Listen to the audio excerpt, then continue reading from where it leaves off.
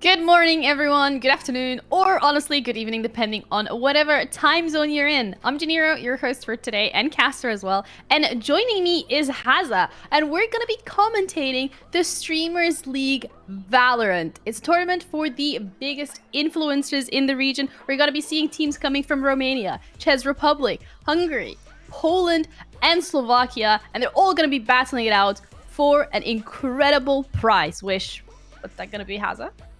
30,000 euros and a spot at the LAN in Wrocław. So it's going to be pretty hype. I'm really looking forward to getting underway with some of these knockout matches. We're going to be now in the single elimination bracket, where we're going to have 2 best of 3s followed by a grand final, which is also a best of 3, to see who's the best influencer in Romania at this point in time, or at least who has the best Valorant skills. But even if the teams get knocked out, that won't be the final opportunity for them to make it to LAN though, Ginny.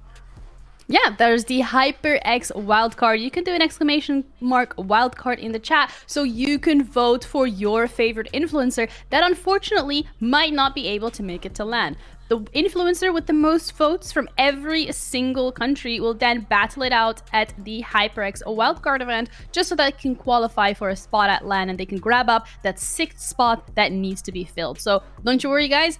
Your influencer, if you're missing out on them, they can still always make it. But yeah, this wouldn't have been possible without HyperX specifically and the city of Wrocław as well. So thank you guys so much for making this possible, because we have been seeing some incredible Valorant over the last 2 days, Hassan. How are you feeling about today? I'm really looking forward to it. As you can see here, we have all of the teams from the group stages. Obviously, the top 2 in both groups will be progressing. The first game that we're going to be seeing will be Team Alexa, who finished on 9 points, versus Team Jaxi TV, followed up by Real Red versus Iceman Lucky's team. You know, the top seeded team at the moment will be Team Alexa, so they'll be going in feeling pretty confident basically after some strong performances yesterday, and they'll want to follow it up with more wins and just make it to the final basically. 2 teams coming in hot with 9 points undefeated, and well, that flawless streak will have to come to an end for one of them by the end of today, so we'll just have to see.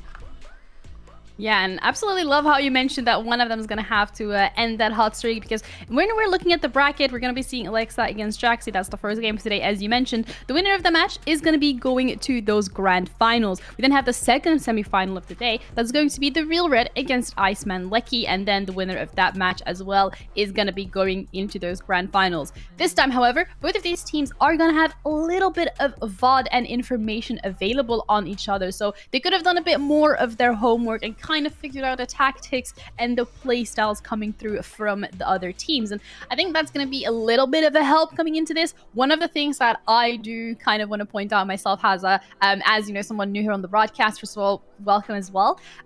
We see a lot of bind. I feel like Bind is really one of those maps that every single team just love to play. We even saw Iceman Lucky pick Icebox. We were kind of joking around that might be because there's ice in the name. Unfortunately, not the map that they actually took the win on. But how are you feeling about Bind yourself with the new changes that are coming through to Brimstone as well? A bit of a nerf with that Brimmy Stimmy. I think Bind is a really interesting map, right? You have all of these different maps in the pool, and especially when Valorant first came out, they have their sort of niche aspects to them that sets them apart, but Bind really does stick out like a sore thumb, I suppose, because those teleporters can really affect the way that you play rotations. You always sort of have to leave at least one player on that defensive side towards either site for the fear that there could be a rotation coming through, and like you said, with the opportunity now to maybe do a little bit of VOD review if these teams are feeling sassy about it, you've got to just make sure that you have that strategic edge to you, and you're going to be looking out for these potential plays that could be made on Bind. Icebox as well is another fan favourite alongside Ascent, which maybe falls into the pool at some point as well. With it being a best of 3, you have to keep that map pool fairly deep so that you have an opportunity to make the most out of the picks that you're making against your opponent. But I suppose we'll have to see, and we will actually be now going into the map picks to see what these teams are going to be choosing. Bind and Icebox actually the first 2 maps straight out of the pool, Ginny. Yeah, I guess nobody really wants to play that if VOD's available. No one's comfortable having their strategies being leaked. But we're going to be heading into Haven, Split, and Breeze. Breeze is actually completely new on the broadcast. So is Split. We haven't actually seen any of that action yet. But Haven, we've seen it a couple of times. Not that many, maybe 2 max. But let's just start off from the beginning. Let's start off by looking at Haven specifically. How are you expecting these teams to perform, considering, you know, this time, however, they're going to be very closely matched in terms of rank? We've seen a couple of players pull out the Neon. Is that something you're expecting to see here today, Haza, or do you think we can just expect any agent composition? I'm not too sure about agents. I know that Neon sometimes finds her way onto Haven, and it is a very niche pick. I think in the whole of VCT there wasn't a single Neon kill with her ultimate at any point in time when she did get picked. So, you know, it is a very niche pick to be bringing forward, but if you can find value for it, then it's great. I think similarly to Bind, rotations are really important, and one of the aspects that you do have about Neon is that extra sprint speed. So if you do want to be dashing from site to site, while it's probably not the most optimal way to play, you do have that possibility available to you, so that's certainly something to think about. For the most part, I think it will sort of be the way that they set up with initiators and how much information they're able to hoard about their opponents while they're sort of in the mid round, and then if they're able to then orchestrate those attacks a little bit more effectively, take those weak points and really exploit areas of the map that are left unguarded, that is the way to set up on Haven. You need to be taking that space proactively against your opponents. Yeah, I think you're absolutely right. And also coming back to that point of the rotation, something that we've seen in the last couple of days was a lot of teams would over-rotate. They would get initial contact on one site and they would just instantly pull every single one of their members towards that site, specifically when it was on the pistol round. And I think this kind of worked against a lot of the teams early on. And that's the thing with Haven as well. You have 3 spike sites. You know, if you're getting contact on A, it doesn't necessarily mean that that's the sides that they want to be going for. So I think teams specifically also really need to be looking out for that, because both of these teams that we're going to be seeing in the first game, both of them really liked playing those mental games where they have like 1 or 2 players going onto B site and the rest just hops over to A. So that's really something that everyone's going to have to look out for, and I'm hoping these teams will be looking out for, considering the fact that it is Haven. You have those 3 bomb sites and it's a lot of space that you need to be taking. But I absolutely agree with you as well, Haza. I think it's so important for them as well to take the space proactively, just so that you don't really fall in that pitfall of, oh, there's one person, everybody come over to A, it's A. You know, we've all heard that, you know, in our competitive games, it's a hard A, but then there's only one person, and it's just like, what is going on here? But yeah, looking forward to see what these teams are going to be pulling out. But, you know, Haza, I'd like to ask you the very important question here, and that's going to be your prediction for this map specifically. I mean, it's easy to just go straight in and say that Team Alexa is going to be doing better here because they're coming in with that higher seeded position, but we can't rule out Jaxi TV straight away, and it is a best of 3 series as well, so each team will have their own pick. We'll have to see how that's going to work. Coming out of Haven, going into Split, you'll definitely have much more of an idea of where these teams stack up against each other, but purely based off of what we were saying in the pre-game and the pre-show as well, saying about the calls that Alexa have at their disposal, the little bit of mid-round calls that they have to work with, the IGLing on that team being one of the strong suits that you labelled for them specifically. I think a map like Haven, does, you know, tailors to that aspect really well, and maybe the same with Split too, so it'll be interesting to see how that will affect things, but naturally my best bet would be to say that Alexa will likely come out this one on top.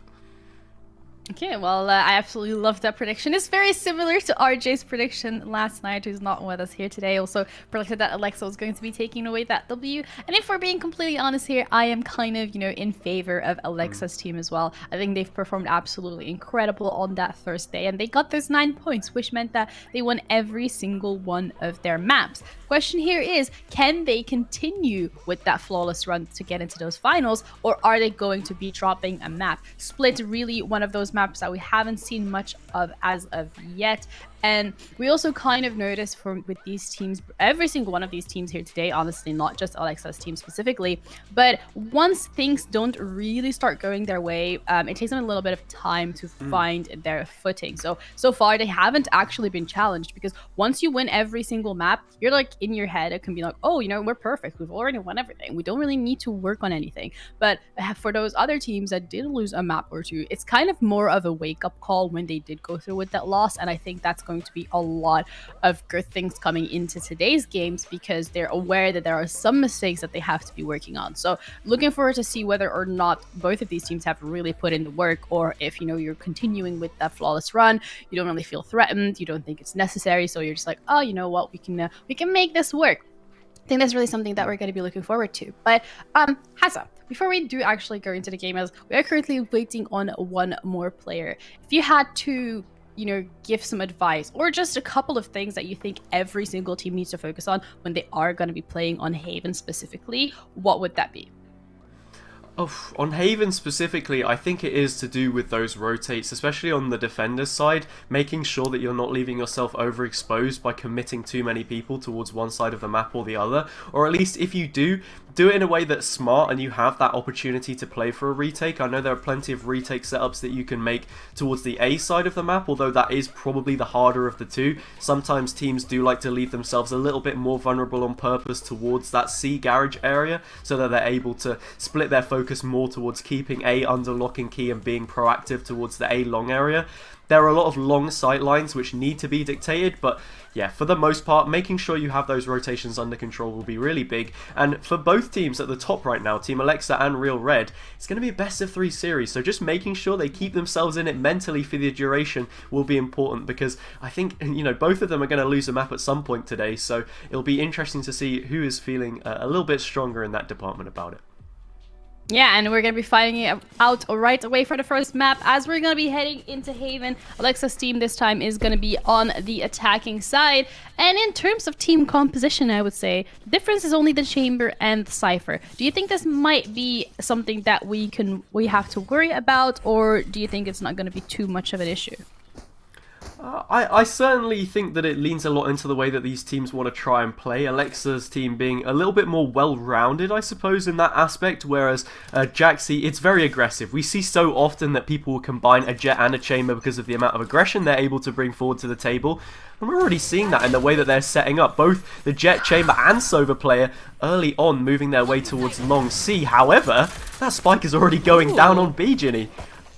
Yeah, they absolutely gained all that space, but they haven't dealt with a single member from the side of Jaxi. So when those rotations are going to be coming through, they still have a lot of util available. And Pop does find the first pick off on Kenta. That's already a player that's going to be going down. So they're going to have to deal with everything. Most of them have gone back to window because it is planted in quite a nice spot for them to be able to deal with it. Now all these footsteps are going to be coming through. Jerka's going to have the ability to dash to safety. The smokes are, however, going to be closing up those lines of sight, so they can actually go for the diffuser if they want to. The Molly is going to make it impossible to even get onto the site. So much back and forth between these teams. Even the shock dart coming through. They don't want to give it up, and they're actually forcing Jerka to go in all by himself. Alexa and Jay find one apiece, but Jaxi is still coming through with a trade. And that spike is not going to get the fuse in time. Round 1, a little messy, but it's definitely a win for Alexa's team. Yeah, we were speaking about the Cypher and the Chamber, and it's only the Cypher left standing in the end. It'll be a round nevertheless for Team Alexa, and, well, because they're on the attacking side, it means that winning that one out by a slim margin, but getting that spike plant most essentially means that the economy is in a situation where Jaxi can't really force. There will be a Marshall on Kent to maybe try and find something, but the key thing to note in that round is what we were talking about before the game. Not leaving yourself over vulnerable, but by attacking so much down that C long position, they left themselves so open in B. And, well, Alexa, I suppose that's a crazy read. Leave you early on just backing up after taking that spike and dart straight to the face. Sukar, though, finds Juka early on. It will get traded out, and that will be control of the A site as well, but worrying signs maybe for these attackers early on.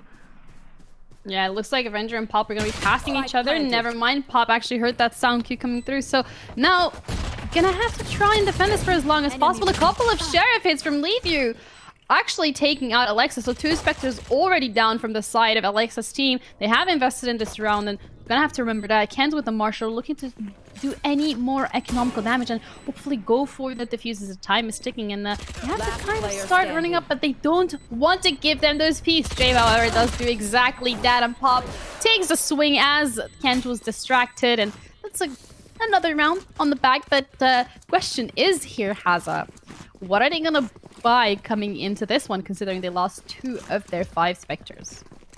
I think you pretty much just have to concede this one and go with whatever you can get, whether it be pistols or something along those lines. We already see the Sheriff in the hands of Yurka, and, well, I think Alexa's just going to go for that Ghost as well. As long as they all have around 2,000 credits left and can maybe even try and vie for some kind of a spike plant, this will be a good round for them. Grouping up here, I think, is the most pivotal thing that you're able to do, because you want to make sure that you have those trades. Losing 2 players isn't optimal on the previous round, but the fact that they get the number on the board is the most important part. Already we're seeing a rotation coming away from the A side of the map, and well, these players are fairly stuck together, so there would be room for a trade, but yeah, really big gap left early on, and this is a huge gamble on the side of Jaxi.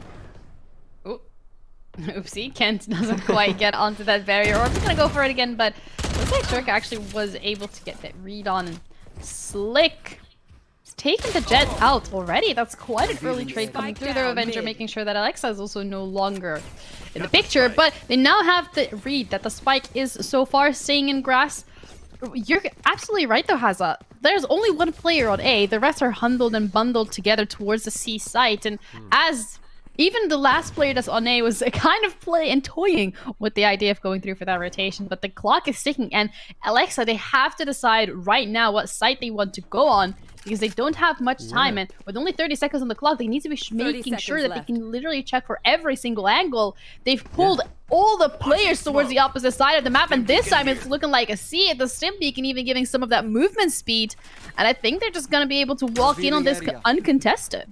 Found them. Yeah, Avenger is here to try and maybe stop things with a recon dart, but look at the time, only 10 seconds left. The drop of the shoulder was good enough to get them towards C, but that spike needs to go down. It will eventually, but we're now at a 3 versus 3. The advantage doesn't sit so much with Alexa as it did before, and they've got to shut this one out. Those brim smokes will be huge though, to just keep them at bay. It's good information, but the utility also.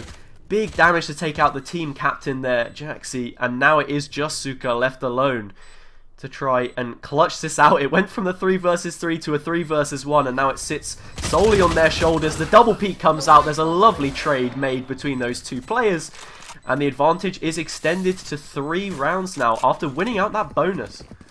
Yeah, they came into the bonus actually with a Sheriff and a Ghost. And 3 Spectres. They did not have Vandals, they did not have Phantoms coming into this round, but they still managed to get that win. And I think the util as well that was coming through specifically from Slick, he put the smoke down, and right under the smoke there was the Brim Molly. They were trying to walk through it, unaware of the fact that there's a Molly, but by that time it's a little too late as Jaxi's life was taken as a consequence. And although Avenger did manage to get the read by getting the recon dart, he was able to tag out 2 of the 3 players. It still really didn't go in their favor with having that information available. So they're now forced on that Sheriff round. Thing is, Drika and the rest of the team are kind of anticipating that when you are on an economy round, you want to push out aggressively, and that's exactly what they've been doing. They're just waiting, holding their space, allowing everyone to push into their crosshairs, and that's an easy pick of 3 members. Yeah, really nice 3-for-1 trade there, and just like that, they have control again. They dart towards the A side of the map, and this is going to be another free spike plant. Pop, who's been popping off so far with a score of 5-0, is just looking to see if they can't hunt out any more of these players. Avenger will show the gun barrel and eventually tucks their tail between their legs to go for a rotate, but yep, there is going to be that player left now. To keep them guessing. With so much utility to hold them out from A, it'll buy plenty of time for Pop to get into this backline and look for Jaxi and Avenger as they try and make this retake work. I'm sure the calls will be coming in from their team that they're able to push up a little bit more, but they have been very passive about this so far as they eventually move their way towards mid. Both trying to retake from heaven. This is a really difficult position to make work. Avenger's going to find that first one onto the mirror, and well, Jaxi does have a little bit of a response, but it's nothing too much. Jave, with a triple on that round, now gets the Hunter's Fury online. If they didn't have enough problems to contend with already, there are some ultimates starting to come in play here. Orbital Strike and Tour de Force both available from the side of Jaxi coming through. Hunter's Fury as well from Alexa, as you mentioned yourself, Haza. But this round specifically, it's the classic eco round where a team would either decide to push out aggressively or decide to 5-stack onto a site just to get that safety in numbers and do some form of damage to the opposing team. And it feels like Alexa so far, they've been absolutely incredible with the reads on how Jaxi wants to play these rounds. Yeah, they certainly have. The rotates has always been so good, and look at that, a tag coming in early on. TA just searching to see if they can find Jaxi, but you know, one J onto another doesn't quite connect anything, so it's going to be full health on all of the remaining players on the defending side. But now that they've lost a player early on in that opening engagement, it's going to be really difficult for them to try and work this. And once again, we see Alexa just probing for information. As that recon dart comes in and scans 2 more players, they're going to be posturing towards A, and it's going to be another uncontested site for them to take. Yeah, they feel more than comfortable to go for the A side. They only have one player on C side for that information. They were able to tag out 2. They know that the Jow's already been taken down. So, you know, just for if you're doing a little bit of quick maths in your head, that means that a maximum of 2 players are going to be on the A side. And they actually took the gamble and it was incredibly correct. Just still on that 1v1 with Jaxi and actually manages to pick off 2 in the process, not just 1. This man is on a killing spree. He is thirsty for blood, and it allows the team to just alleviate that pressure from the rest of the team. It allows them to get that spike plant down on A. They're going to have to call for that save coming through. And that's a little worrying because it kind of speaks volumes to their economy coming into this. They were on an eco round before last. This one is going to be a save, but how much is that actually going to influence their ability to buy next round? I mean, there's still money for them, right? But something else we have to note about this round is that, well, Jaxi used the tour de force on that round and got no value out of it. Jave just floating around the map, and you know the saying, float like a butterfly, sting like a bee, and they've been making a lot of headway in this game so far, having a lot of impact for their team, and the fact that they're able to pull so many players with just a couple of recon darts is pretty ridiculous. And Alexa right now showing us exactly why they finished top of their group. They're doing really, really well. And on Haven, we spoke a little bit about how, you know, those IGL mid-round calls were going to affect it. And it's been the key factor so far because it's just been playing retake, playing catch-up every single round for Jaxi so far. And like we can see, Leave only going to be able to bring a Sheriff into this round because they just don't have the funds to get those real weapons on the board. Kent keeps that operator that was saved across, but it's going to be the only sniper as I said before, that tour de force got used up already. Yeah, he's going to have to do a lot with this operator. And once again, Alexa, they don't feel like they have to push into any sites. They know that it's going to be a worse buy than, you know, the team was looking for. So they don't think that they're just waiting once again for them to make the exact same mistake of Jaxi to push into them. But that's not going to be the case. I'm assuming Jaxi have definitely learned from their mistake. They just want to hold those angles. And this is more of a passive side we've been seeing so far from Jaxi. We haven't seen it as of yet. They literally just have been either stacking onto a site or pushing out aggressively. And it definitely hasn't worked in their favor. So changing it up a little bit and trying out different strategies, because if we're being completely honest, it's 5-0, and most likely this is going to be a 6-0 with the buys that they have coming in. That's a little worrying because you can either go for a completely dead equal half, or you're going to be in a deficit going into the next the next half of the map. Yeah, and well, Leave tries to see what they can do there with the Sheriff. There's not really very much time here. Well, actually, Zuka has used their ultimate to try and stop this plant from coming in. It's going to have to. There's only 4 seconds left. It will eventually, leaving that one very, very close, especially with the Sova still in play and the potentiality of a shock dart. It'll be an owl drone instead that tags up Alexa as she looks to fall back towards that default box. They do have support here, though. There will be a res available if they want to go for it, with players now out towards CT. It's an orbital strike instead, the ultimate that is eventually invested. Twice as many players here left standing for Team Alexa as that spam comes in towards Jaxi, who's looking for the headhunter, can't quite find it, and well, the head that gets hunted is their very own. Yerka finds that one with the operator, but it trades once again. It's an op for an op, an eye for an eye, and it looks like we're going to be seeing yet another save for that weapon specifically, as that spike is going to be detonated, and it will be 6 on the board for Alexa, meaning, like you said, that they guarantee at least going in at 6-6 on the half. But with a score like this so far, you would really hope for them to be finding at least 9 or 10 rounds off the back of this. Yeah, so I think we might actually be seeing a tech pause or a pause of some sort coming through, because we saw Jaxi, they used that orbital strike from Sukar, but Sukar got the first pick and then just stood still. Yeah. So yeah, I saw that. I wasn't too sure what that was. I think he might have crashed. We even saw it on the replay, actually. He just kind of stood still. So that could have genuinely been that turning play of the round. And unfortunately for them, you know, he had it in the bag, but it just didn't really work out. I hope. Okay, well, we're not seeing a tech pause, so I guess maybe he just had a bit of a brain lag. It happens to everybody. Maybe they decided, you know what, I'm not quite going to make this one. I think I'm going to go make a cup of tea before the next round starts. But anyway, it was a nice effort. Orbital Strike invested there to maybe stop the plant. I think Alexa have been leaving this one, you know, very late in these rounds that they go to look for these executes. So if Yaxi actually gets it right on one of these sites, then that could be huge. However, they've already lost out the first pick as I'm talking. Yerka once again on the operator finds it. And, well, right now, it's been how they want to try and set up. Just having an operator posted up somewhere means that when Jaxi try and take the advantage themselves, they get punished on some of these angles. And it's made life, you know, a whole lot easier for Alexa to manipulate the rotations when you have an advantage in terms of players. And right now, well, they look to be going towards A, but all they're doing is helping escort Pop into that short position, and it's dragged a couple players there as well. So now they split towards C, where they've already got Yerka pushed up, and they know about Yaxi's position in long as well.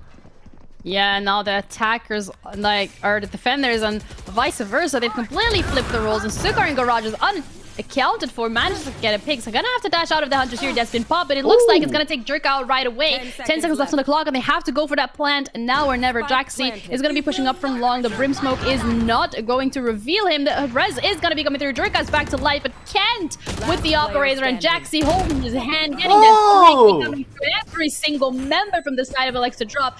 Jaxi found the momentum. They're getting the defuse through. First round for them on the board. They didn't actually, and I mean, you hear the phrase to stand up and be counted, and well, Jaxi's leading from the front right now. Captain's duties, getting a 3k on that round. Really, really nice after they lost that initial pick. Suka doing good work as well. So did Kent in the mix. Everyone chipping in to make that one work.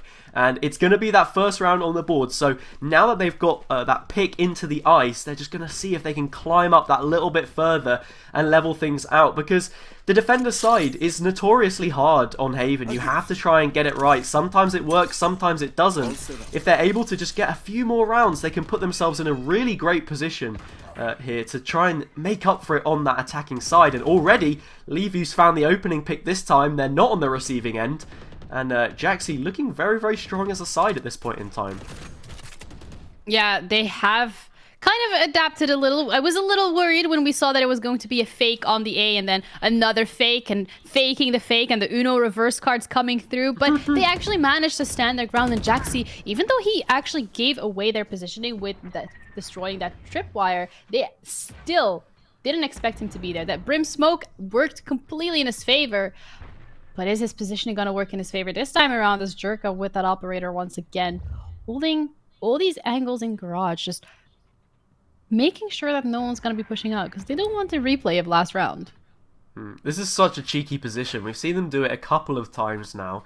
Got to be careful that they don't get met with some kind of a timing. Already knows that the trademark is there, but they've used the Cloudburst to get around it. There's a couple players here to defend it, and it's Jaxi looking to kick on from their success in the previous round. Only good for one, but Avenger will help chip in. Slick, though, shuts it down. As slick as you like. Able to find a couple, and, well, brings it down to a couple on both sides now. A 2 versus 2. Not very much time left once again, and that overpeak leaves them exposed. Kent punishes, and now Jerka's got to try and get that spike down. There's no time to do it. The Jet takes out the Jet, and it will be a double up on rounds for Jaxi. Very nicely done. I think that round specifically, they didn't want a replay from last round, but Jaxi on this A side, he's definitely come online. He knows exactly what he has to do, and the team is just right back there to just hold his hand, you know, have his back. They're all making sure that the captain doesn't fall, and it's been working out incredibly well. Kent with the operator on that defensive side, finally coming through, even making it possible to get a couple of picks throughout that round. And an overpeak, do I say maybe a little overconfidence coming through from Alexa's side of things, and they do get punished for it quite hard. So now it's back to the drawing board and trying to figure out how they want to play this. The dash onto sides, and they are going to be able to get that trademark out, but Jaxi is unaccounted for. Jerka, though, does make sure that Alexa doesn't go down right away. Hunter's Fury is going to get just a bit more space for the rest of the team. It's going to give them that opportunity to get the plant down. Now it's going to be a retake coming through from Jaxi. Yeah, this is a real change of pace from Team Alexa here. Just going straight for the jugular and getting into the site. They've got utility to try and hold it out. There wasn't too much invested to take the site, but that does leave Jaxi in a good position to try and retake it now. They've got to deal with those players on the site because they are huddled up here towards that mid box, and the time is ticking down. Yerka finds another one, but will get shut down eventually. There are trades back and forth, but they're all in favor of Alexa right now. Twice as many players, and it looks like these players will soon to be funneling outside of the site. It's only Avenger left lurking to try and find anything, but it slips out of their grasps, and just like that, it will be a 7th on the board. The perfect response after losing 2 in a row. Alexa may be down in the past couple of rounds, but they've certainly found a way back into it, and that change of pace is exactly what they needed to find the round. Yeah, so far they've been playing it quite slowly. They're really taking their time and trying to figure out if they can find any cracks in the armor from the side of Jaxi. This time, however, they said, you know what, guys, we'll just run it on the side. W, keep pressing gamers, and that's exactly what they did. And only having 1 member or 2 members on site even was a little too overwhelming from the side of Jaxi. They didn't expect to be dealing with a total of 4 players, so that was something that was taken out right away. Oh, the Aldrone comes out to check for that sniper, but it's not even going to matter. The pick, it won't come through. It will be Yerka that finds open and leave you trying to defend on the site. Always good for 1, but it is just going to be that 1. And Avenger, once again, in a situation where they have to avenge the rest of their teammates. There's 4 players left standing. They have utility to try and work with. They'll have the full suit once that recon dart comes back online, but it is a very tall order to ask of them. Yerka's already posted up on this angle. They'll find a headshot. Triple for them already. 8-2 reads the score coming out of the 10th round. Team Alexa growing ever stronger. Yeah, that change up of pacing coming through from Alexa. Something that Jaxi haven't figured out as of yet how they want to be dealing with. You have the chamber on site as well as the brimstone, but they don't actually give you that much of util in terms of slowing down their opponents. The sage orb isn't available. There is no slow. You have a couple of smokes. The molly wasn't actually thrown down either, so it doesn't push them further away either. They do destroy that trademark from the chamber, and it's kind of that util that allows them to delay for a little longer. So they need to go back and reconsider how they want to play it, and it looks like they want to play it aggressively with that stim beacon on grass, and they're just playing a ring around the rosies. I feel like Team Alexa always just have such a good read. We saw the Aldrone come in as a response straight away off the back of the utility. Yerka finds a couple already, looking to make it a triple, swaps out to the classic, won't be able to get it. And that's a very, very quick round for Alexa to be finding as we're coming into the last one of the half. Just going back a little bit though, what I was trying to say was the fact that those knives get pinged out straight away on Kent means that the start of that aggression towards the mid play that they were going for is taken out immediately. You're not going to want to face up through a wall-bangable surface, and then, well, as they head away towards the A site, as they have done so many times, Yerka is there to defend the back line. Both them and Yave on 13 picks at this point in time, doing big work to find these openers for their squad. And yeah, just like that, Alexa in a very strong position, and Jaxi, you just have to wonder how they can try and get back into this one. Yeah, that is the knife popped as well from the side of Alexa, and they look like it was the C side that they want to commit to. This time, however, the members are rotating quite quickly, so the numbers advantage isn't going to be there for much longer. But never mind that, as I say that, Jorka takes on Kent, but the rest comes through the updraft with the knife, but it's not enough as Levier puts him down this place, clipping off his wings. That's Jorka taken out of the equation, but he's been so instrumental at getting these wins. However, the A side is left unattended. They do feel more than comfortable coming through with that rotation, and once again forcing Jaxi in that retake position. Orbital Strike, however, is available if they do feel like that is what they want to lay on, and let's be completely honest, is the final round of the half, so it might be something you want to have. There's so much util still available as well from the side of Alexa. Barrier Orb, Molotov all coming through, delaying that retake, delaying the inevitable. That's exactly what you want to be doing, because the longer the spike is ticking, the better. One jumps out of window, but Jave with the true K. Slick has his back with one of his own. It's a 2v1 position, and Jaxi's got a lot of work to do. I mean, just as it looked like they were getting pushed back, a double for a couple of players.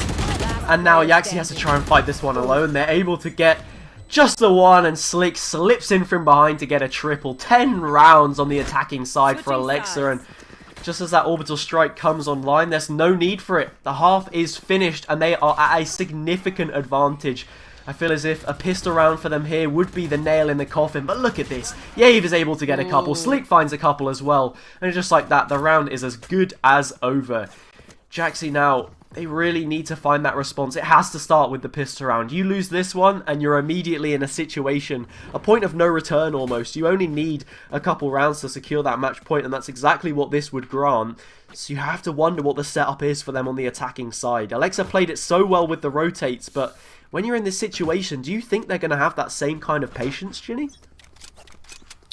From the side of Alexa, I wouldn't be surprised if they just push out aggressively to try and proactively gain space and information rather than waiting on a site for them to walk into it. Also, they have that cipher available. They have those tripwires, and that's going to be giving them some sort of info once those tripwires do get destroyed. And it looks like Alexa this time around are absolutely ready for it. They come right through with the rotation, a couple of shock darts, looking to do some damage, but don't quite connect. The plant is going to be coming down. Jerka lurking in the smoke so far. He's actually going to not be able to get the planter. He's going to dash away, but can't. Taking out the counter Sage. These frenzies are doing work. Avengers and Jerka coming through with the trade, but Jaxie's still alive with the headhunter, and Util is still available to try and deny the defuse. They're taking a page out of Alexa's book. Certainly are, and well, Yurka at this range is going to want to find a different weapon, just scrambling through the inventory to see what they can find, but it doesn't matter. They get taken out. Jaxi will find that one, and well, once again, a big round to be winning, sealed off by the star of the show there.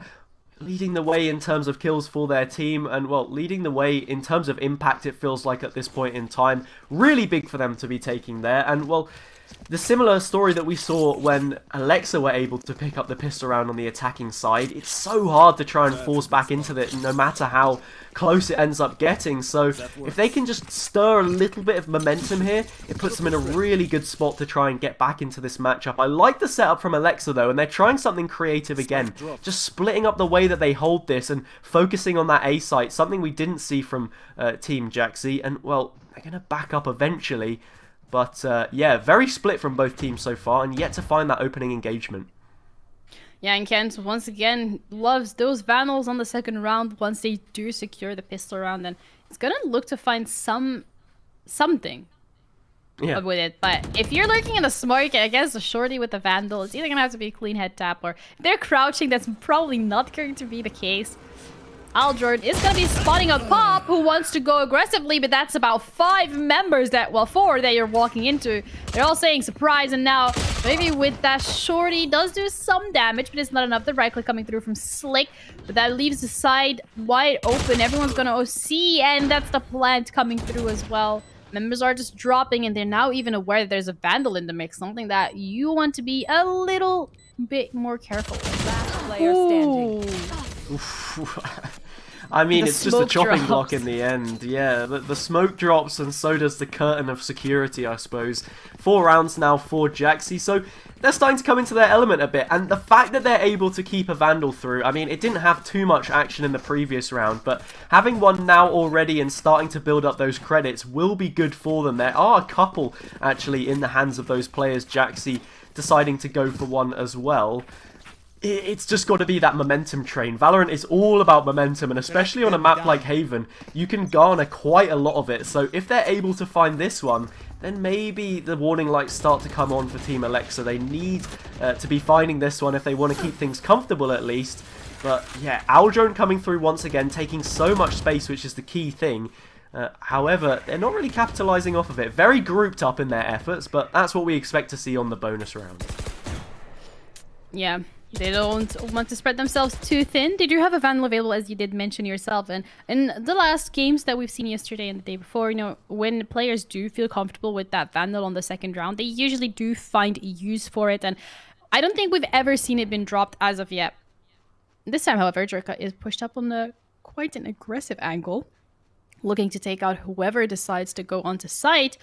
And it looks like it's going to be multiple people that want to go onto A site. Smokes are going to be going down, and that is the Cloud versus Wild. They're going to be dashing right into it, so that's already one player. He hasn't spotted out Jerka just yet. He's ready, gets a 2K. Johnny has his back coming through as well. Jaxi, however, is the one to retaliate alongside Avenger. They're incredibly low. He's going to have to pop that tour de force. He's looking at Heaven right away. They're even going to be spotting out Alexa. Decides to walk back.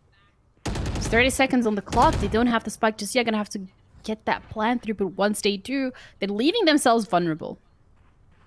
Certainly are. Jax is going to make their way up across long on a sliver of HP. Any kind of utility here shuts them down, but nothing will come through. Going towards the boxes on site. They just missed that shot on the tour de force. And within a whisker, it will be the one that costs them their life effectively. The 2 versus 3 turns strongly in the favour of Alexa, and they will find that 11th round. It was a bonus, so, you know, maybe not to read into it too much. However, the fact that they did invest that extra Vandal there means that there might be a Spectre in play for one of the players. It's not going to be the optimal state of affairs on the side of Jaxi. It never is when you're in this situation, because now you can only really afford to slip up one more time before conceding overtime, then another. That's already the game given away, and against a side like Alexa, you can't really be giving away too many opportunities at all. So right now, it's a disappointing one to lose out on, especially with the Tour de Force invested as well. But yeah, right now, it seems like damage control almost in the way that this one is heading. Yeah, the Blade Storm also is now online. Kent did pop it, but already low on that HP with the spam coming through the smokes. He's going to have to back off. It looked like they had their eyes on the B side, but they're being deterred quite effectively.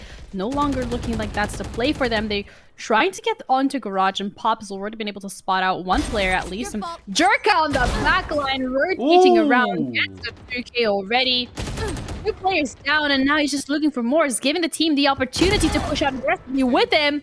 They're panicking. They want to go onto site, but they're holding down. That's 3K. He's looking for that quad coming through. Sukar is the only man left standing, low in HP. The heal is going to come through as well. Not an ace, but he's done so much this round.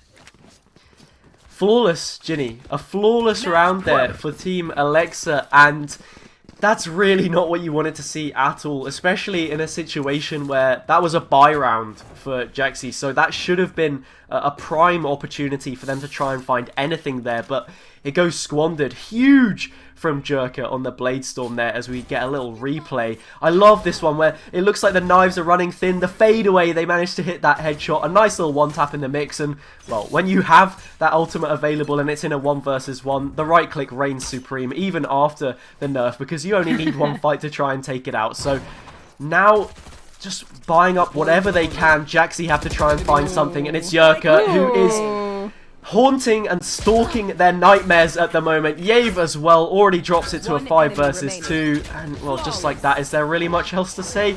Another flawless round. And just as we said, they didn't have any room for error. I mean, that's probably about as bad as it gets. Yeah, that was absolutely not how Jaxi wanted to be playing that game. They lost quite heavy on that first half of the map, and then you get into the second half, and they tried to find a little momentum. They actually do find that momentum as well. They're quite good at it, but it just wasn't enough. Seems like we've lost Haza for now with that camera no longer being available. But you're still here. Hello? Test 1, 2, 3. Yeah, Haza? yeah, I'm definitely Okay. still here. Not too sure where I've descended off to. Maybe, you know, my webcam right now is a reflection. Oh, no, not anymore. I was going to say, maybe my reflection, my webcam was a reflection of the mood in Team Jaxi's camp right now. Quite dark and deflated. But now that I'm back, hopefully they're going to be back too on this second map, and they have a better opportunity to get back into the swing of things. Yeah, and I think that from Team Alexa specifically, they were so good. I don't know if they have a coach, because by the looks of it, they were so good at making those mid-round adaptations. They were so good at just flipping the switch, just flipping the script, making the changes once they were actually being countered, and we saw that a lot of times. So they had that pace of going really, you know, steady and slow, winning the race, but then eventually, you know, Jaxi catching up to everything. They lost 2 rounds in a row, and they're like, okay, you know what, we're just gonna press W key, and we're just gonna run at them absolutely at the speed of light, and that's exactly what they did. So I think that's really the strength of this team. And it's also the Javi and the Durka duo coming through. We haven't really seen this on any other team so far, where these two players, they have such a good synergy. And most of the time, they're either the ones holding site or they're the ones pushing for those early kills. So really well done for both of these players. So looking forward to see what they're going to be doing in the next game. Yeah, certainly. I mean, Jave as well. Just the amount of space that they were able to take on that Sova, just really showing why initiators are so important on a map like Haven, and you know what that can do to affect the pacing, the way that you set up. I think the defaults were also really good on Team Alexa as well. We saw on that pistol round, they didn't end up winning it, but just leaving Pop over to one side of the map and then really stacking up on A to focus their efforts in one particular area was really nice. And they did similar sort of plays throughout that defensive half. Obviously, we didn't see too much of it, but promising signs, and yeah, looking really strong going into this second map. Yeah, and we're going to be heading into a break before we go into that map, so don't go anywhere. We'll be back shortly.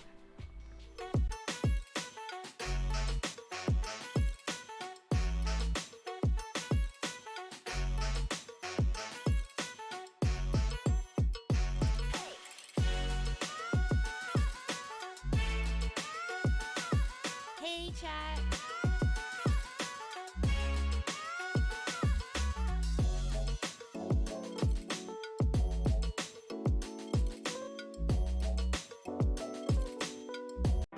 We promised that Wrocław would wait for you, and we would meet again soon. We always keep our promises. The time has just come.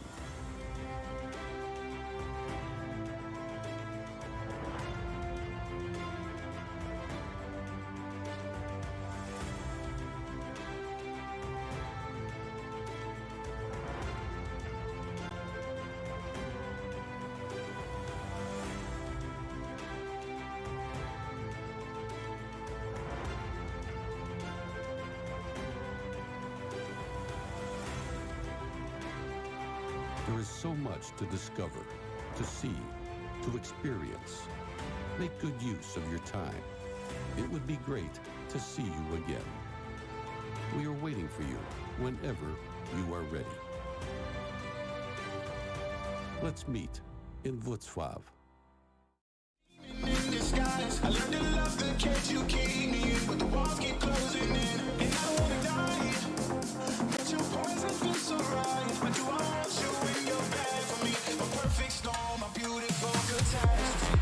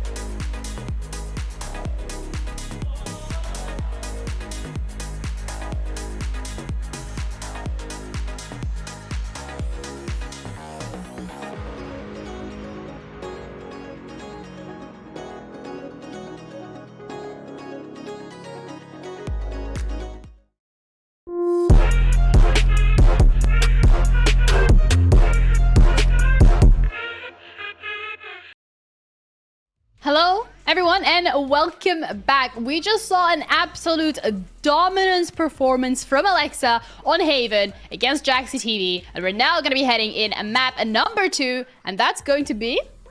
Split. We're going to be heading over to Split, and we're going to be seeing if they can split up the score at 1 apiece, or if this will just be a straight up 2-0. Team Alexa looking very strong so far, having great mid-round calls, and, well, I think...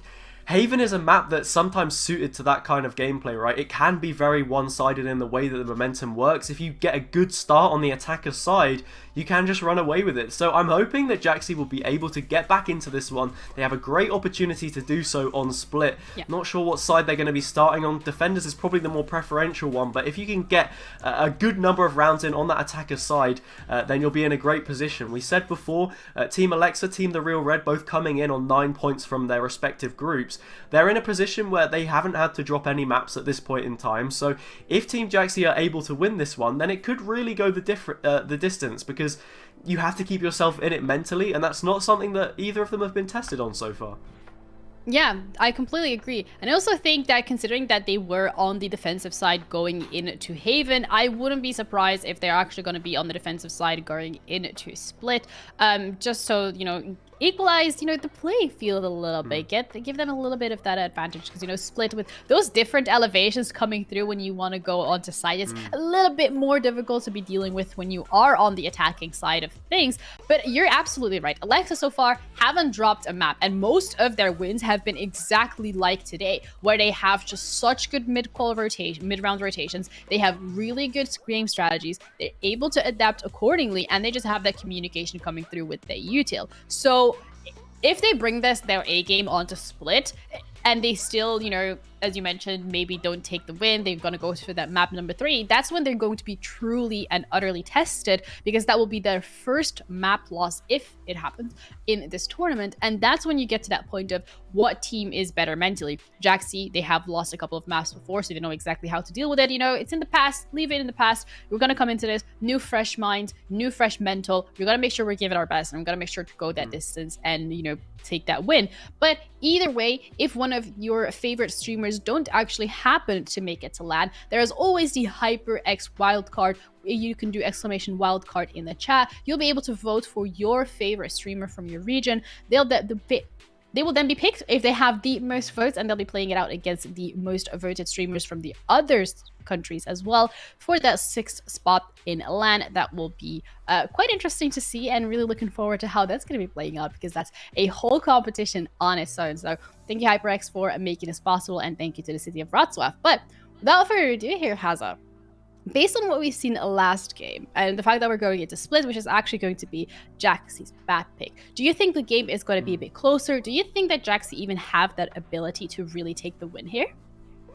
I think it has to be, right? This game has to be closer from their perspective. If it is their pick, then that is, you know, really instrumental to the way that they approach this. I think Jaxi themselves playing that chamber looked very strong sometimes, and if they can get a little bit more value out of the tour de force, I think they'll be in a great position here. If they can win a few thrifty rounds to throw that into the mix, set the balance off for an Alexa side which has looked very well-rounded up until this point in time, then yeah, they have a great opportunity to get themselves back into this matchup. They're here on merit after all. They didn't just, you know, spawn in the elimination bracket with any sort of prerequisite to them being here. So they are in a position where they should be competitive against the other team, and we've seen them in glimpses as well. There is capability there on their side. So Split, with it being their choice, great opportunity for them to get back into this one, and it's going to be all about how they start. I feel it was a great start last time from Team Alexa, and while we started to see signs of life later into the matchup coming through from Team Jaxi, it was maybe a little bit too little too late for them to really have too much of an impact on that matchup, which had already been decided, I suppose, at that point in time. Yeah, they're going to have to hit the ground running if they want to make sure that this is the map that they can walk away with, because Alexa is really one of those teams where you do not want to give them a single advantage, because they are so good at just grabbing everything, building that momentum, running away with it, and really leave you wondering where it went wrong. So Jaxi, they're going to have to focus on just getting those early rounds in as well, because I think for your mental specifically, that does help a lot. And we're going to be heading into game just to see how they're going to be performing. And Jaxi this time, however, is going to be on the attacking side of things. And just looking at some of these agent compositions here, it's interesting to see Suka has decided to stay to their instincts, sticking on with that Brimstone, but Omen is going to be the play coming in for Slick here on Team Alexa. So this is a nice little addition to their team comp, because I think Omen's a lot better on this map. You get those big rotates between A and B, and having that from the shadows to try and navigate it a little bit better is good. We spoke about the elevations as well. Shadow Step also good for that. And, well, you know what's also good? Yerka just finding a shot like that straight away to open things up. Leave you on the KO this time, not going to be having any impact on the first round. Yeah, Paranoia is going to come out as well. Slick is going to be able to get Avenger out, and Sukar comes through with the trade, and that's the Pain Shells coming out, forcing them even further back. Jaxi already incredibly low, and the Boombot is going to spot them out as well, so they know that they're looking to be pushing up from ramps. And having that KO taken out so early, just all that util that the KO does bring with him, having that knife, having that fragment to be able to give that information and inform them where the team is going to be concentrated the most, is just completely gone. That was a beautiful headshot, and the fact that it was on the KO specifically was even more so important for this round than for the lack of util that Jaxi now has to be dealing with, because they're going to be walking into everything blind. Sage, Brim, and the Chamber don't really have that ability to give that information before you go around the corner. Cage triggered. And that is Alexa taking out their counterpart. Now it's only 30 seconds on the clock, and it looks like they want to drop from heaven, but it's not going to be enough, as Pop is so good at solo holding these sites. Pistol round goes in favor of Alexa. And it's just so comfortable. They only lose out on one player in the end there. Raze being another agent that gets picked up on both sides with so many close angles. That utility is very key. But that shot from Jerker, if you're going to find a player, like you said, that you want to find, it's going to be that KO. Not having that knife, being so incisive to just sort of slice open the defense, giving you that information, just not being available to you in that situation is such a big loss early on.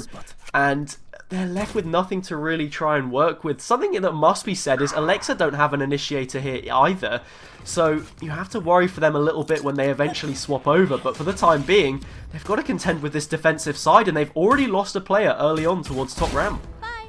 Oh yeah, but Jerka's equalizing it out straight away. Don't want to give them that much of an advantage, but the spike still has been picked up, and Jaxi is specifically looking to find any information on the B side.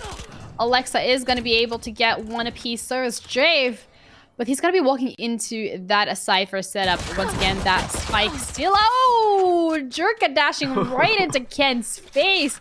That might have been a little oopsie from there. Ken, the last player standing, ghost in hand. Enough HP. He just has a bit of a mountain that he has to climb. And I think one of the highlights from this round specifically is I only counted 2 specters. Yeah, that was something I was going to mention, definitely. Not really investing too heavily, and I think it was Jerker on a ghost there as well, finding once again the head of Leave You, is going to be in a great position to just buy up whatever they want on this round. Most likely it'll be a rifle, and yeah, we do see that coming through. They're the only player on their team that does actually have one. And, well, we've seen what they're capable of already with a pistol. If you add that extra firepower back into it, it's going to be a one-tap headshot either way, especially through that heavy armor. The Razors clash early on. Who's going to come out on top? It will be Avenger, but, well, actually, they get neutralized. Those paint shells from beyond the grave will be enough to shut them down. There are trades back and forth right now. It's such a scrappy duel between these two sides, but Alexa will stand up in front, and they eventually lend that advantage towards the defensive side. Yeah, Alexa has been finding so many picks with that Spectre and really assisting the team. And ooh, she was expecting Leave You, but Leave You was not expecting Jerka to be there. These clean one-taps. You're so absolutely right, Haza. What is this man's warm-up routine? What did he have for breakfast? Because that is absolutely correct. I don't know, man. I want to know the res, the monitor, the mouse, the DPI, the sense, everything. You know, just give it to me right now. The diet, the gym routine, just load it up. And yeah, that's a really nice triple for them on that round. Like I said, just having that hero Vandal in place somewhere to change things up can be so huge for your side. The only player who picked up a rifle for them, and well, they do the bulk of the damage and put themselves in a great situation now up against a set of pistols. We know pistols, you have the opportunity to go and try and find something, but when you're yet to find a round, it's a really bad position to be in on that back foot. Ooh, that shot's not gonna quite connect, but have you seen the Cypher setup on B? Like, how disgusting is that to push through those one-ways for days? It just makes it impossible. They can't even get onto a site. And Alexa, on this defensive side of things, which we did mention is a bit of an advantage, have been so good at it. And Pop he's like, this is my site, guys. Like, I'm the Cypher. This is my home. I live here. You're not getting anywhere. Jerka's looking to really get that mid under lock and key. Doesn't want to give that advantage away either. Now it's just 2 members left. And Sukar, though, the sheriff shot coming through crisp. Pop, though, still up, trying to prevent them from pushing off any further, and that is 1 person down in middle, the other one down mid, and as much as we like to commend Jerka and Java and how good they are, Pop himself, just this entire team, if we're being completely honest, just so well-rounded, and every single person knows exactly what they have to do. Yeah, they're just holding it down in different spots. There's a talented player in each area of the map to keep it under lock and key, like you said. So, yeah, that was a tough round as well for Jaxi because they were able to find 2 picks, but both of those weapons they were able to drop, not really in positions that could be contested. Now Jerka finally pulls out the big gun on the operator, able to get a collateral. Slick is in there to clean up the pieces as well, and just like that, it looks like this round might already be over. Jaxi so far on the back foot. They put their life on the line there, Jerka, to find the opener, but, well, when you can go 2 for 1 just like that, it's a very nice play to be making. What an absolute banger of a start.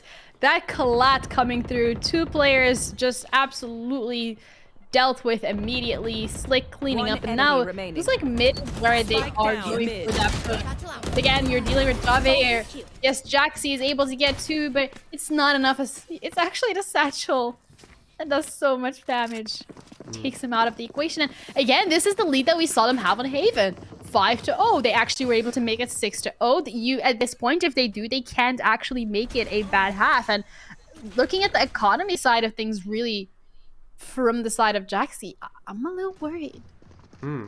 I mean, that could even have been a triple on the collateral there. It was so close to doing so, and I think that somewhat aided Slick in finding the third because there may have even been a tag in the mix. But now, Jaxi's going to bring out the big guns of their own. It's going to be that tour de force, but, well, Jerka's already found one, and it's just going to back up. An orbital strike invested as well, but no value really whatsoever. Alexa will be dropped down to half, but not too sure if she has a heal. Yes, she does. Will be plopped straight back onto a more respectable amount of HP, just shies away from the full there. And with a slow in the mix, they've got to try and stop this push from coming through. Jerka just lurking on the edge of the smoke, looks to go through and finds Levu there on that null command. Will get shut down. Someone's got to go back and stabilize that core. I don't think it's going to be able to happen. They get dropped. Suka able to find one, but no real players around. The utility takes them out of the game, Jave, just like that. And it's a 3 versus 1. The HP isn't even going to be there. And Avenger once more left alone to make things work. What is that? A quick double, balls out. The rocket drops down Slick to about an even number, but I don't think they know the position. They actually win it out with a Spectre. What? It's a huge clutch from Avenger. They stand up and avenge their teammates. 5-1 reads the score. They can't make it 6 this time. Jaxi swing back, and what a play to do it with. Oh my! We saw the collat last round from the operator, and now there's a collat coming through from Avenger. That was absolutely beautiful with the Vandal. Manages to take out 2 players while there is complete blind. The paranoia even, the animation showing as well. Then he gets a showstopper online, uses it immediately to clear out that CT, and that was a beautiful round to win from the side of Jaxi, and that's what they needed. Just get that morale boost, because winning off of a play like that is absolutely incredible. Jerka, again, once starting it off with quite the strong performance, getting that first pick, but The trade is going to come through and the res is going to give make sure that his work is kind of nullified. Pop and Alexa, however, not letting go of this B side. The paint shell does do some damage, but now it's just one player left. The showstopper also from the side of Javi has been used. The spike in that 1v3 situation. Ooh. Oh no, the neural test and Slick cleaning it up beautifully. 6-1. As incredible as the last round was for Jaxi, Alexa, take it back. Yeah, I mean, in that situation, Slick just gets a really good timing. It's somewhat unlucky there from Slick, but even so, they would have had to have matched the efforts of Avenger, which is not exactly a small order for them to be taking up there. 3 ults now online for the defenders. Bladestorm probably not being as useful as the other two. A res could be huge, and that from the shadows great for any kind of a rotate they need to try and make, because, well, actually on the other side of the map right now, they may need to come and help out their team. There's 4 players up towards this garage position, but with so much utility, and there's no way they can do it. Avenger sort of hits into a set of buffers there almost, as that slow orb completely takes the pace out of their satchel boost there. And now, after losing that first player once again, Jaxi have to try and find anything. Yurka just looking through the gaps, doesn't really want to face up against the Sheriff there. And they're happy to just sit in mid with this advantage and wait for that push to come through, the decaying barrier orb. The wall's gonna come down and Jerka's gonna be able to get a pick off of it. For a second it was looking a little scary, but Alexa as well is just making sure she's dropping every single player that decides to push up on those B ramps. They just can't deal with their stars. The only one that's standing, the updraft is gonna come through. He's not gonna spot him out, but he's incredibly low, and all he has to his name is a Sheriff, which, to be completely honest, is quite the feat. But Jerka says, not today, guys. We're looking to close this out quite quickly. Certainly. I mean, if you were coming into this matchup with no sort of idea of what the stakes were or anything going on before this, I mean, Jerka certainly looks like a player who's in a hurry, who wants to be, you know, off doing something else, because they're just ripping through this Jaxi side right now, and it's just like a hot knife through butter the way that they've been finding these picks. A little bit slower in the last couple of rounds, but that one is just a drive-by for them. Now, we see another regroup, and they'll see what they can find on this side of the map. However, there's already going to be so much utility in the way to try and slow them down. And Jerka, another player who, once again, we've seen them do so much, is in position to shut things down. Jaxi, however, has found an opener, and actually, this is starting to go the way of Team Jaxi, but just as you say that, Jerka finds a quick double and makes things that little bit easier. Suka has a response, but still a very cagey round, and one that could certainly be lost here. Yeah, Jerka's the last player standing with 10 HP, not much to work with, and it looks like Jaxi this time around swapping up that pace, and he spots one. Just swapping the pace and also swapping the sides that they feel like going for. So far they've always been going for B. They walk into that, or mid. When you're mid, you're walking into Jerka. When you're B, you're walking into that Cypher setup. So they decided to go for A this time, and works out in their favor as there was no operator available from Jerka. That got them the collat earlier on. But it's looking like Jerka's just doing a complete wraparound. The plant is going to be coming through. Are they going to be able to get this timing correctly? Because if they do, and Avenger is looking at the back of the site, then it's going to be a little worrying.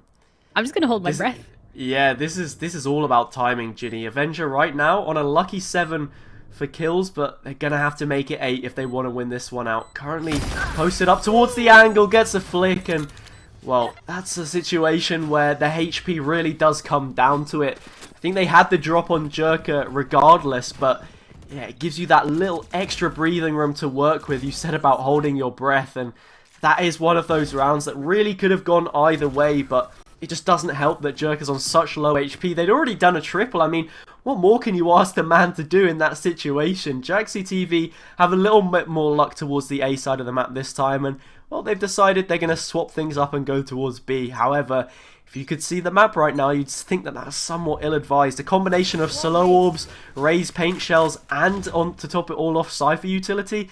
This is going to be some staunch defense to try and break down. Yeah, this is not going to be the easiest things to do. And the KO knife actually not going to find any tags on mid, which does relay some of the information that there's no one holding it, but there's an orbital strike, and the showstopper gets put offline straight away by Jave. Paint shells and a boombot thrown out just to delay that push even further.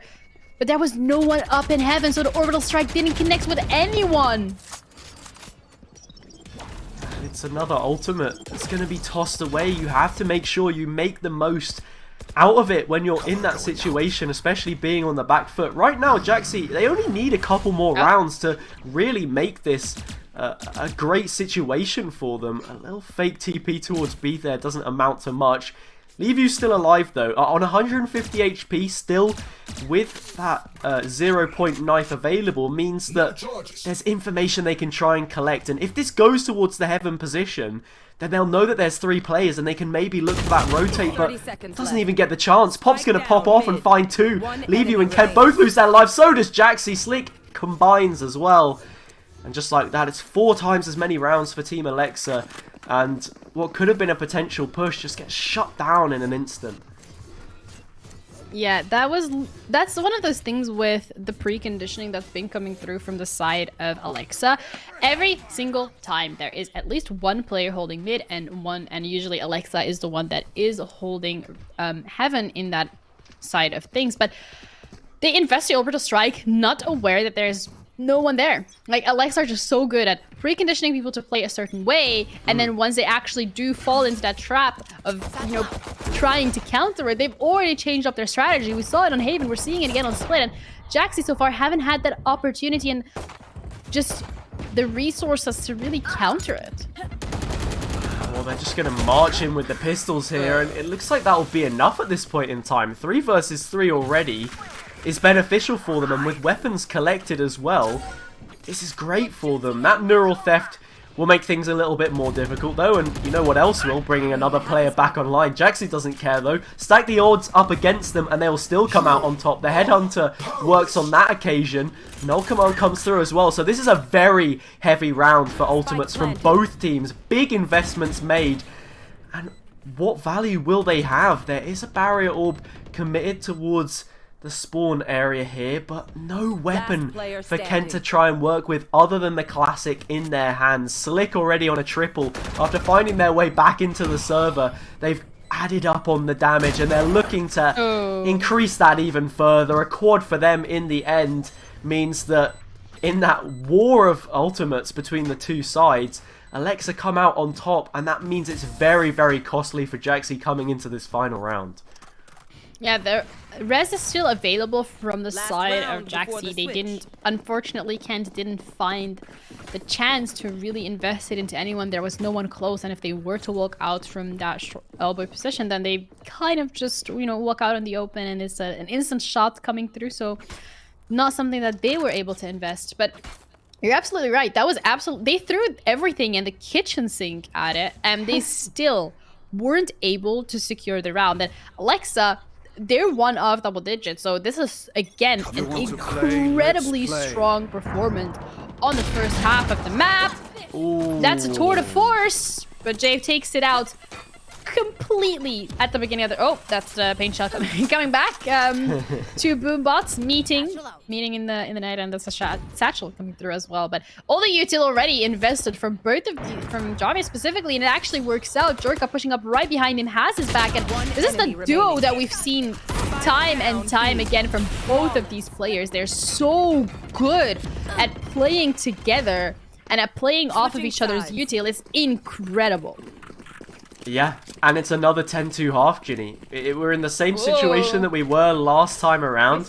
I mean, this time it's Jaxi's map though, so really you would have thought that they had more to show here. I think it is a little bit tough that they start on the attacker side after having, you know, that advantage taken away from them on Haven, where they were on that less preferential side almost 2 times in a row, I suppose. Not too sure if they had the choice to or not, but either way, you have to play both sides, so I guess it doesn't really lend too much to either team's favour, but I mean, Jerka right now leading the way alongside Pop, Jave, Slick, and Alexa. I mean, all of them having value in their own right. And just look at this. The aggression already straight in. Oh. The near sight doesn't even connect, but still finds great value from it. Even adds another headshot to the mix. A couple players looking very low to be cleaned up here. 4 versus 2 already. And a spike plant coming through for the attacking side. Yeah, paint shot invested as well, and that actually gives Avenger an opportunity to take Slick and Javi both out of that equation, but the spike is already down, and Sukar, they do have to do quite a bit with not much of that HP left. They're even gonna hear the sound cue of the drop. They're gonna try and throw that paint shot, but as they're mid-animation, Alexa does go for the swing, and she's the last player standing, but Pop gets that 2K popping off once again, and that is 11-2, and Haza, they won the pistol round. They're gonna be able to get that by. How dire is it looking for Jaxi right now? It's certainly not looking great, Ginny. I mean, there's not really... I can't really candy paint it for you any different because they're on the attacking side as well, which on a map like Split, you would think maybe that plays to their disadvantage, but it means that they're getting extra money for planting the spike as well, so this bonus round will be a healthy one, should bring them to 12, and then they're in a situation where there should be credits off the back of it to work for even more. Jave's just going straight in to find Avenger. I thought on the previous round they might struggle to convert the pistol when they found a double there eventually, but they correct their mistake from Haven. They're able to win both pistols this time around, and well, this round's looking even more standard for them. It's a chopping block. They're getting cut to pieces. And it's just Jaxi left alone. I mean, we've seen them do big work for their team before as the captain, but I mean, there's a spy cam right above them. I think the information's already there. The players are circling in on their prey, and Pop shuts them down. It's a flawless to see things out, and yeah, it is almost like we're seeing a replay of the previous map. There were 2 flawlesses to back it out. Surely they're not going to have all 5 players left standing off the end of this one, but either way, very, very strong performance from Alexa. I think we maybe thought coming into this one that they would be the stronger of the 2 sides, but not to this extent, surely. No, this is not what I expected. I think both of these, both of these teams, they're very good in their own right, and unfortunately, Jaxi hasn't really been able to show off their capabilities so far, and even on their own map pick, and that is a little concerning, but they now do have that superior buy coming in, and we've seen them have the opportunity to convert that 3rd round, that bonus round, into a win, and sometimes we've even seen them turn that into, a bit of that momentum and capitalize off of it, and looks like that's what they're going to be doing right now, as Alexa is going to be the only one left standing. I was just about to say, Ginny, this is a complete flip of the script. Jaxi TV gonna find this round. I mean, they're not really looking too healthy. Their hopes in staying in the competition. They've got to find 9 rounds in a row just to push it out of regulation to an overtime. There is always the opportunity of a HyperX wildcard to bring them back into play for that LAN event, but yeah, that round is just completely different. I don't think Alexa, for a team that are so smart, have played that right whatsoever. They lose out on picks all across the map. They're spread so thinly for a bonus round, but I suppose it doesn't matter. They have rifles now on the board. This is the one that they've got to look towards and securing.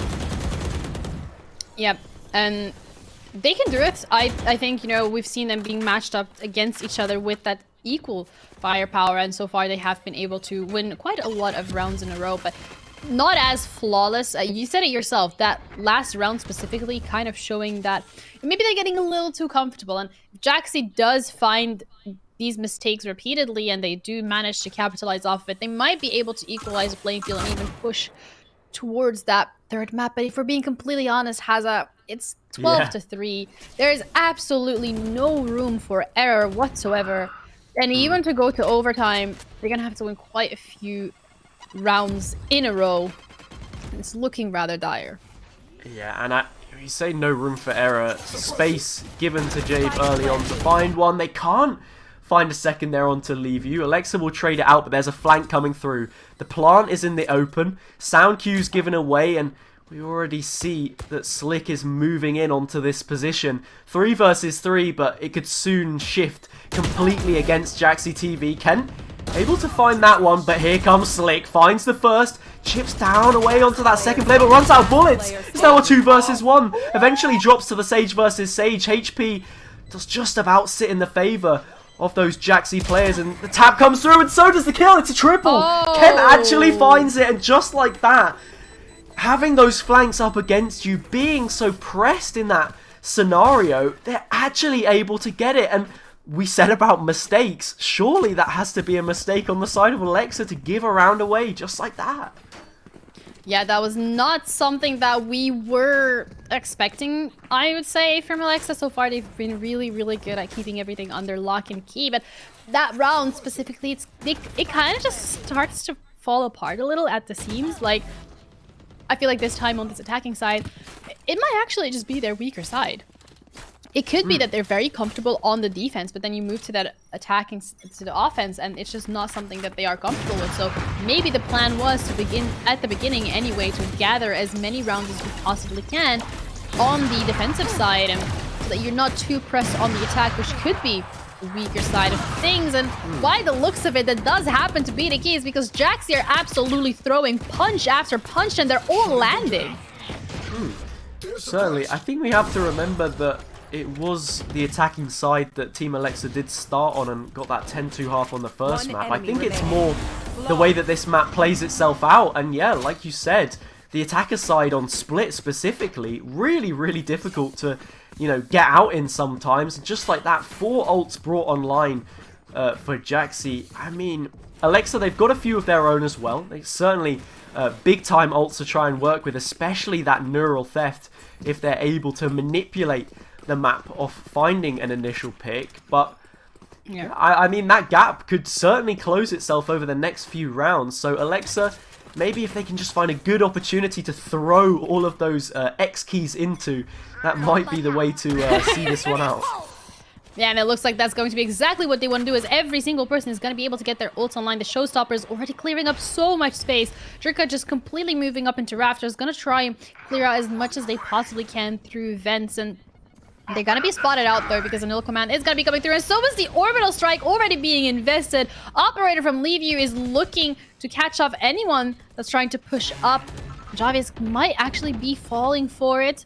They have the plan down, however, they have so much util available. There's a Resident Jerka, Slick taking off, starting it off strong, 1 apiece. Alexa joining the crowd, Jaxi with the Tour de Force, taking Jerka out of the equation, and now all they have to do is try and wait for as long as possible. But that is the ultimate coming through from Slick as well for their repositioning. They walk into Alexa's face, and she takes them out right away. Finishing this off incredibly strong. What a performance from Alexa. This game specifically, she is on fire. And that actually secures them the finals as well. Yeah, and it's Alexa who ended up killing Jaxi right at the end to send them into those grand finals. So yeah, it's almost poetic the way that it plays out. They eventually got it done. Had a little bit of trouble on that second half. I think it goes both ways with the Haven matchup as well.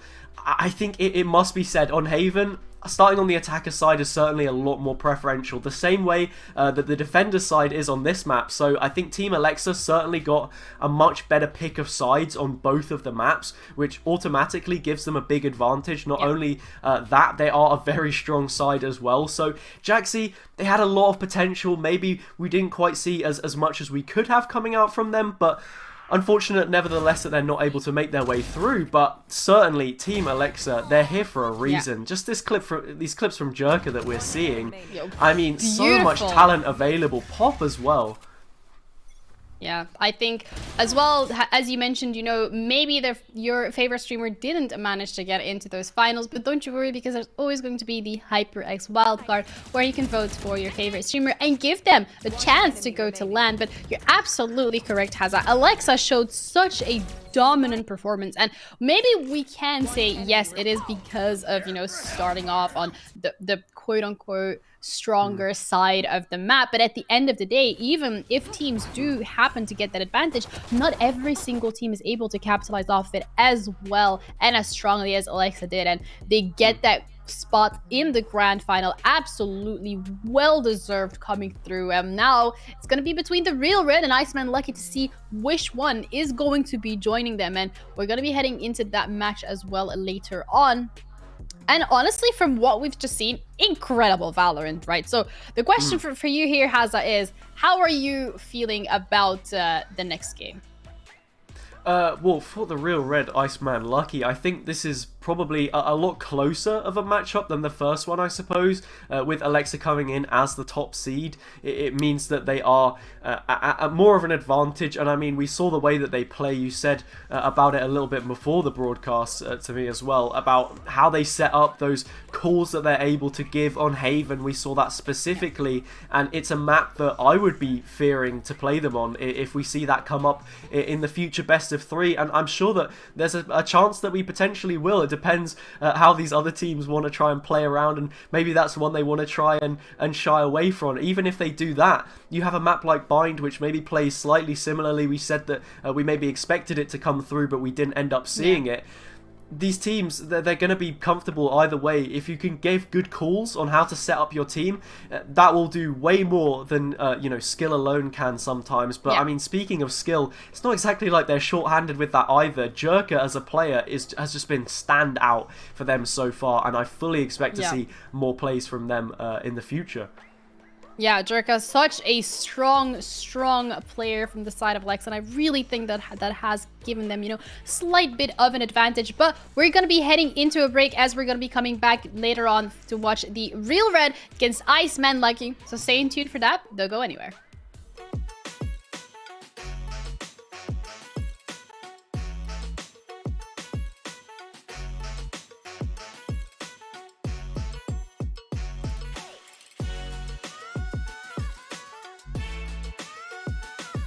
Hey, chat.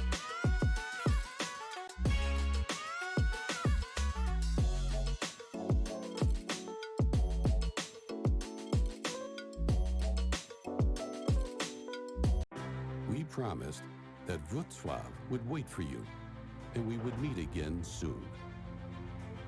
We always keep our promises. The time has just come.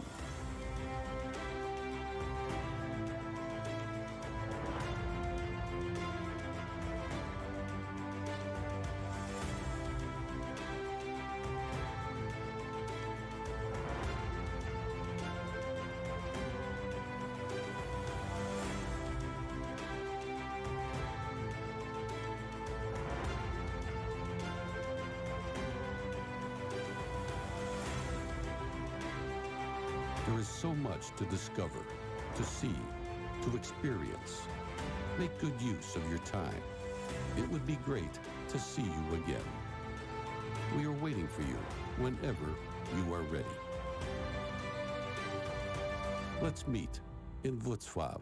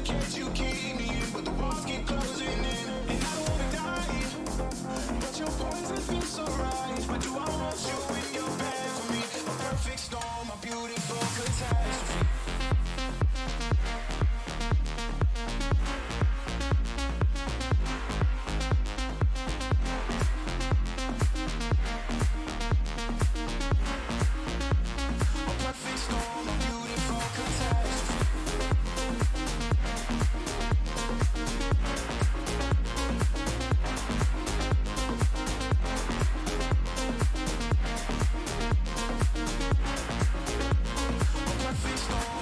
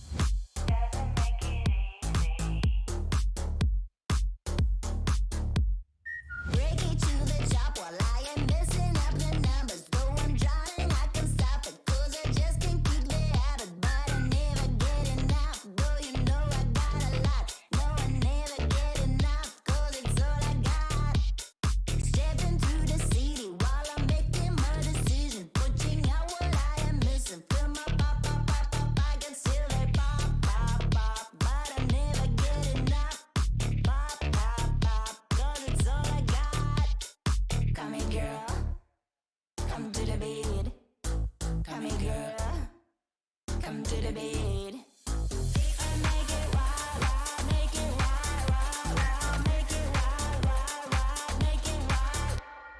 Make it wild, wild, wild, make it wild. Break it wild, wild, wild, make it wild. Break it wild. Make it wild, wild, wild, make it wild. Make it wild, wild, wild, make it wild. Make it wild, wild, wild, make it wild.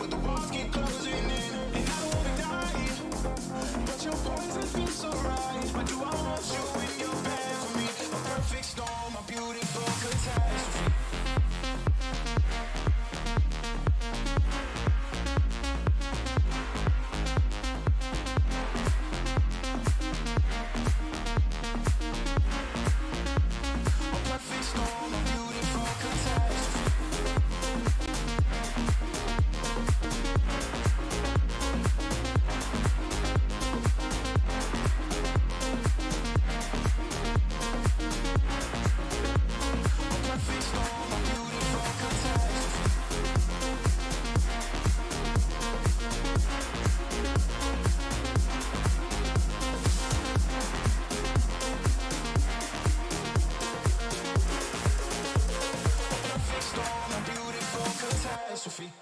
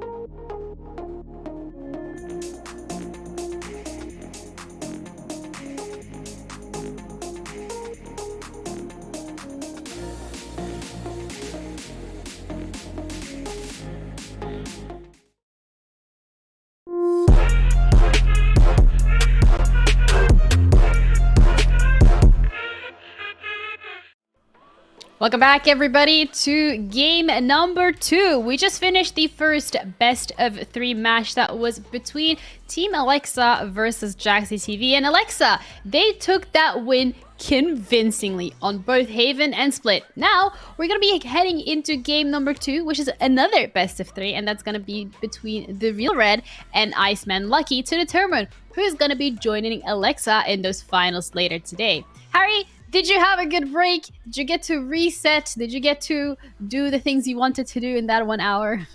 Yeah, of course I did. You know, I had a nice lunch. We spoke about it a little bit, had some pasta. So I'm feeling re-energized and ready to go. I'm sure that these players, you know, the fact that they haven't started the series yet means that they should be in peak condition. However long that lasts throughout the maps is yet to be seen. Like we said before, coming into this, one of those two teams out of Team Alexa and the Real Red coming in as top seeds will have to drop a map at some point. Whether that's in the grand finals or, you know, in this semi-final is yet to be seen. This one we thought would be the closer out of the two against Iceman Lucky, and we'll get to see what maps we're going to be playing straight away, I believe. Please. So it's actually Bind straight out of the pool once again. We thought that maybe we would be seeing some of it, but no, that is not going to be the case. It's actually Ascent and Icebox, the two sort of close favourites, I suppose, to get some game time that will drop in. So yeah, this one, it could be really competitive between the two teams. These being such hot favourites for map picks really means that both teams should be on a fairly even footing coming into it, and it really will dictate who's the stronger out of the two, I suppose. Yeah, I guess we're going to be finding it out, but specifically, let's just look at the first map. I would like to start off with that Ascent pick coming through here from Iceman Lucky, so it will be interesting to see who is going to be choosing that attacking or that defensive side here specifically. But one of the things that I really want to highlight when we do go into that Ascent map is that mid control that you kind of want to have under lock and key, because otherwise you're going to leave yourself a little exposed to too many flanks coming in from too many angles, and that's not a situation that you want to be in specifically. So really looking forward to see how these teams are going to be playing it. But in terms of how we've seen Alexa specifically play the games earlier on today, I think seeing these teams perform on Ascent and how well they are going to be able to hold that mid control. We saw Alexa, they were absolutely correct having that one player on the jet with the operator in mid, and they really had that under lock and key, and I think that's going to be quite a big indicator to kind of benchmark these two teams and have a bit of a better understanding as how they're going to perform against each other in those grand finals later tonight. Yeah, I really think the sort of mid area of Ascent is like the crown jewel of the way that the map is set out, and it's really important to try and contest for it, but it does sort of link into the way that the rest of the map sets itself up. You see a lot of the time that, well, the way that the orbs are positioned means that naturally they're much easier for the attackers to try and get on board. It's why we saw in the early days a lot of Phoenix getting used, because it meant that you could get that run it back online really easily.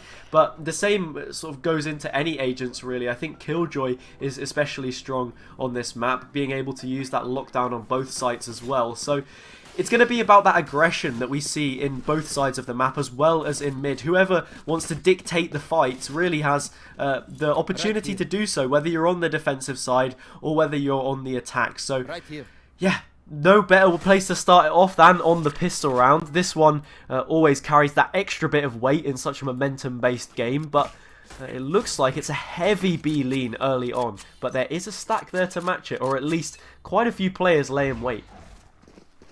Yeah, you have the Sova coming through as well. It wouldn't surprise me at some point to see it, Odin. We saw it yesterday. We saw it the day before. We're probably going to see it today. Not really something that I'm personally looking forward to in my games, if it's ever on Ascent. But again, this map genuinely feels like it's made out of cardboard. There's nothing else I can say. The guiding light, however, is going to spot our hand. It's going to give some sort of information through to the team that there is at least one player, and they're going to try and adopt accordingly. Yeah, and I mean, we didn't speak too much about agents, but Sova on Ascent, it goes together so well, like, you know, peanut butter and jam or anything else really. The best combination since Pizza Hut and Taco Bell. So right now, it's just going to be a pretty slow one. Spider is just lurking around, should get that rendezvous back online after they used it pretty early on. But actually just gets shut down completely. Doesn't even get a chance to. Hen has to get out of jail free card, but is good for 2 as well. So level things out. But yeah, Nick goes poking, but they stick their head somewhere where it doesn't belong and gets taken out. Savitan also going to lose their head as well. So it's very back and forth right now. But going into the post plant, they could leave themselves a bit open here. That's a dangerous fight to be taking. Stowe wins that one out. And it's just back and forth right now, Ginny. Ren is trying to swing around the side to support. Funk's in a nasty position. Gonna lose out on that one. But eventually the defenders get it over the line. Yeah, the smoke coming through when they wanted to go onto B side a little too late. It does, like, in market, so it does give Red that opportunity to peek out. At least one little pixel coming through and clicks on it right away, equalizing that playing field. And you're then in a 2v2 situation, right? And once again here, this is something we've seen these two teams do quite often. We saw it last game as well. They are waiting for the clock to run down. But the thing that you have to take into consideration when you do that is when it's go time, it's go time, and it does allow the real Red to have enough time to come through with those rotations. So you want to get that plan down, but as they're shooting at you, it's a little bit more difficult to do so. As we said, it's a map made of cardboard. Those boxes are wall bangable. So yeah, you want to get that plan down or get the kill, and either you're going to run down the timer or they're going to take you out. And I guess the latter is exactly what happened. I love this one way. We were speaking a little bit about smokes just then, but this is a very strong one to be holding some territory in A main. Right now, the push is so split. Hent has sliced it in half with that opener on the Marshall, being so strong on these anti-eco rounds when you're facing up against light to no shields. Red, Here. right now, yeah, just still positioned towards main, but it's going to be Funk that loses out on their life. Hen just keeps going, and with that accuracy on the no-scope, it's just so easy to find kills. And, well, they've got them exactly where they want them right now. The real Red have circled in and claimed possession of the spike. It's only going to be the 2 remaining players on very low HP for the side of Iceman Lucky. They should eventually go back to try and at least think about the spike, but it's just nothing going whatsoever. Red finishes them off, and it is a flawless round from the real Red. Yeah, they got pinchered in towards that end, and once again, it's really that momentum. So if the rest of the team is pushing up on A, why is a spike in mid? That's like my first question. And also, you don't have any util covering any of those angles that they can that the defenders can be holding. So you're just putting yourself in so much danger, and you're feeling the need to come through onto the A side quite quickly. And that's something that when that Marshall is in play, or even if the Spectres were in play, to be completely honest here, you know that they're gonna have a better buy. So that was a little bit of a mistake coming through this time. Gonna be able to spot out a couple of players. The Lear isn't gonna do quite much, but Kraken, however, does manage to take that Rain out. Red has been doing quite a bit on that agent, something we haven't seen as of yet. I'm gonna be able to close the door, and looks like for now the site is under that banner from Iceman Lucky. Even the heal is gonna come through, and retake situation has been activated. It's gonna be a 4 versus 4. Bonus round here for the defender's side, so if they're able to find anything, it could be huge. Spider takes a whole lot of damage from those shock darts there. They are quite pinned in, these players, though. Only one towards main, but they're completely smoked off. Stowe will stop that from going on any further, as well as Hen finding one early on. Gonna chip in here as well, and just like that, it's only Xavi towards main to try and do anything. Spraying through the smoke onto a very low player, but they've already got it halved. Sticking it all the way through. Stowe is holding things down for their squad. A triple on that round, and a triple set of rounds in a row there for the real Red. Now they have a great advantage on this defender's side. Iceman not really in a position to be buying into this one much more. And, well, lucky may be in the name, but they're down on their luck at this point in time.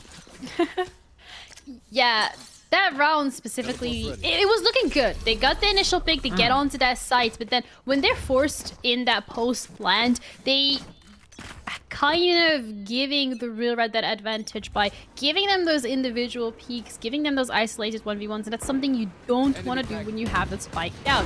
You want to just bunker out, and Hand this time wants to play it aggressively. One player already taken out, that's the 2 kicks coming through. He's making it to 3, he dashes forward, doesn't check the corner though. IML takes him out, but IML's the only one left standing. And that is RP trying to come through with those shock darts, but it's gonna have to back off as well. Vandal's gonna be picked up with a well-deserved upgrade, but Red has already made the wrap around, and that was one of the quickest rounds we've seen so far.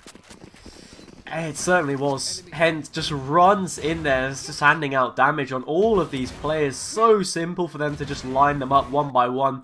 That dragon spits hellfire onto those players, and just like that, it's going to be a round in the bag. Was an eco after all, so, you know, not really too much to read into there, I suppose. However, it must be said, the fact that Red's already gained so much space towards A main shows how proactive they're being in the way that they look at the map. As soon as you have these flanks coming in thick and fast, it means that it's so hard to try and make the attack work.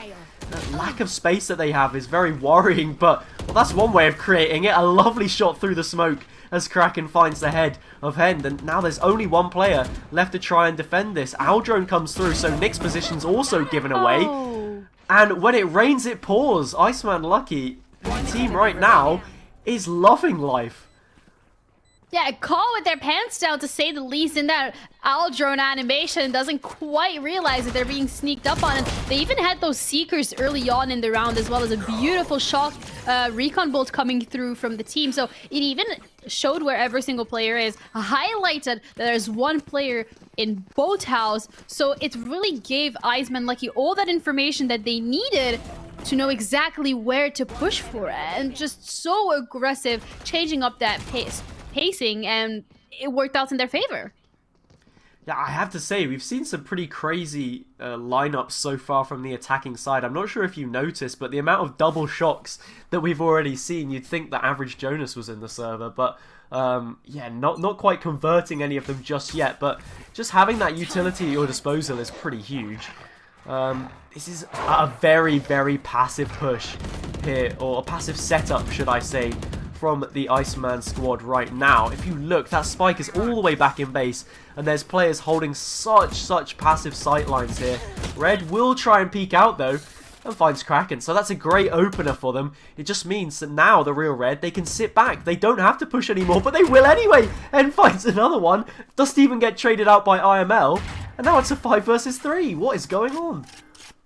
Yeah, once Iceman Lucky change up the pace, Real Red adapt on the fly, been able to punish them for that passive play that they have been pulling out the last couple of rounds, and they're now in a 3v, well, made that a 4v5 situation because that res is going to be coming through. Kraken is back to life, so is the Sky Util, the Guiding Light, so powerful, as well as that Trailblazer. Just clear out those corners that you honestly don't want to be face checking, because that's a little scary. But in terms of the playstyle coming through, it looks like they want to be pushing 30 mid seconds left. From cat to tree into A sides, but that corner is already being held perfectly well by the Real Red. Empress is going to be popped as well by Red, and he gets Zavatan out of the picture right away. Kraken is the only one left standing from those two, but Red doubles up on that kill count, now has 2. But look at how disoriented Yeah. IML and Phoenix are. They're on complete opposite sides of the map.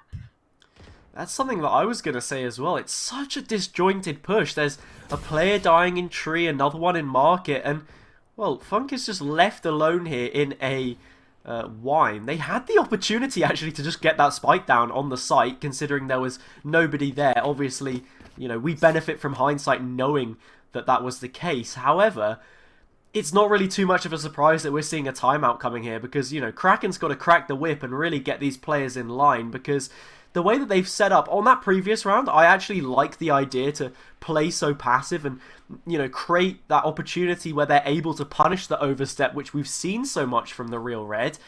But they left gaps in it. There was players towards Link. Hend was able to isolate those fights all by themselves, so there was no point in having players play more passive angles when there were people pushed further up in positions where you weren't able to trade them.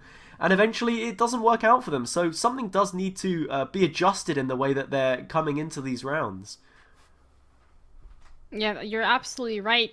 It looks like they're not working together as a unit. It's more like every single man for himself playing out. It feels more like a comp game rather than, you know, that team spirit, Yeah. that team gameplay that we're looking forward to seeing. So that's something that they definitely have to work on, because the Real Red, they're grabbing that lead and they're running away with it. They certainly are. And speaking of running away with things right now, it is sort of that matchmaking kind of setup that we're seeing as 5 players have grouped up towards tiles. However, when Iceman Lucky's team have looked to go for that aggressive push, it was the one round that they found, and in very convincing fashion. So if we do see a fast execute towards B here, there's always a chance for success, although it doesn't look like they're going to opt for it. And there's already 2 players pushed up towards mid here, so Red and Hend are going to go hunting, and they've already collected some spoils of war. Fonk's lost their life. There is a Jet player in the form of bots lurking towards top mid, but that recon dart's already spotted them out, and Red could be hunting for even more here. Yeah, all their positions have been revealed, and sure, they got a couple of tags on the players from Real Red. They have some idea as to where they are, but they're not fully aware to which player is dedicated to what site, and that's just so scary, because once again that time is just going to keep on ticking. We're under a minute right now, and they have to kind of go for it. They can't just play it too passively. Looks like this time they're going to decide to go for the A side, something we haven't seen them try as of yet. But when that orb gets picked up, it brings the knives online, but also at the same time it does give away that information that A side is most likely the one to be under the hit. The Seekers are going to be used as well as the guiding light, so they know that there is some players looking to stop, but the dash is going to come through from bots, and there's no backup. The trade eventually does come through from Kraken, but that's all he's good for, as every other member drops 6-1 for Real Red. What an incredible solid performance. Yeah, I mean, we got to speak about Hend there as well, able to trade 2 for 1 in that situation.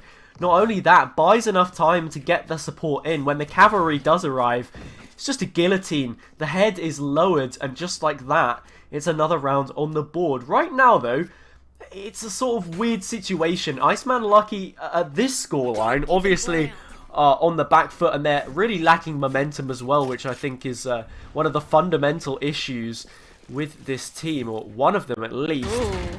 But they don't really need too many more rounds to still be in this game. So we can't just give up on them completely. And, well, bots on the boost there finds the head TikTok of Hend wall. as well. And, well, that's a huge one to be finding early on. Yeah, that stage elevation, I think, hasn't been used yet, so people are too used to it. But, ooh, RP does manage to get one. That's all he's going to be good for. And it's even going to give Funk that ability to pick up the Vandal, something that they need quite direly. They have that numbers advantage secured, and now it's just a matter of where he breaks the They've gotta glass. check Gonna come through red. with the sound here. Start check does red, though. manage. They do. Looks like he's in wine almost. Down Red is only good for 1. He's been able to get a lot of picks consistently, but unfortunately that wasn't the case. The paranoia is going to come through, but it's actually going to hinder Spider as well. 2v2. These teams have to play it, and actually Spider is able to drop the cape from Sova.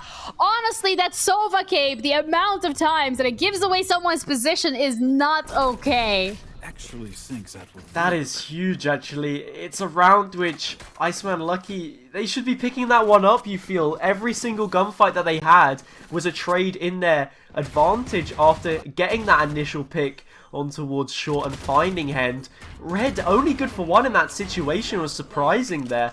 But Spider just swings in off the web and finds a double towards Gen, which will seal out that round. So now it's starting to get away from them. When you lose rounds like that at such a fine margin and aren't able to capitalize off the mistakes of the team you're going up against, then yeah, you're really going to struggle to stay in the matchup. Red taking on a few too many fights there and decides to back up.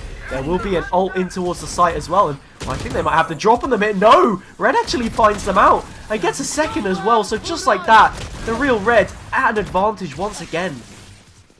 Yeah, Hunter's Fury does eventually take Red out, but this man is on a mission. He's the captain and he's in charge. Just dropping everyone like flies, only leaving Iceman with 2 players to deal with this mess that has been made. There was so much investment in that round in terms of util, but just didn't pan out the way they wanted it to. And looks like some of the members from the Real Red actually want to pull away from A, but Iceman, they have to decide what site it's gonna be because the time's ticking, and we've seen this time and time again. The clock just gets run down, and oh, Look at is it this the lineup. I think it bounces off the corner. It's going to land towards B. That could be huge for a fake. Once again, we see Xavi with these crazy plays. I don't know if they're named after the don't footballer fall Xavi, for but it. they have pinged 30 seconds an left. absolute worldie. But no one's fallen for it. For some reason, there are still players here, and it's just going to be IML to try and deal with it. Spider takes them out, and well, I really like that arrow, but unfortunately, it just doesn't count for anything in the end. Yeah, it's one of those things, right, where we've all seen it happen a couple of times where Sova, you know, uses an arrow to go to a different site, specifically on Ascent. Really, it's one of those really nice maps to do so.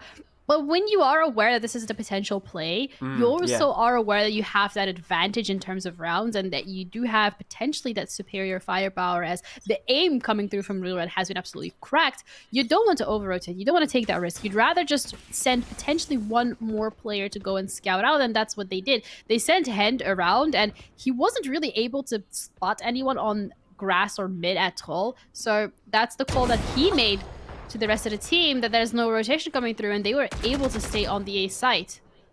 IML taken out quite early. This time the mid control coming through, but Hendo with the operator. We said how strong Alexa's team was with the operator on mid, but this time around it's just the same exact playing coming through from Hen. Operator on the jet, holding on to mid. Spider just as cracked. Now it's just Funk all by himself. He's gonna fall to that operator as well, and I feel like a timeout is due for Iceman Lucky. They need to go back to the drawing board. Yeah, I mean, they've already used one as well, Ginny. We can't forget that they deployed one, I think it was about 4 rounds ago now. And since then, they've not been able to find anything else. Doubled up for rounds, or more than that even, for the side of the Real Red. And yeah, that is just ridiculous. I mean, if you thought that Split was a decent enough map to be playing with an operator on, Ascent is just the absolute prime map to be playing around on. So many angles where you can get aggressive, and we see it once again.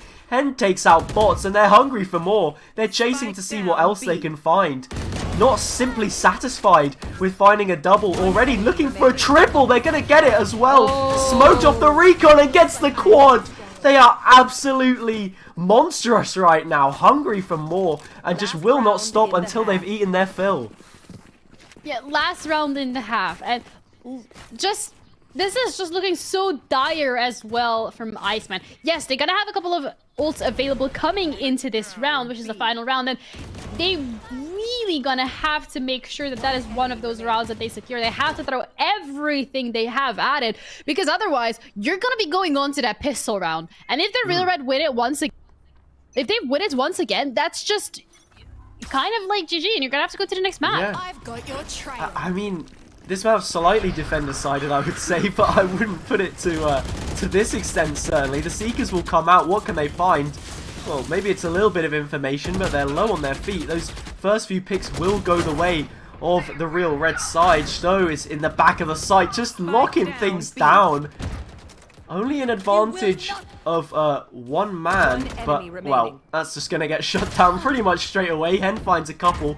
And now it's just Xavi, the maestro, to see what they can find. Jumps into the site and is able to isolate that fight nicely. Only one left and it's Red. Gonna tap to see if they can't slow things down. Hiding away from the Lear. Tries to spot out their head versus the Empress. This recon could really help them in their efforts. Doesn't actually have to win the gunfight. All they have to do is just buy as much time and just be in their head rent-free. Pretty much. This is such an awkward gunfight. Well, actually, Xavi said, you know what? I haven't got to win this gunfight at all. As a matter of fact, I don't even have to be on the B site. I'm just going to leave and plant towards A. The amount of space that they've gained from this, actually, and the fact that they've kept Red guessing, means they have so much time now to reposition.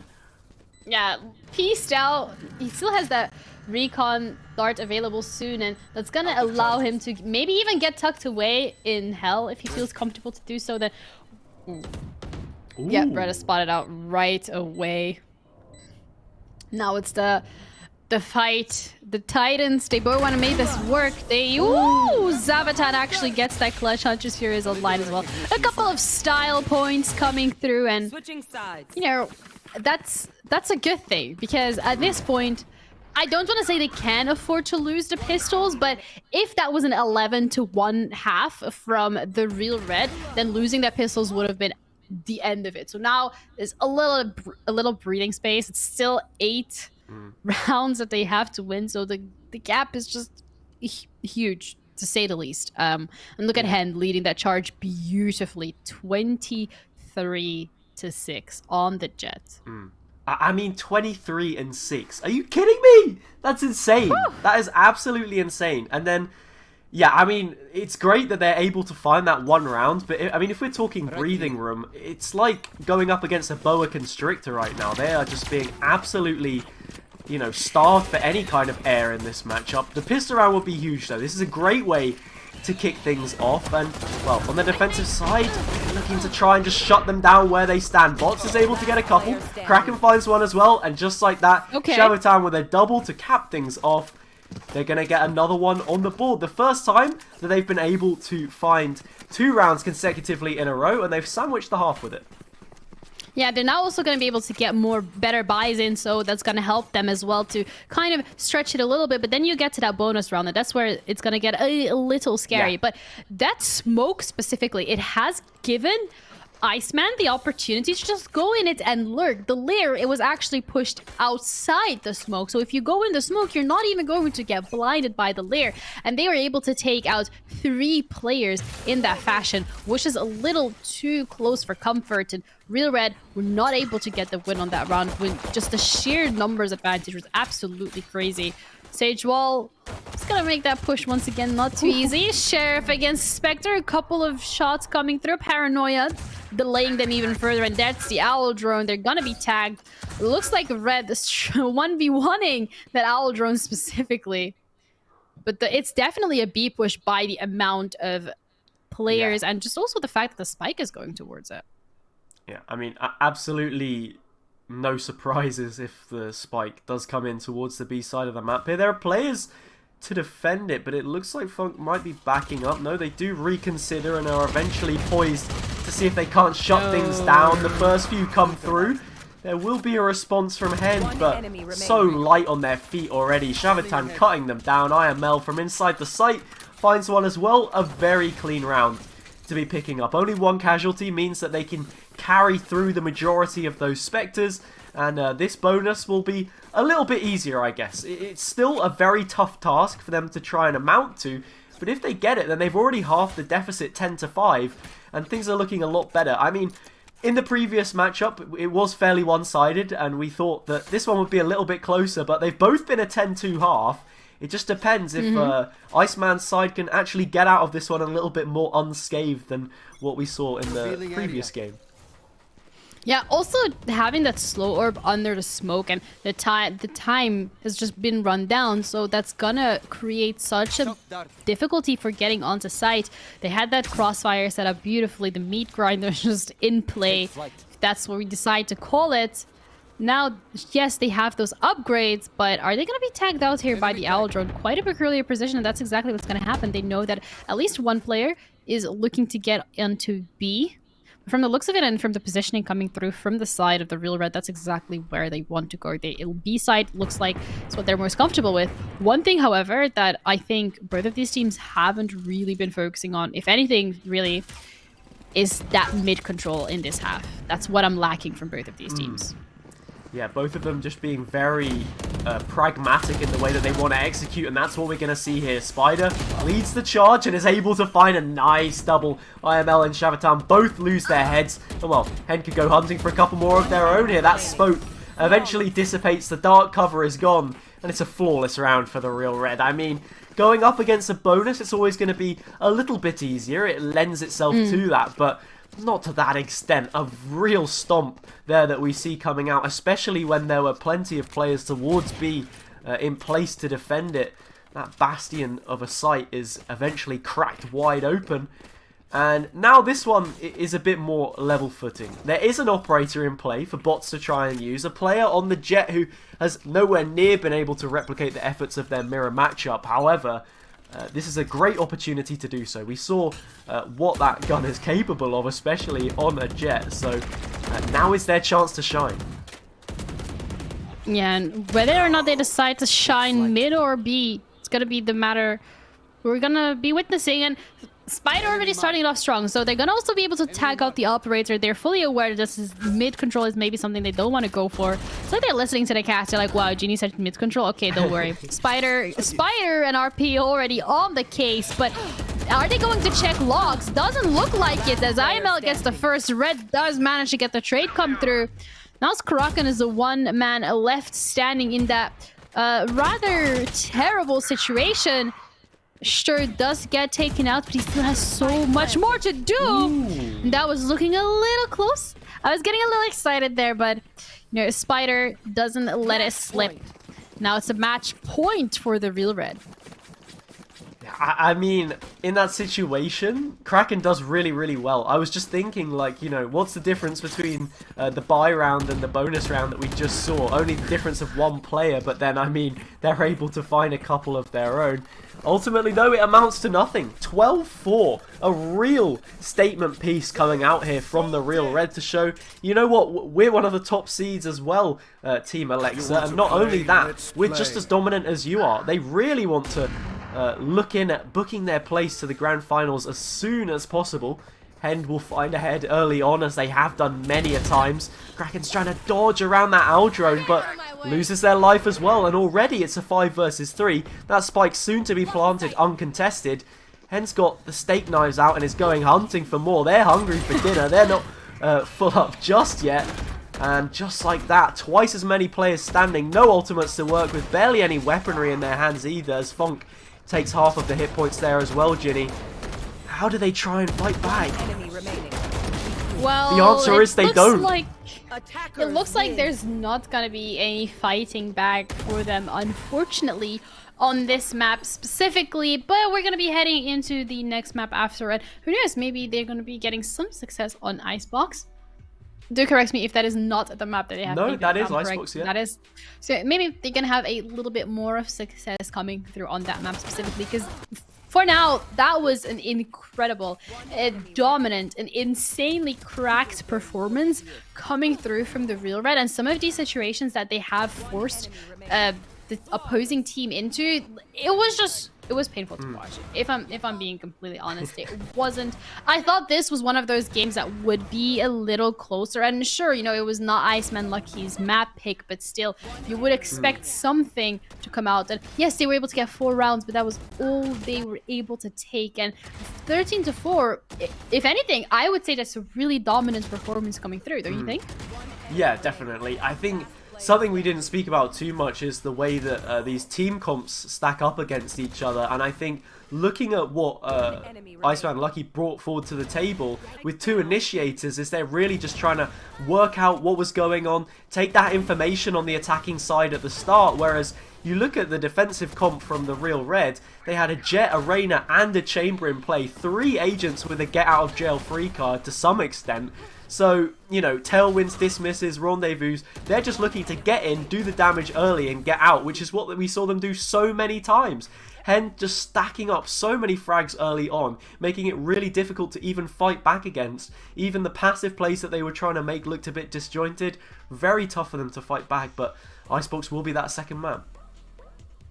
Yeah, and hopefully they find a little bit more success on that map, which is, I'm not sure that was their map pick, because I'm pretty sure Iceman were the ones who picked Ascent, so that is a little scary coming through. And you know, you're gonna be going onto your opponent's map, and if this is how well they did, you know, the break that we're gonna be doing right now is exactly what they need to be able to just get it back together, get it on wrap, and hopefully try and extend this to that 3rd map. And we'll be right back shortly.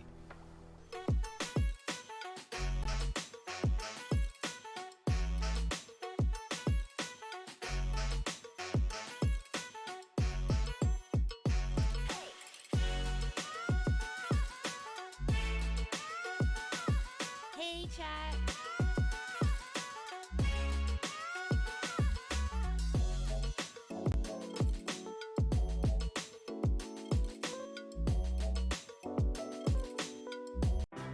promised that Wrocław would wait for you, and we would meet again soon. We always keep our promises. The time has just come.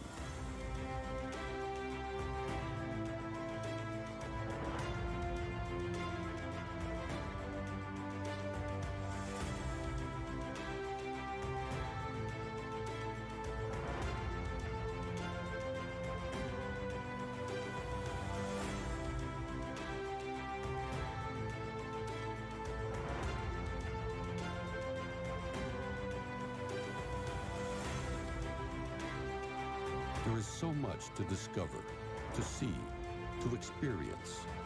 Make good use of your time. It would be great to see you again. We are waiting for you whenever you are ready. Let's meet in Wrocław.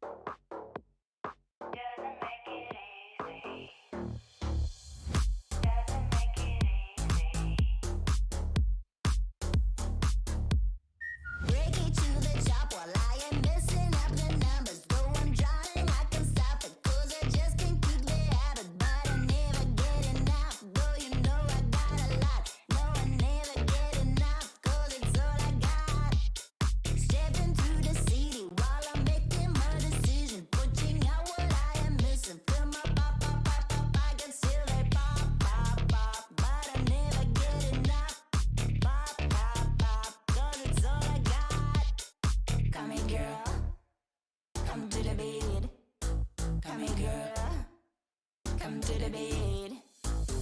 Make it wild, wild, make it wild, wild, wild, make it wild, wild, wild, make it wild. Make it wild, wild, wild, make it wild.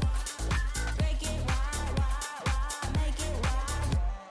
Break it wild, make it wild, wild, wild, make it wild. Make it wild, wild, wild, make it wild. Make it wild, wild, wild, make it wild. Bring it to the top right now, make it wild. Make it to the top right now, make it wild. Bring it to the top right now, make it wild. Bring it to the top right now, make it wild. Make it wild, make it wild. Make it wild, make it wild, make it wild. Make it wild, make it wild, make it wild. Make it wild, make it wild, make it wild. I'm gonna make it wild. I'm gonna break it wild. I'm gonna make it wild. I'm gonna break it wild. This is a night of love.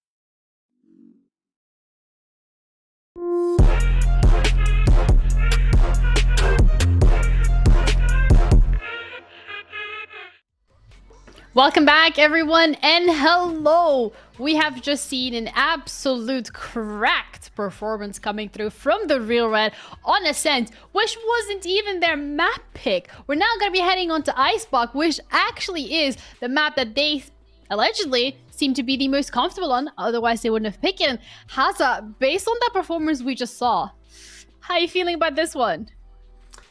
Well, I mean, we thought that this one was going to be a bit of a closer matchup than what we saw in the Jaxi Alexa game, but right now everything is pointing in the complete opposite direction. It seems that Iceman Lucky's not going to be too lucky on Icebox after all. This one not really setting itself up in their favour whatsoever as well. Thinking about the comp that we saw on Ascent being so aggressive with the Jet Chamber and Reyna, we might see a similar kind of thing here on Icebox. It certainly lends itself to that kind of playstyle. Usually it's just the Jet and the Chamber. Reyna takes more of a backseat because she used to be in that sort of standardized meta comp, but you do really need a Sage, Viper, and a Sova in there as well. So we will have to see how it sets itself up, I suppose. Maybe they'll just say, you know what, we don't need a Sage, we don't need that kind of map control, we can just get a bit more aggressive with it. But it's those kinds of situations where Iceman's team need to try and punish these mistakes, because they will eventually leave themselves open, and it's just how they can exploit that. Which can potentially be at their benefit. I mean, there were rounds on Ascent even where it looked so close between the two teams, but they still just couldn't grind out those wins. So really, they need to be that little bit more cutthroat, have that edge to them, and hopefully they can bring this to a level series, and maybe we will get a third map.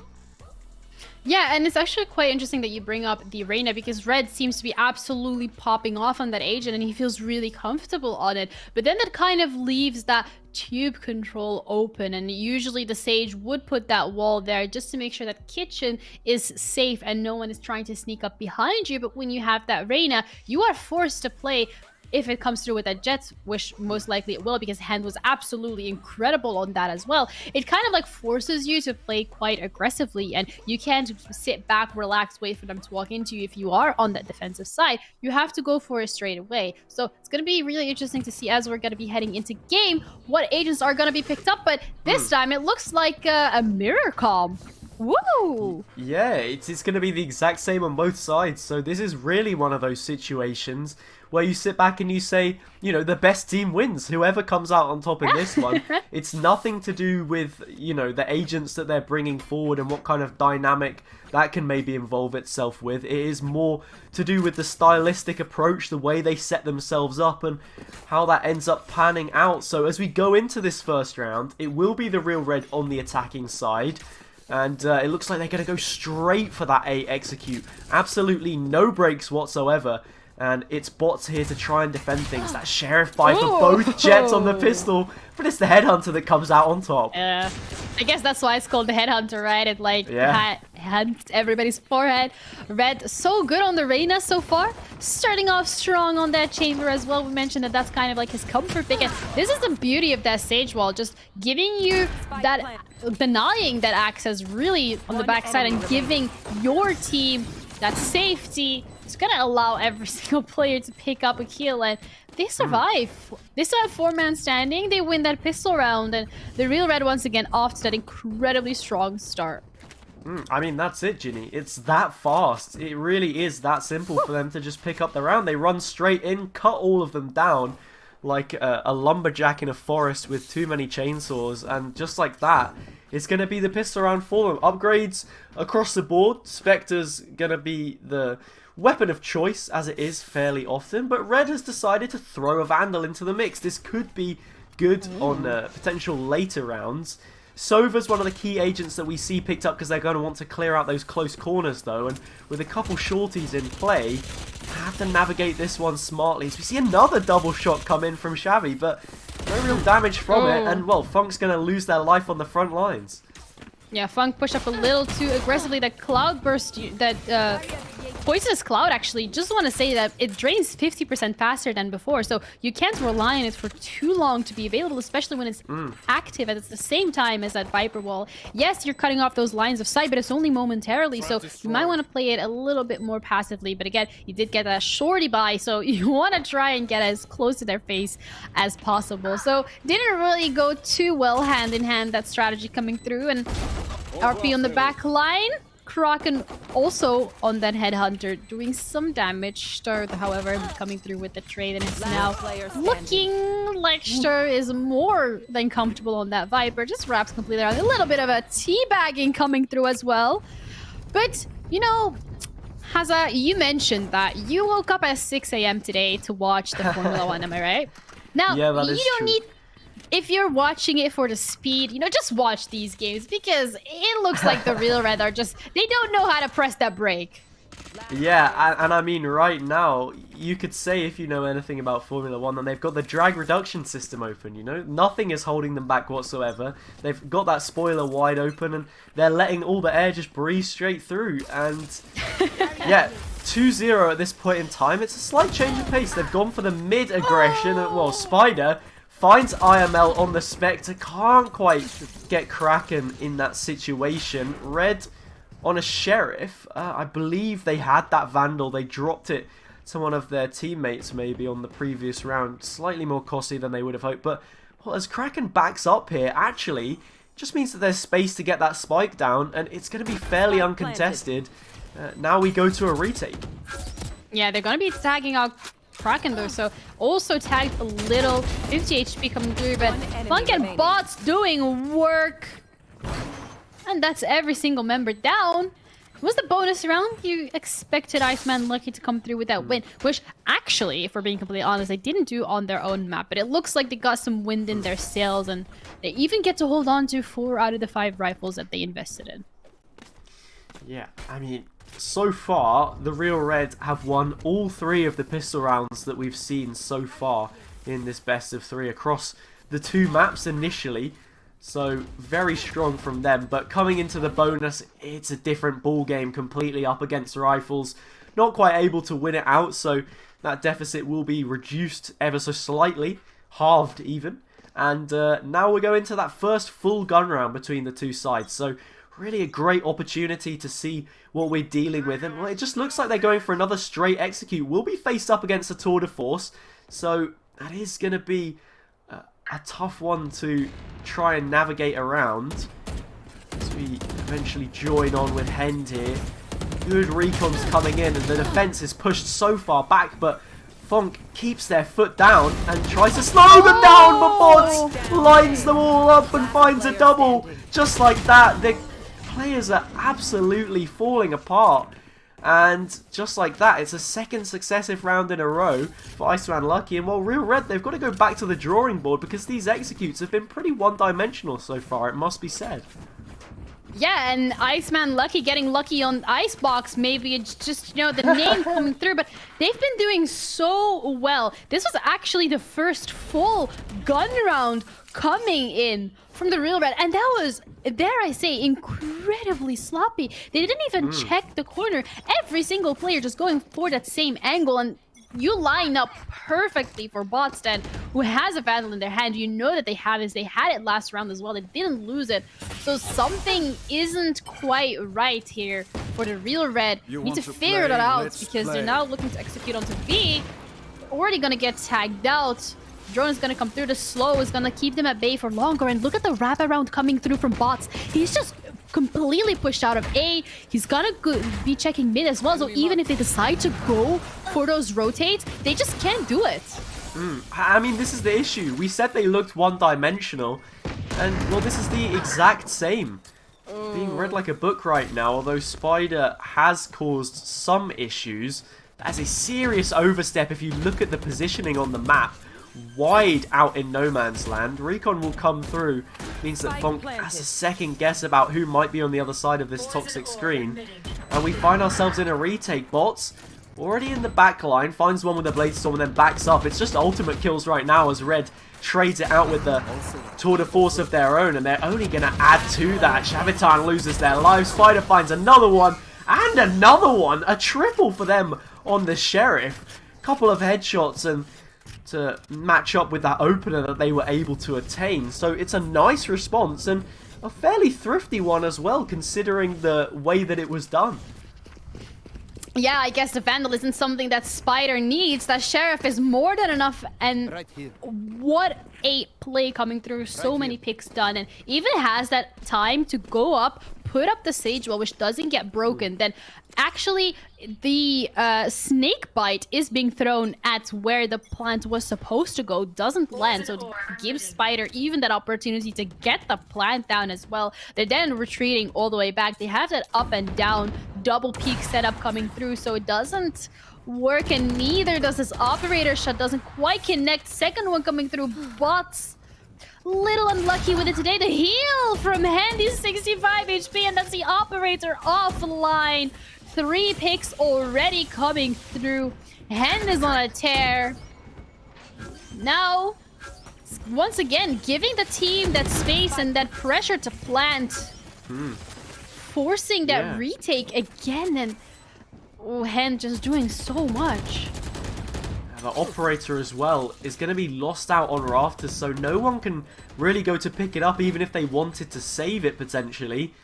Xavi will find red, but now that the flank is gone, it's just all on the front lines. And yeah, as the recons trade back and forth, as they have done time and time again in this round, it's just going to be all three players on the side of Iceman Lucky backing up, saving those weapons that they've got in their hands. Rifles kept into the next round. The same can be said for the Real Red side, though. They all exit the site through towards the spawn area, and just like that, everyone will remain standing at this point in time. Not the best of rounds, really, for Iceman Lucky. They weren't able to do too much in the site. That sort of little push out on towards rafters to maybe try and challenge a fight and make things a little more level going into the retake didn't pan out, and it left them on the back foot in a situation where they have to concede and save into the next round. There will be some guns brought up, but not ideal. It seems like right now, what the Real Red do is they take some space, they fight in it. It's a battle of attrition, but they end out on top, irrespective of what happens. You know, even if they're playing in a more one-dimensional sense, they're still winning the gunfights, and that's the key thing to be noting. Yeah, and you're completely right. The fact that they had to save those 3 rifles, it speaks volumes to the economy from the side of Iceman Lucky. This is that round that you don't want to lose. You want to try and hold on and just make it work in the long run, because we saw it last game as well. Specifically, if that economy starts dwindling and you don't get it on the wrap, then it might not work. But Kraken says, don't worry, guys. I can start this off quite... Spider's like, don't worry, guys. I got your back. It's gonna work out. Anyway, the rest is gonna be coming through. So that hard work is gonna be undone. But both the Vipers have all their util on the side. Look at how much util, however, has already been invested. We got both Viper walls. We got the poisonous clouds. We got the slow orbs coming through, both of them from Iceman Lucky. There are 2 barrier orbs already up on site. What is going on? That's so much util, but yet no space to be gained. I feel like this is just standard B-site stuff, though. We always see this. I said a little bit before about how it felt like a bit of a battle of attrition as Hend is looking to swing things in their favor, but yeah, we always see this on the B-site. It's so cagey in the way that you approach it. If you don't have those picks to go in with, you have to, you know, just try and be a little bit more patient, see who's going to show their hand first. It's IML in this case. Nick punishes them. There's now a Viper's pit down on the site to ease things that little bit extra. Shavatan able to find one back, which will drop that pit away. And, well, Nick can't even connect things. It's just swinging all the way of the defenders. That defuse is going to come on through. Red's able to find one, but is met with a triple. And just like that, Iceman Lucky have a round. And now they're only 1 away from catching up to a Real Red side, which has been a little bit lackluster so far, it seems. Yeah, them starting on the attacking side doesn't seem to be working out in their favor. They even invest a Viper Spit in this round specifically. They invest the res as well. And still, it doesn't work out in their favor. So that means that there's definitely something not quite going correctly, not maybe going to plan from the side of Real Red. And we said it, yes, they are playing very one-dimensional. They are used to winning those gunfights, but at the end of the day, that's not the only thing that you can rely on. You have to make sure that when you are in that post-plan position, you don't get a little too cocky and you don't actually go for those peaks and give those isolated 1v1s. Hunter's Fury is going to find a tag on Red. The heal was gonna be coming through from Spider to try and help him out, but it wasn't quite enough. And at the start of the round, they're already 1 man down.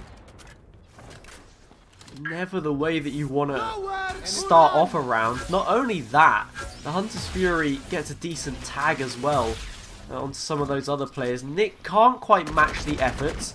Will land 1, but that is all. There will be a heal to come through for those players as well. But you can't heal a dead player. Hend is going to lose their life, and now it's a 5 versus 2. An advantage of just a couple. And they're looking to try and increase that even further. A combination of utility towards that backside of the site will stop the swing, and well, Nick shuts them down in their tracks. Fonk, it's just, here's the sound cue, knows that there's a player up and spots the player on the ground as well. Gets the double on towards the side. Shavatan finishes things off. And Iceman Lucky, they have another round. They've leveled things up. They've kept that operator saved. And I feel like you've got to see a timeout coming through here from the Real Red. Yeah, nothing that they're trying is going as planned. And if we're being quite honest, they're trying the same thing time and time again, and that's just brute forcing it onto the site. But when you're walking into an operator, you're walking into a hunter sphere, you're walking into all that Viper util as well on the same site, it's not always going to work out in your favor. Yes, it might have worked before, but it's very, very clear that Iceman Lucky have learned to adapt and that they're willing to, and they have the strategies to be able to do so. So now they're going to come through with those peaks, but bots from the top of yellow takes out the player, the Jet player that actually had the knives online as well. So that was like that extra damage that you had coming through. Does lose the battle to the Sheriff though. Kraken is going to be forced away as well. Has to reset up those teleports. Viper Spit is actually online on A side, so that's not really something they're looking forward to contesting. Instead, just gonna get the plant down. Gonna have to abandon that Viper Spit and regroup on to the site because, yes, they have a worse economy, but so far they actually got quite far with that plant. Now it's just a matter of post-plant and holding down and not giving those isolated 1v1s. Haven't been that good at it before. So Red, though, does get that operator in his own hands and making it work for him. Yeah, I mean, we got a few Sheriff Whisperers here, but how much can that really do to when there's a barrier orb up? I think this is just going to be a straight up defuse. Surely only one person has to hold around the side. Shavatan loses their life. It's a 1 versus 1. The stick's got to come through, and that wall's still not broken. Nick, there's not enough space. You can't make it through, buddy. You're going to lose your life. IML wins it out and is going to look to try and find the operator. Can't find it. That's a Marshall instead, but... wow, we said about fine margins. That is a round which really could have gone either way. We had some great openers come out there on the pistol. Red was able to upgrade to an op as well, but that's a perfectly placed wall. And unfortunately, for the side of the real Red, it's a round that they really should be winning.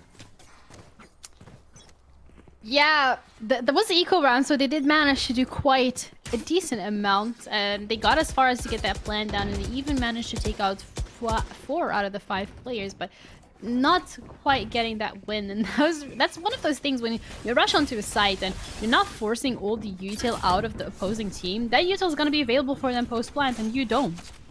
So you're going to have to be dealing with it. And it kind of blew up in their faces. Certainly did. And well, right now, we're seeing, similar to what we've come to expect, really, from the real Red at this point in time. There's going to be all 5 players towards the A side of the map. A slight rotate does come through, but it doesn't matter. Bots is on the scene, and they are doing some work. Not as much work as these attackers, though. The real Red, like that kill feed up Red, met with a res, but it's just trades back and forth, and they're seeming to favour the attackers at this point in time. With that being said, Kraken in the back lines eventually emerges from the other side of the map and is here to support their squad. 2 versus 2 with HP that doesn't quite favour these players. They will have lineups to try and deal with it. I'm not too sure it's really going to matter. Don't think the cloud is up, and it's actually a cloud burst there. Instead, they get it over the line just barely. Stowe able to find the headshot, but they shake their head in disbelief, look to the skies and say, why, God, why did you not give me an extra millisecond to get that one over the line? Loses out just barely, and once again, it's another fraction that goes between these two sides and brings Iceman Lucky's team that little bit closer to a third map. That was absolutely incredible, and to lose both rounds in such a fashion, I can't even begin to imagine what's going through the Real Reds' heads right now. They just have to keep their cool. They were so close yet so far. This time they're looking to throw that tour de force at it as well. Once again, that A site is looking rather scrumptious for them, but it hasn't worked out for them. And Haza, what can they do to just get some form of lead, some form of rounds on the board? Because at this point, Iceman Lucky can't have a bad round. They really can't afford to. And I like the utility there from Nick to maybe try and get rid of a trademark, but there wasn't one there in the first place, so it shouldn't be too much of an issue to deal with. Once again, though, it's the same thing from Real Red. Pushing up in a group, I mean, it's a pretty meta way to try and play this map, and that B push that they've done a few times reminds me slightly of how Fnatic will often set up and place so many players towards that side of the map. But now that the execute does come in towards A once again, it's just about making sure that they lock in those pivotal moments. A 5 versus 5 means that this is going to be a pretty shady retake between the two teams, and we'll go down to that kind of situation once again, most likely. But Hend wants to make sure that's not going to happen. Tries to lend an early advantage, finds a couple, and with a Viper's pit down, it's looking to be a round secured. Look at that, another headshot connected. Kraken will try and volley back, and, well, does in some style. Now a 2 versus 2, lent to their advantage. It's a 2 versus 1, Ginny. Yeah, and this is the mistake that the Real Red have been making time and time again. They're peeking instead of playing out from that Viper's pit. They don't want to play to that advantage that they have created. Oh, And the Kraken slays the final monster from the Real Red. Gives the team the ability to get that defuse through, and the Real Red are looking so shaky. It's the same mistake time and time again.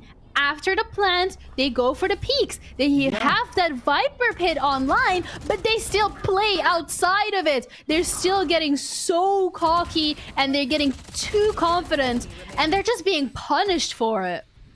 I mean, at one point, it was a 4 versus 2. They had twice as many players standing and available to try and defend that site, but they go hunting, they lose out on their life, and well, Kraken, from the depths of that Viper's pit, is able to clutch out the round for their team. So now, Iceman Lucky at a significant advantage. Hend getting a little bit overzealous will lose out there as well. Red does finish off bots, and well, things start to tip towards their favour eventually, but with it being the last round on the half, is it maybe too little too late at this point in time? Yeah, still 7-5 is looking better than 8-4, so they want to try and get some rounds on the board once they are on that defensive side. It might be working out a bit better in their favor, as their attack is incredibly lackluster, and it's something we saw last game as well. Their attack wasn't as strong as their defenses. It was the half where they did lose the most rounds, so hopefully if they want to make a comeback, then they need to make sure that they don't make the same mistake in this post plant. Again, they have the numbers advantage, they have the plant down, and they're peeking one by one. First player has already gone down. Hend is trying to make use of those knives, but to no success. Zabatan pushed up aggressively, does get punished for it, as Hend is on a tear. The Kraken is the only one left standing and not gonna have enough time to go for the defuse regardless. Gets taken out. Attackers finally managed to win a round, but also lucky for them, it's gonna be a switching of the sides, and their economy is gonna be reset to get a blank slate to start off again. Well, this is a round that's going to be pivotal for either of these teams. It could really shake this matchup in either direction. We have Iceman Lucky for the first time leading a map in this series. It isn't their choice. It was the Real Reds' pick coming into this one after losing out on their own in a very dominant fashion. So if they're able to find this, it could stretch them all the way up to 9 rounds, not even thinking about a bonus on a map which does lend itself to that aggression. So right now it looks like they're wanting to move towards B. If Real Red are able to find this pistol round, though, it brings them straight back into a game which has been slipping away from them for most of this half. Yeah, the half that we just saw wasn't the strongest for the Real Red. Hend does manage to once again start it off with an incredible 2K. Even gonna drop the spike, and it's gonna retreat back to safety as he's probably screaming, "Heal! Heal! Heal me, Sage! Heal!" Sage does make Boo Boo go away, and let's be completely honest, we all scream that at some point during our calm games. Please, Sage, heal now! Gonna get a tag, and it's actually Nick spotting out not one, but 2 players. So they have that information that it's going to be mid, and instead of getting a little too overzealous, the Real Red this time seem to have learned a little from their mistakes of post-plant. They're deciding to play it just a bit more passively and wait for Iceman to be the ones to push into their crosshairs. It's not going to quite connect. Sure is going to have to back up as well. That Viper wall is going to give them just a bit much more of that safety, and it's going to allow them to try and get in a couple more picks. Playing from Snowman as well. Sure does manage to get that spike down, and now if they want to go to pick it up, Zabatan is going to have so much to do, but it's a flawless round coming through. And there we go. Just as Iceman Lucky were steadily getting a gap and running away with that lead, the Real Red are looking to close in on it in the next round. Yeah, I mean, certainly showing what they're capable of on that round. Hen specifically, you said how they were asking for the Sage heal, and, well, it was a Sage heal that was well-deserved. That push immediately off of the A aggression. We said how aggression can really be a key thing to note on this map, and, well, especially towards A. It puts them at such a great advantage. It means that Iceman Lucky's team, then they're in uncharted waters. They want to try and execute towards B, but they've already lost 2 players. They don't know if A is safe, and, well, it might be on this round, though. Bots has found the head of Hend, and that's the problem that they had last time out, immediately squashed. So, a little bit more to work with here. It just depends how they're going to try and work this one out in the mid-round. 1 bullet, though, in the Headhunter. So that is quite the confidence. It's gonna make initial contact, but doesn't actually get the player. The snakebite's gonna force him into a bit of an awkward position. He's not gonna be able to get that reload, but does manage to get the ghost out. Stur is good for 2. IML puts him down. And that advantage, they're even gonna be able to pick up that Spectre that he dropped. So initially a numbers advantage from the side of Iceman has been closed out. Ooh. But Funk just stretching it even further. We said about giving away isolated fights, and there, Nick just darts out into the complete open with no support from their teammates. Not like I think they were expecting to give any, but Bots is just going to make it worse. Spider, not really an overstep, I guess you could say, as they are just trying to make their way back into this site, but it's going to be too tall of an order, I think. And as we see this force buy come out from the defender's side, as Red takes a helping of damage there from those players towards yellow. They can't even really think about saving, can they? I mean, it's not a considerable outcome in this matchup. 2 players both facing up from different angles. It's like whack-a-mole. You've got to pick one, though. You've got to swing that hammer on down, and yeah, it's just chipping away, and just like that, we see a Thrifty come out from the attacking side, which is interesting. I guess they were able to win that pistol, and then they just get punished. That was so painful to watch. It's like they're toying with their food, you know? He's just trying so hard to try and close out that round. They're like, yeah, hi, I'm here. No, I'm here. No, it's just, oh, that was painful to say the least. But you're absolutely right, Haza. Iceman coming through with a Thrifty is so incredibly well done, because now they're going to have the superior buy coming in. Real Red is forced on an eco. How is this going to be playing out? Because if they get that 9-6 score, they're only going to be 1 off from those double digits. And it's looking a little scary for the Real Red at this point.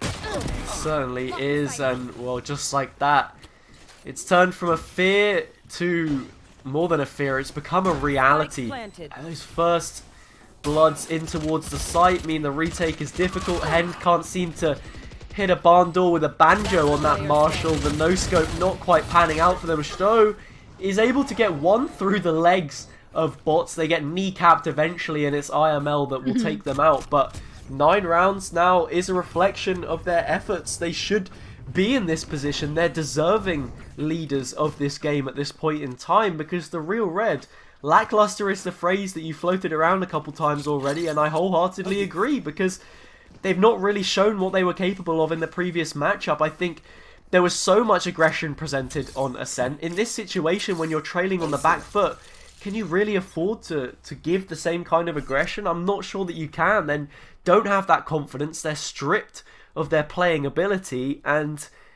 yet to see any kind of a response from them this side of the half. And they haven't really found that success that they were so good for on that previous map, and the trade is going to be coming through, but that's all.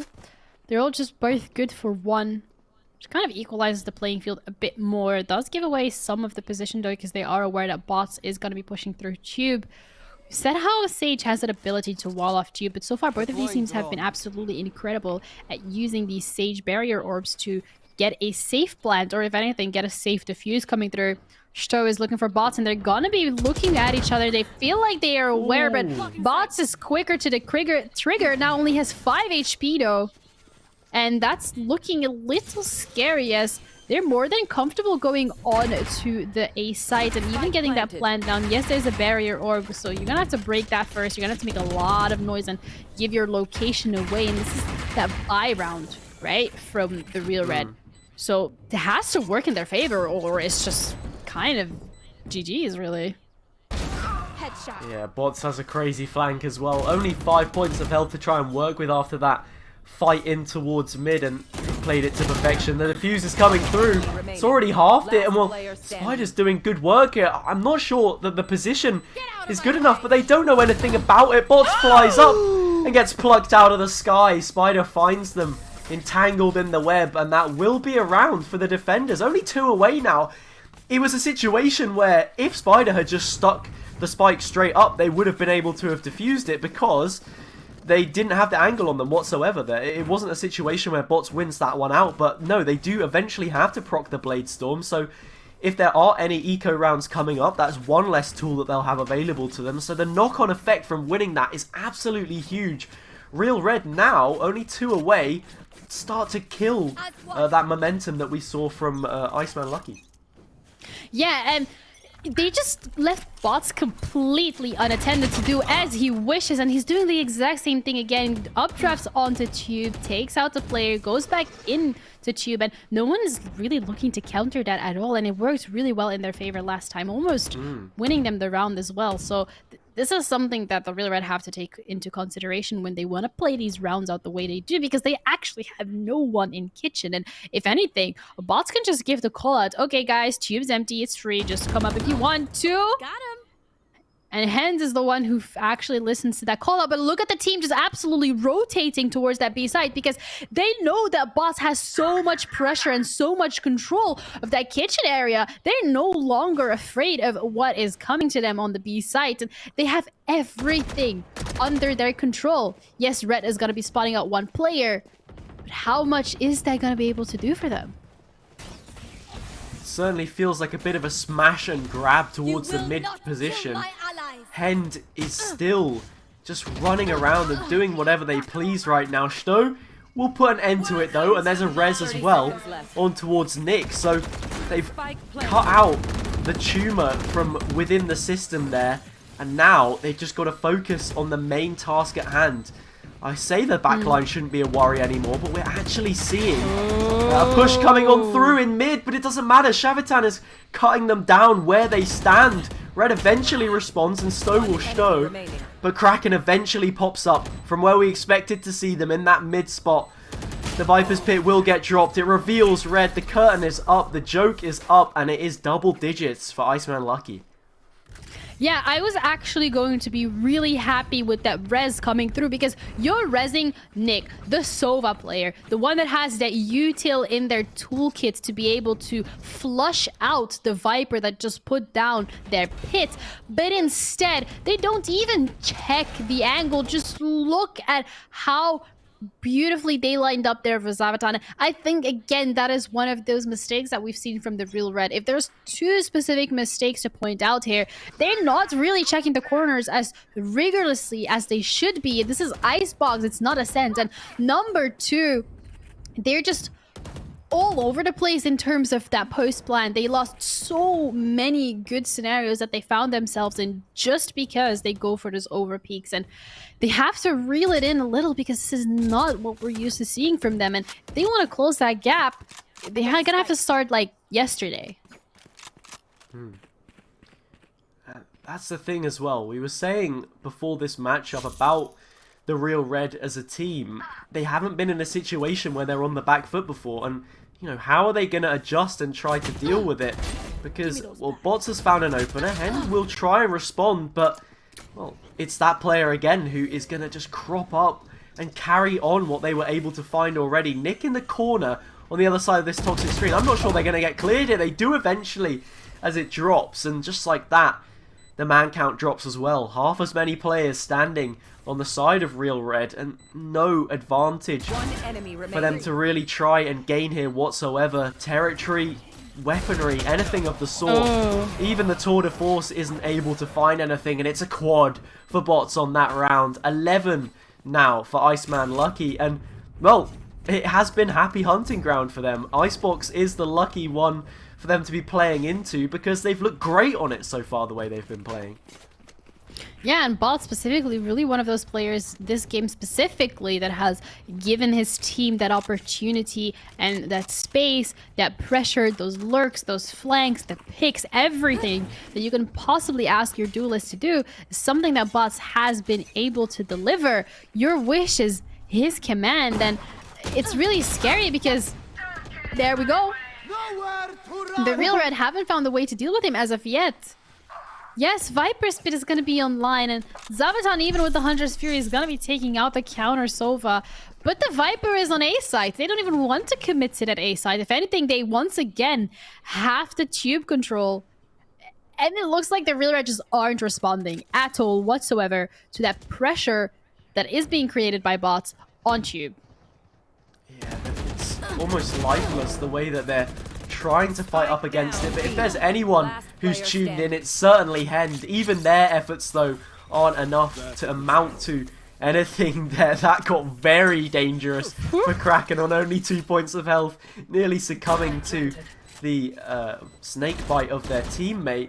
That's a player spotted out, though. Stowe will find Fonk, tries to connect a few shots through the box, and will only drop them to half health. A few lurking around. Bots is the only one with a significant amount, eventually cut down to 4 points, but it doesn't matter because there's more than 4 points, 5 even now between the two sides. Iceman Lucky on 12, they've hit match point, and it's got to be 5 of the best from Real Red, a 5-star performance to claw their way back to even an overtime at this point on their map pick. Yeah, 24 and 16. Bots coming in incredibly clutch time and time again, and he just knows exactly what he has to do to be able to give his team that upper hand, that win. We're going to be coming through with the tech pause, though, so us casters can talk a little bit more about this game. But Haza, I have a question for you, and that is just, what happened to the Real Red? Because it doesn't look like the same team we saw earlier on. I think maybe it also lends itself a little bit to the way that the map sets up. I guess I could try and play into that argument, but really, as the words are coming out of my mouth, I don't know. I think the way that both of these teams have set up, Iceman Lucky have just looked that little bit better. They started on the potentially more weaker side, I suppose, in the way that you can at least try and manipulate some of these gunfights on the defense, but they've looked so much stronger either way. They've won out the opening duels the majority of the time, and first bloods on this map specifically are so important. And looking at the timeline as well, the amount of defusals that they found, those close margins between the two sides that we were speaking about, Iceman Lucky needing a bit of luck with to really push over the line. It's what we wanted to see from them, and they've exploited it time and time again. And, well, right now they're having a celebration. It looks like they're just running around in circles in spawn, and it's well deserved, to be honest, because they have looked by far the better team in this matchup so far. I think Real Red as well on their attack have, which is what opened things up, which we saw the majority of the rounds on so far, was, you know, very one-dimensional. They were always grouped up in certain positions, not really having too much awareness of the flank, and they get punished as a result. Yeah, if we're being completely honest here, the Iceman Lucky look like they took the Real Red's like script, flipped it around, yoinked it, called it their own, and now the Real Red is kind of just left wondering what they can do against it, because they have, yes, they've been able to find 7 rounds, and I think this is like the closest game we have seen so far in these group stages and in these semis, but it's still not ideal in terms of the way that the Real Red has been playing, and I think that is a little concerning because they can do so much more if they just really decide to clean up a little on those really small mistakes that Iceman Lucky have been able to capitalize off of. But one of the things, though, that I'm wondering here is, have they purposely left Icebox open just because they felt like it was their strong map? Like, is there some, like, 5-head like strategy going on in the back that we're just not aware of, or what's going on here? Maybe. I feel like Ascent and Icebox as two maps coming into this, I would say, were the two that I think would be most popular between most teams. Just in general, in the competitive pool, they're maps that people like to try and play into, I suppose. And, well, maybe there's some kind of a mind game there. I think sometimes, though, when we speak about these fine margins, it really does come down to those fundamentals, like trades, for example. There were so many times that we've seen the Real Red as a team where they're so spread out. They're not in a situation where they're able to effectively account for one another. There were plenty of times on the attack when they left themselves open when they didn't need to, when they had a great position to be winning rounds from. So yeah, it's just that lack of coordination, maybe. The defensive side as a whole does lend itself to coordination, I suppose, in a way that, you know, you're forced into retake scenarios and such where you sort of have to play alongside your teammates. So you would think that there would have been a slight improvement, but I mean, even in some of those situations where they've lost B and they have to try and recontend with it, they've continued to struggle. So something's certainly got to change, and whether it's a tech pause or whatever, I think it's Red actually that's missing from the game right now. Maybe they've decided, you know what, we're losing, I've had enough, I'm out of here. I'm sure that's not actually the case, but I hope not. you know, they've got a little bit of extra time now to think about what it is they can maybe adjust, because yeah, there are certain issues that need to be rectified if they want to see it out in a clean 2-0. Otherwise, we'll be going to Haven. And I mean, that, if anything, will just be the problems that we see here, but, you know, multiplied tenfold, I suppose, considering how open it is. We saw the rotates last time. Yeah, well, that's enough of that bee hopping, the boom, boom, boom sound that we're continuously listening to, and now just having a holistic, very calm overview on Icebox and how the lay of the land is set out. But I think if here for the Real Red, you're absolutely right. Like, they have to kind of reel it in, and they have to figure out how they want to go about to make this work, because it's just not working for them at the moment. And those are some beautiful mountains. I'd never really paid much attention to the mountains, to be honest. I There's know even there's a shipwreck. The shipwrecks are in the background, but no, there are some mountains here. I'm pretty sure this map is supposed to be set in Antarctica or something, but I'm not sure that there are actually mountains in Antarctica. Someone please, you know, let me know, because I'm genuinely curious. For the most part, I thought that it was like snowy flats and, well, climate change along with everything else. So maybe not as much snow as we're seeing here, but yeah, you know, I'm sure the teams will probably want some kind of a break after this one. Maybe not to Icebox or wherever it is in the sort of snowy wasteland, but yeah, this is a matchup which we said would be a lot closer. Maybe that wasn't reflected in the score of the first game, but this one is certainly living up to expectations.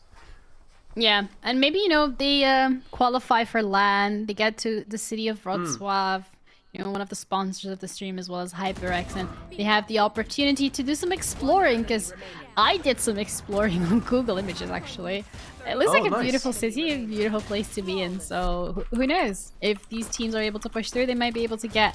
They might actually be able to get that break that they so desperately needed come through.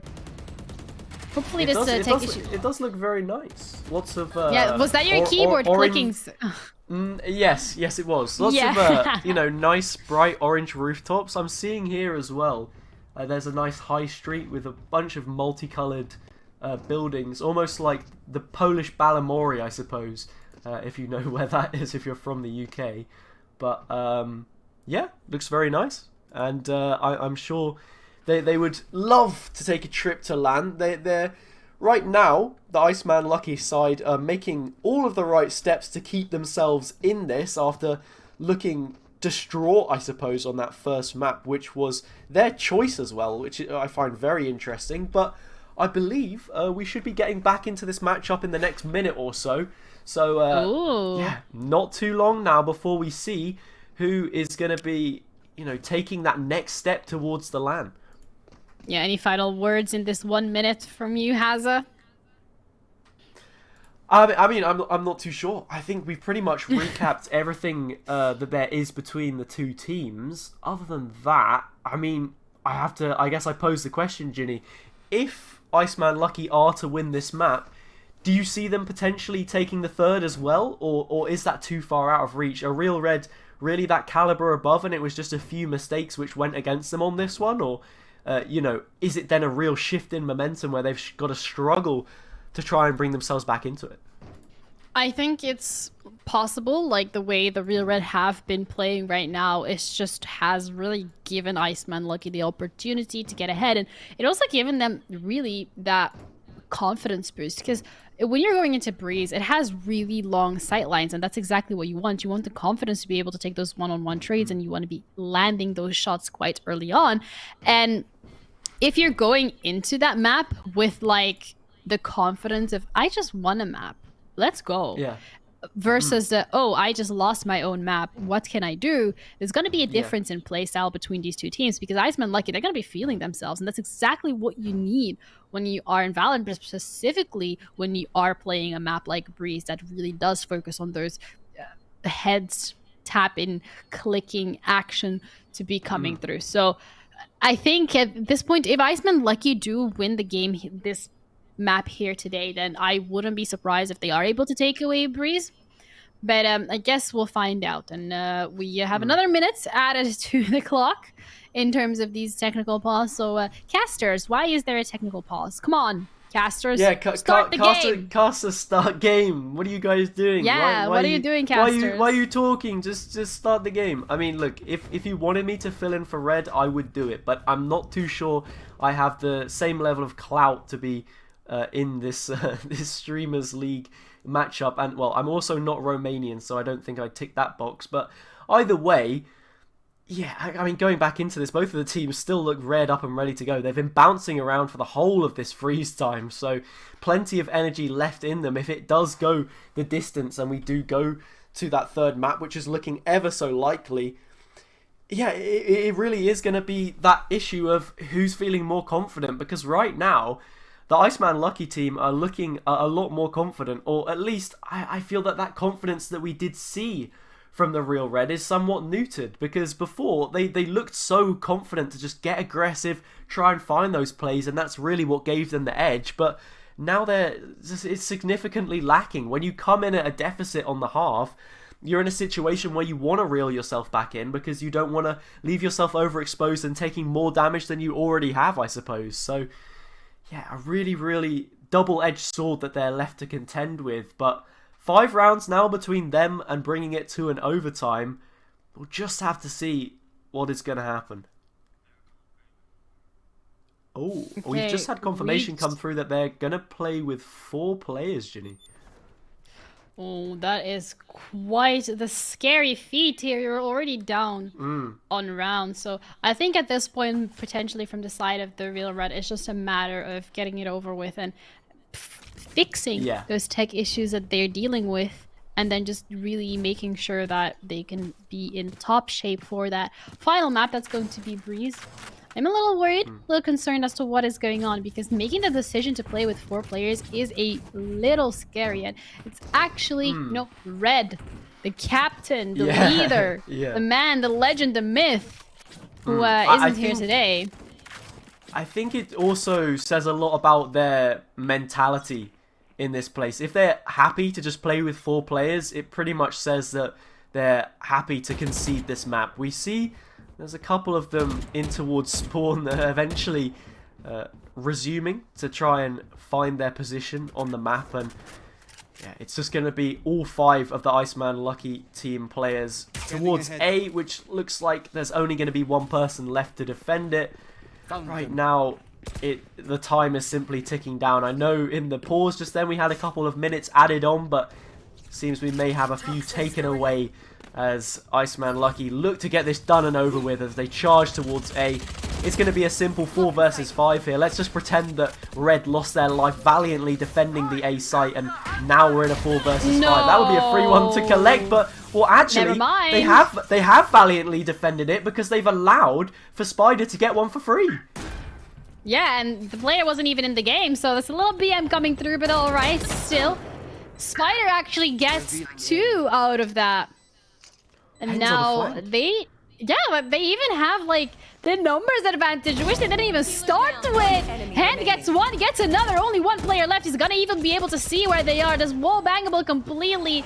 Nick has his back, and it looks like the Real Red are back. I think, can we call that a flawless round? I mean, they started with 4 players, and there's still 4 players left alive. Red was the only one that died, which I find so weird. The fact that the person who was AFK in spawn is the only casualty that comes as a result of that round. But their spirit almost helped carry them across the line. And exactly like that, it's 1 less now that they have to try and find. Only 4 between the 4 and the 5. And, well, maybe they're not out of this one just yet. Yeah, so moral of the story, go for B site and don't get distracted by Red, who's gonna be spawning time and time again. Because once you're on A side and you try to go for that pick, it just doesn't actually work out. She gets 1, but Funk is gonna be coming through right away. There is a trade going on. Hen is gonna back off a little, and this is the thing, right? They have to play this incredibly smart, because any over rotation, any players that go down without the trade, that's gonna be really scary. You're already down in those numbers, and it looks like the cloud burst. The recon dart is gonna do some. Gonna be able to get a tag on thing, but by the looks of it, that B side isn't really looking too interesting for Iceman, and they want to go through for that rotation. And I mean, the longer you leave it here, I feel like, for the side of Iceman Lucky, the more opportunities you give for Red to get back. I saw them Red turn is their back. head 90 degrees, and now they're back. Oh. That advantage is potentially Caster curse. lost. Just as we say that, there will be another player lost as Hen 30 seconds left. vies out of this one, and now it is a 4 versus 2 effectively, depending on whether Red can get themselves back into gear or not. They only have a classic to try and work with. There's going to be a Viper's pick get dropped straight away. Spider just the manages to knife! dodge past the snake bite, and the tag will come through onto Funk, so it's a 2 versus 2. Red can maybe try and get something done here, but now eventually it does just drop to Nick. What can they try and find with the Guardian? It's not going to be enough. Attackers win. Kraken takes them out, and just like that, 13-8 reads the score. A valiant fight back at the end to maybe try and find something there, but unfortunately for them, it will be Iceman Lucky that take Icebox. Yeah, that's exactly how it happened, and unfortunately they also had to play a couple of rounds with only 4 players, but as we get to those last 2 rounds where they actually only had 4 out of the 5 players, it feels like the Real Red are getting a little back in shape, and they are making those calls and those decisions better than we did at the beginning. But it's a little scary because now you're going to be heading into Breeze, right? That's like the decider map, and Iceman Lucky, they're going to be feeling themselves. They're more than confident. They really put on a show this map specifically. So I'm a little worried for the Real Red if they play like they played in the last 2 rounds, where they actually made it so incredibly close and incredibly difficult for Iceman Lucky to even get that post-plant execution.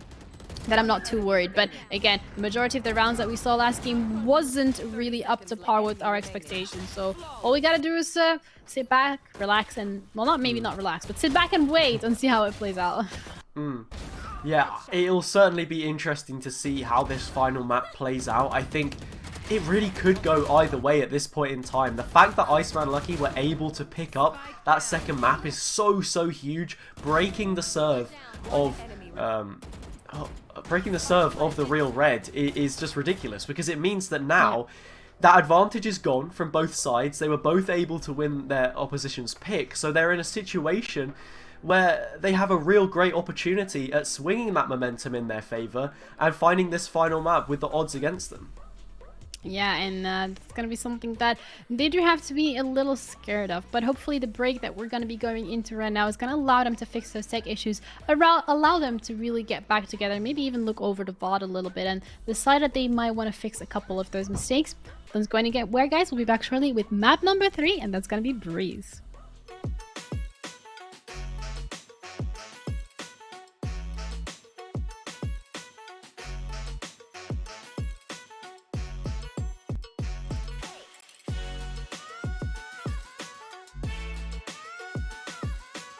Hey, chat.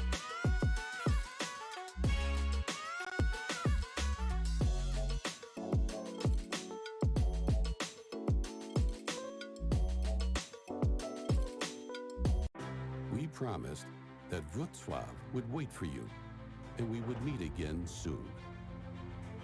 We always keep our promises. The time has just come.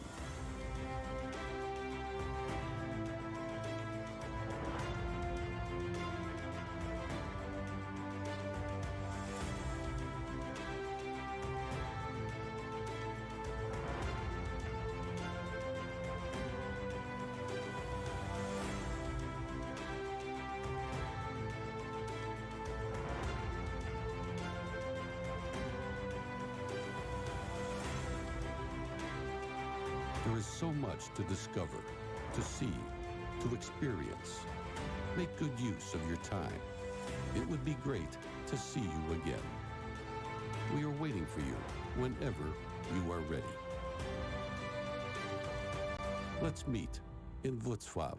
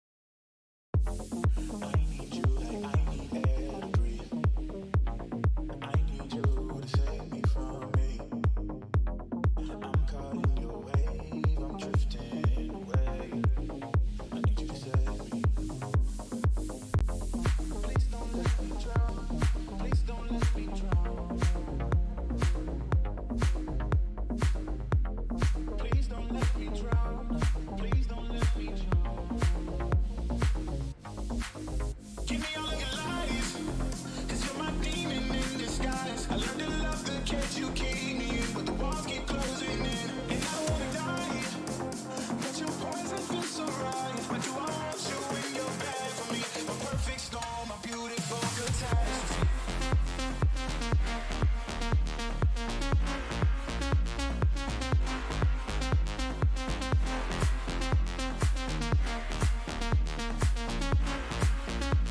My perfect storm, my beautiful catastrophe.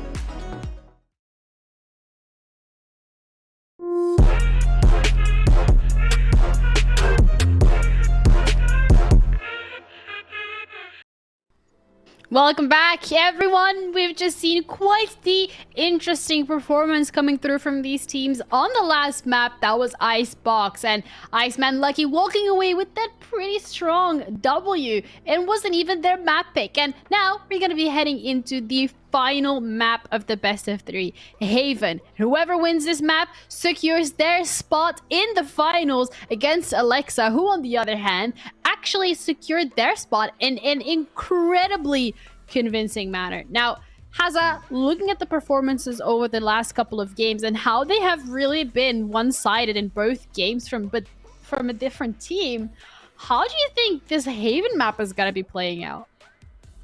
I think we spoke about it a little bit before in the way that the map sort of sets itself up, I suppose. How important it is to control those rotates. So, I mean, it really is going to come down to that IGL aspect, which I suppose shot calling isn't something we've focused on too much between these two teams thus far. I think on Ascent there were a lot of rotates, or you know, at least map control was exploited multiple times with aggression that we saw coming through from the Real Reds team, but on Icebox they weren't able to really have that same kind of success, and well, that's how we're in this position. We've found ourselves on a third map. Iceman Lucky exploiting those fine margins, I think, is the best way to describe how that second map went. So now it's a great chance for either team to make it in. On paper, I think Real Red probably look a little bit stronger coming into this one, but Iceman Lucky, they have that momentum from the previous map, so really, it is anybody's game. Yeah, and that's the beauty of it. You know, it's Valorant at the end of the day, and whatever team decides to take that W, it's just going to be really those fine margins, as you said yourself. And Real Red kind of falling into that trap of getting a little overzealous. A lot of the times being punished for their over-aggressive play, whether it was on the attacking side or on the defensive side, really. And even with those post-planting positions and the ones that they set up weren't exactly ideal, with a lot of the times playing outside of those Viper pits, which is kind of something that you put in as a security to ensure that you don't actually get taken out one by one in those isolated fights, and that is a little scary to see. So hopefully they've had the time to reset their internet connections, as there were a couple of technical issues coming through. They've had the time to reset mentally. Both of these teams are now going to be heading into this game, and Iceman Lucky, to be completely honest, they do have a little bit more of that advantage mentally because they won the last game. So they're going to be feeling themselves, and they're going to be starting it off on that defensive side. So we spoke about this earlier as well, Haza. What exactly does it entail to be on the defensive side on Haven? Well, like we said before, you kind of need to make sure that you have those rotates completely locked in. You have to take a few gambles as well. Make sure that wherever it is on the map that you prioritize, that you're able to sort of make those retakes work, I suppose, if you're in that situation, or you're able to get something out of it. So you're going aggressive, trying to find those initial plays, or, you know, you're leaving yourself with a bit better of a defense in one area rather than the other. This is a quite thinly spread defense that we're seeing so far, though, and actually it's just going to be a backup as Hend is going to get that spike down early on, and a flush of players come from either side. It's a 5 versus 5 to open up this third and final map. Yeah, Sage Wall already being invested from the side of Iceman Lucky just to deny that garage push, and there's the Owl Drone even coming through. Hend in quite a peculiar position, is gonna manage to get a shot off. The Paranoia is gonna be coming through, as well as a Shock Dart. It's gonna be doing some damage, but not quite enough. There's an up and down coming through, but Hend finds the pick. Zavatan with that Shock Dart, absolutely godlike. Another player coming through, but they're walking right into Hend's crosshair, and that's a third one being picked up. Yes, Binks is gonna be able to get through with that trade, but it's now a 2v3, and Hend is absolutely cracked. He's looking for the 4K. He got it, and what a performance coming through on the pistol round from the Real Red. It really is. A quad there for Hend means that they're certainly a player on top form, on red hot form, which hasn't really dropped off across either of these maps. I feel like they were still fairly lively on Icebox, just surrounded by a team that was suffering from more general issues across the board, I suppose. And well, on Haven, they've opened things up with a bang. A 4K to slot straight into their pocket, and now that means we're going to have a better buy as well. Good credits for the side of the Real Red. It means that they can buy up in full and look to execute towards this A side of the map. It's only Sova isolated towards short. I was just about to say they could get caught off guard there, but the recon comes through, and Hend is there to capitalize once more. Yeah, Hand having the Vandal in hand, making so much out of it, and so Stu, he's like, you know what, guys, you feel free to go onto the site. I'm gonna hold on to the back in case they're gonna try and come through with those flanks, and that's exactly what they've been doing. Shatter wants to climb up on that leaderboard as well, already taking players out 3. To be precise, and now it's only 1 man standing in this first plant position. And this time, however, it doesn't feel like the Real Red are gonna be giving them the isolated 1v1s, as they have a pretty solid crossfire set up. Recon Dart is gonna be coming through, but all Think really has is that shorty, and as he wants to guard, he's just gonna die to that detonation because you know what? Why not? Never mind. Oh, yeah. Yeah, he goes back. You want to get that ult orb of it in your pocket, but you don't want to give a bit of those creds away either.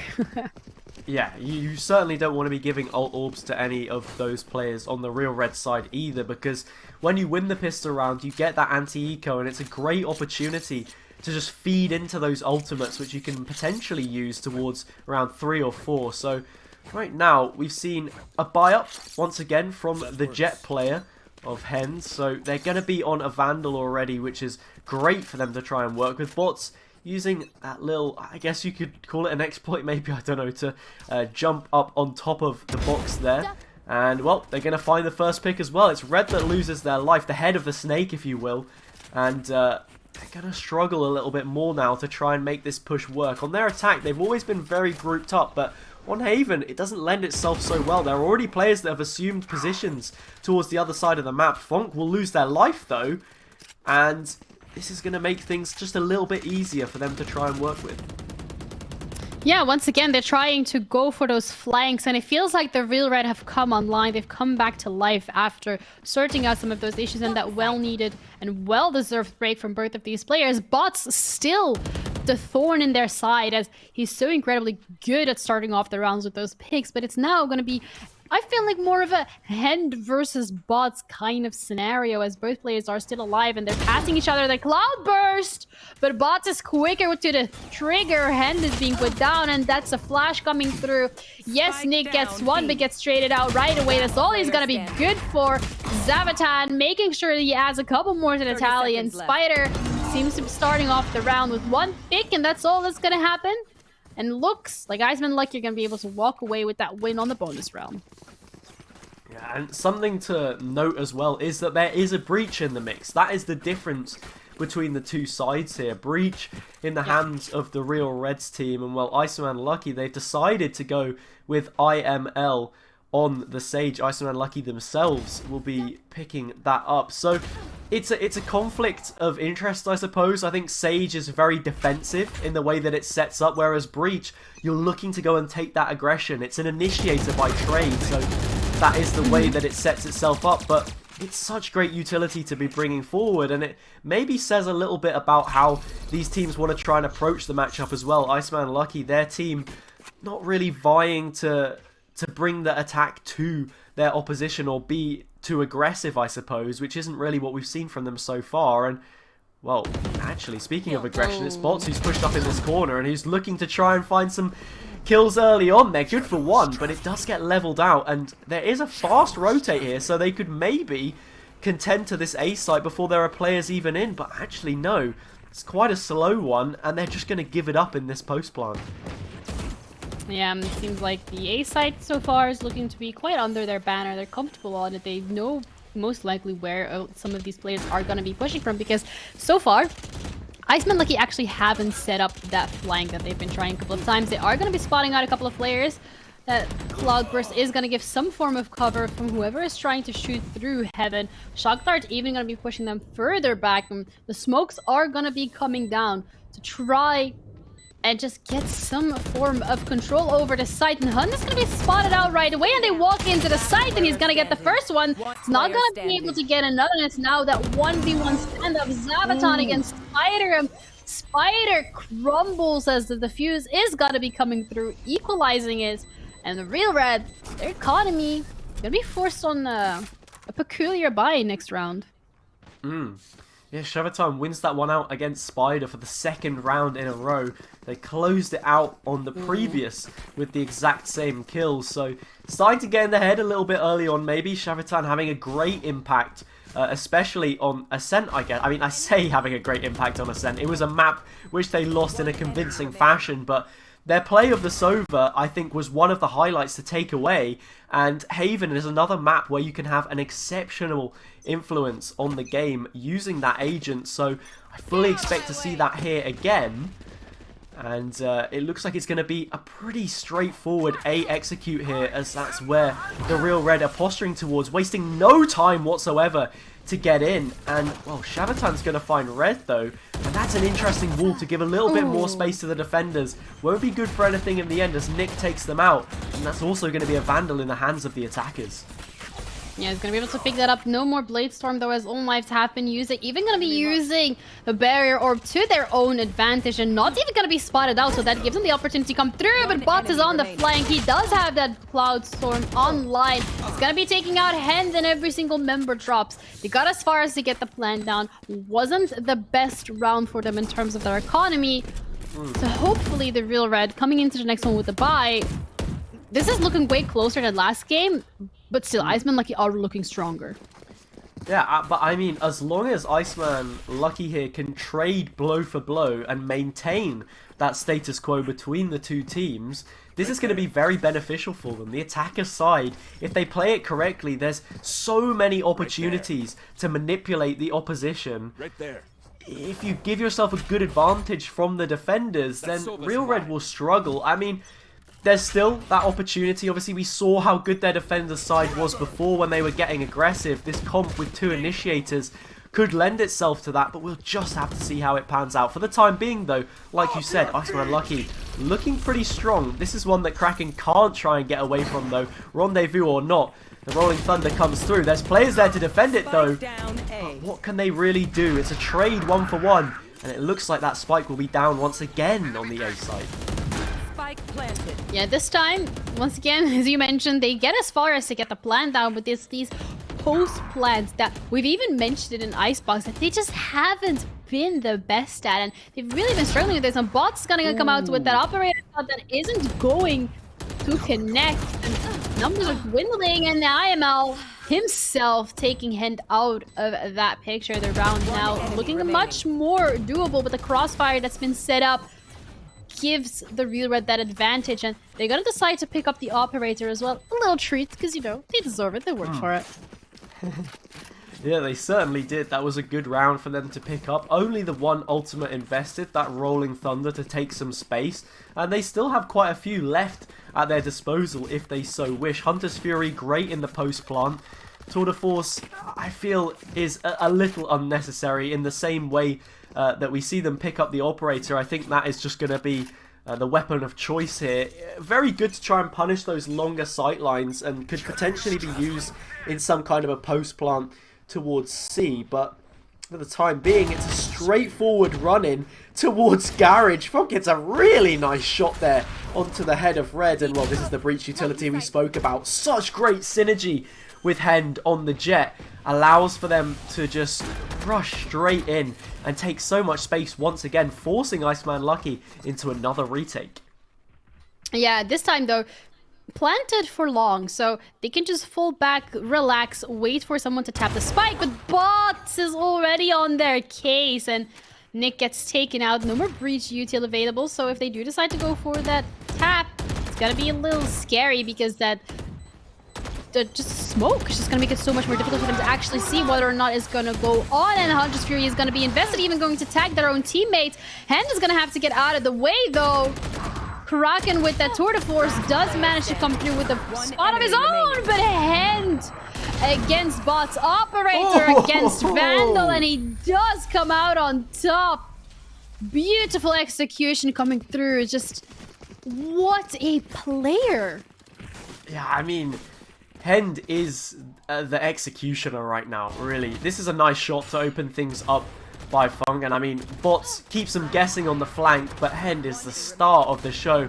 Headshot after headshot, chained back to back. It must be said there are a couple of whiffs in the mix there on that tour de force to really allow them an opportunity to go hunting. And well, with that spike halved, it maybe feels a little bit like another round lost for Iceman Lucky instead of a round gained, I suppose, for the real red. But yeah, right now, once again, we're seeing that death ball strategy come out from them as they're so grouped up. Red, maybe a slight exception as they're on their lonesome, but it's that pick that they find to really open things up, looking for that second one onto Kraken as well.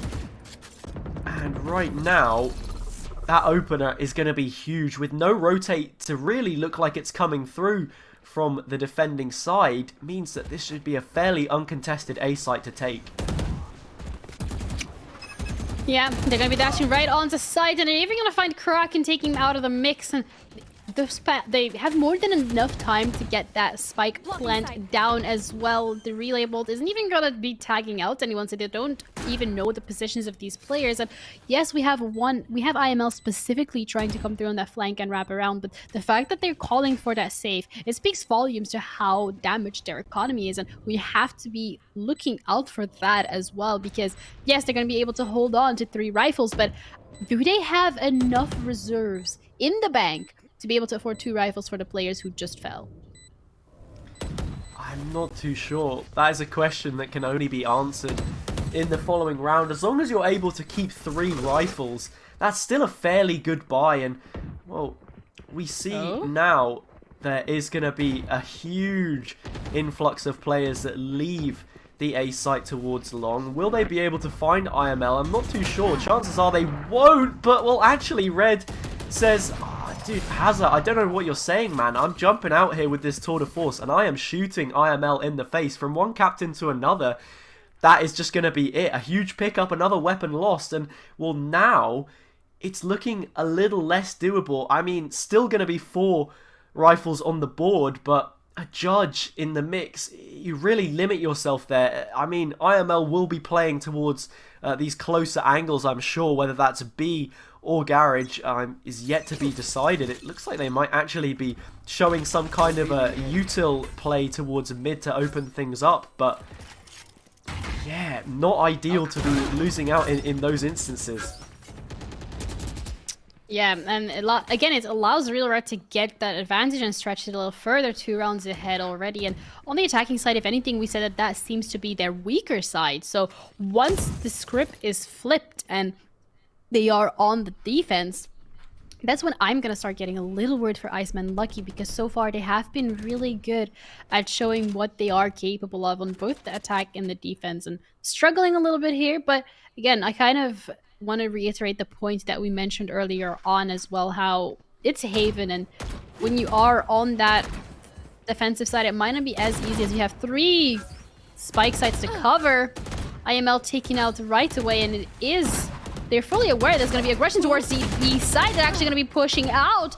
A hand goes straight into Zappadon's face, with Funk making sure that the trade is going to be coming through. And Spider using the util to see if they can clear anything onto the A side, as that's where they're looking forward to. 30 seconds left. Sure does manage to get 1 player out, and now it's a 2v4. And once again, Iceman Lucky, are they going to try for this play, or are they going to call the save? I think surely you have to call some kind of a save. Kraken is in and around the smoke, eventually pulls out the classic to finish off Nick, who's gone hunting there.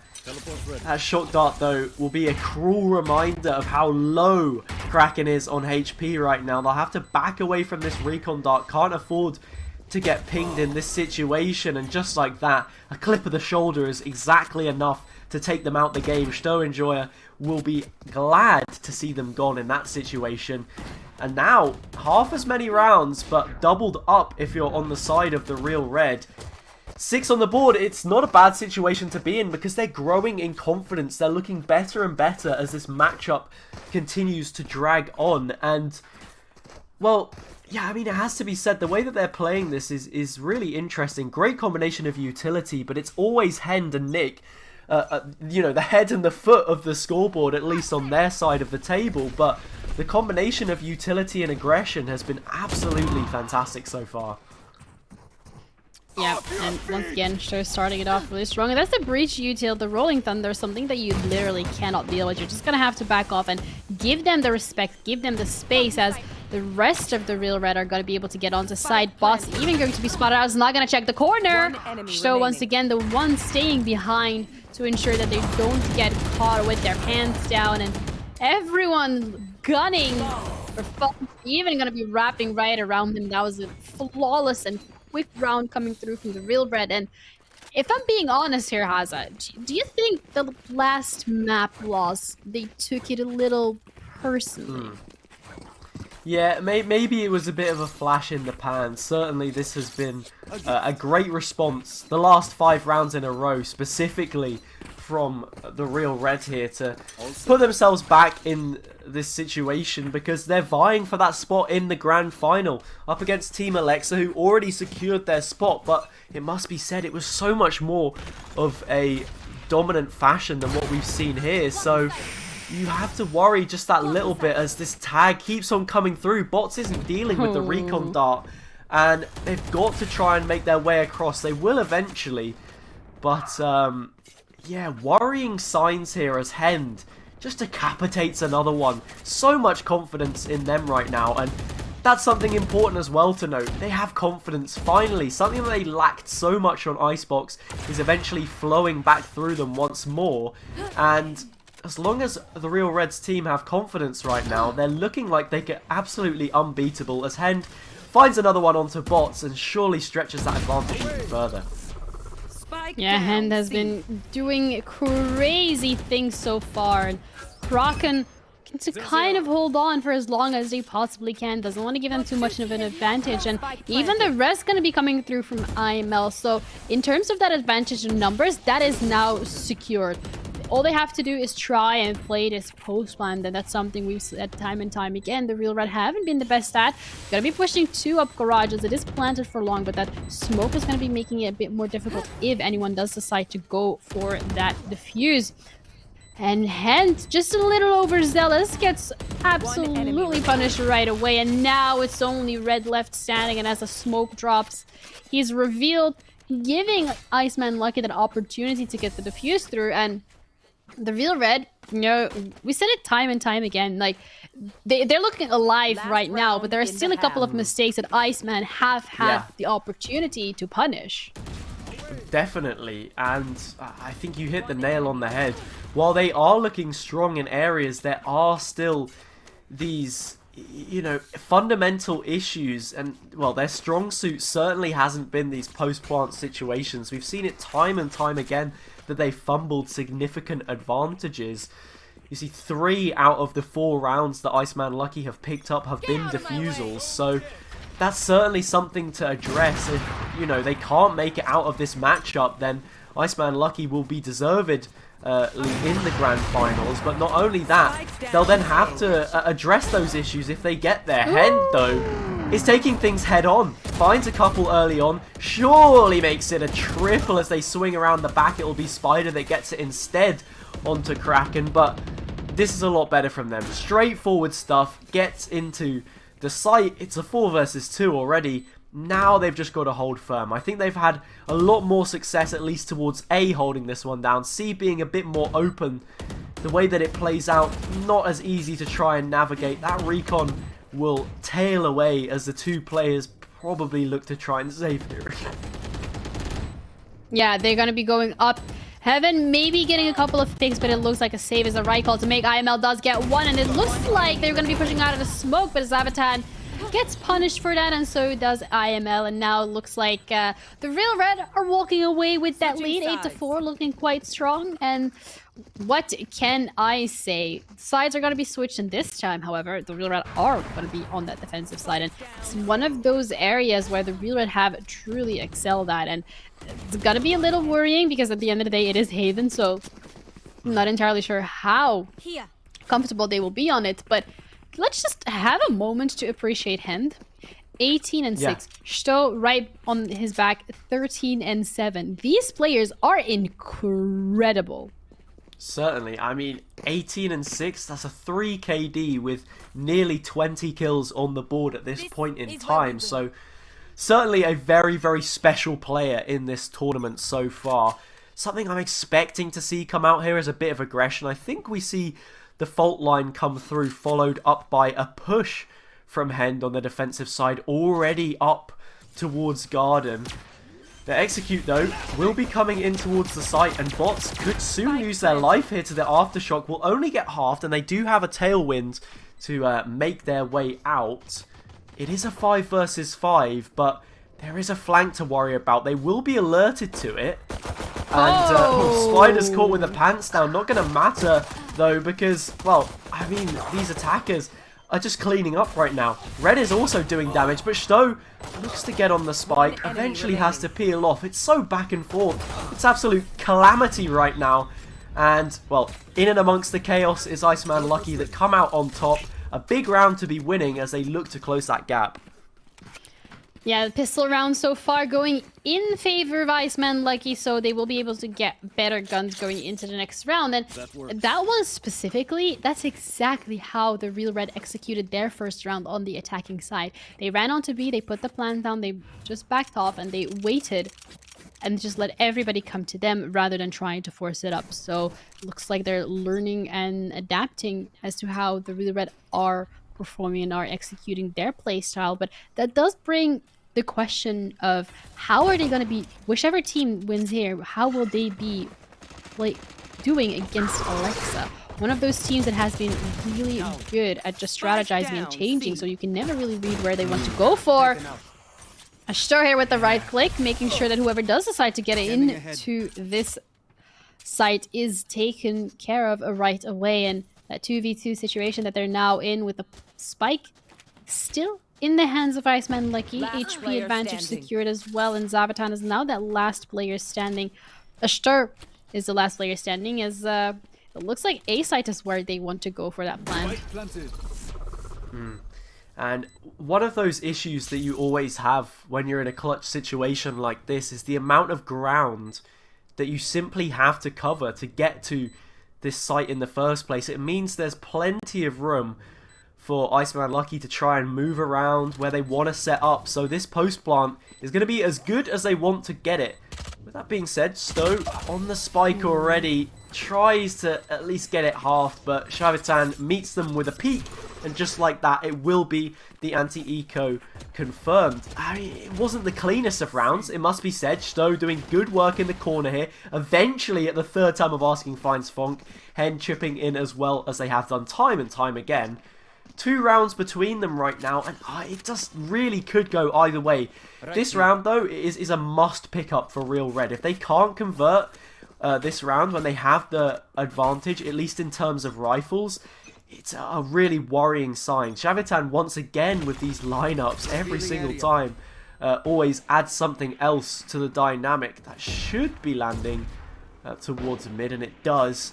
No information really collected. They're just going to sit back. Like you said, though, whoever comes up against Alexa, I feel, has been so much more of a strategical side, whereas both of these, maybe, you know, they love to group up in the way that they play on attack. So a real clash of styles, to be certain, when we do go to that eventual grand final. But right now, Iceman Lucky on the back foot in this round as they look to make their way towards that final series. Yeah, they're just waiting for the clock to be run down, but once again, that's one of those things that you need to be really careful about. Tag's got to come through on Stur, and he also knows that there is a couple of players, as the recon bolt that he sent out instantly gets destroyed. He's going to get a tag on bots as well, who's going to be backed off. And this, with the amount of time that they have left, it's going to allow Nyx to really set up that util and delay it even further. And that's just make it so difficult. Yes, the stage barrier orb is going to allow him to get the plant through, but he's going to be throwing that util as well. It's going to be doing no damage at all. And Boss does manage to get a pick of himself. Slow orb is going to come through. IML not looking to fall yet. And if anything, Icemen have the advantage this round, even though they have the worst guns. The tap is going to be heavy. And it looks like Bots wanted to go for that flank, but he's being ready. He's being absolutely ready. Know exactly that's what he wanted to go for, but IML is unaccounted for. does get 2 picks off, but Spider does have those spidey senses tingling, turns around and manages to take him out a little too late as they do lose 3 out of the 5 rifles that they invested in. Yeah, the main loss there will be those rifles that go missing in and amongst it. IML creeps up behind and is able to find a couple there. Really nicely done from them to, you know, lessen some of that deficit that they have by losing that round. It's one which you expect them to concede, but the manner in which it happens in the end isn't so bad. So now, only 3 between them. Real Red, as long as they keep picking up rounds here and there, they should be good to see this one out. Iceman Lucky trailing, but making good strides forwards to try and close that gap. Bots will find the opener on this round, and once again, Real Red at disadvantage. Nick, though, has slipped in amongst the mix. The fish has slipped the net, and they're able to find a really nice response in the middle. Uncontested. 2 openers uncontested so far.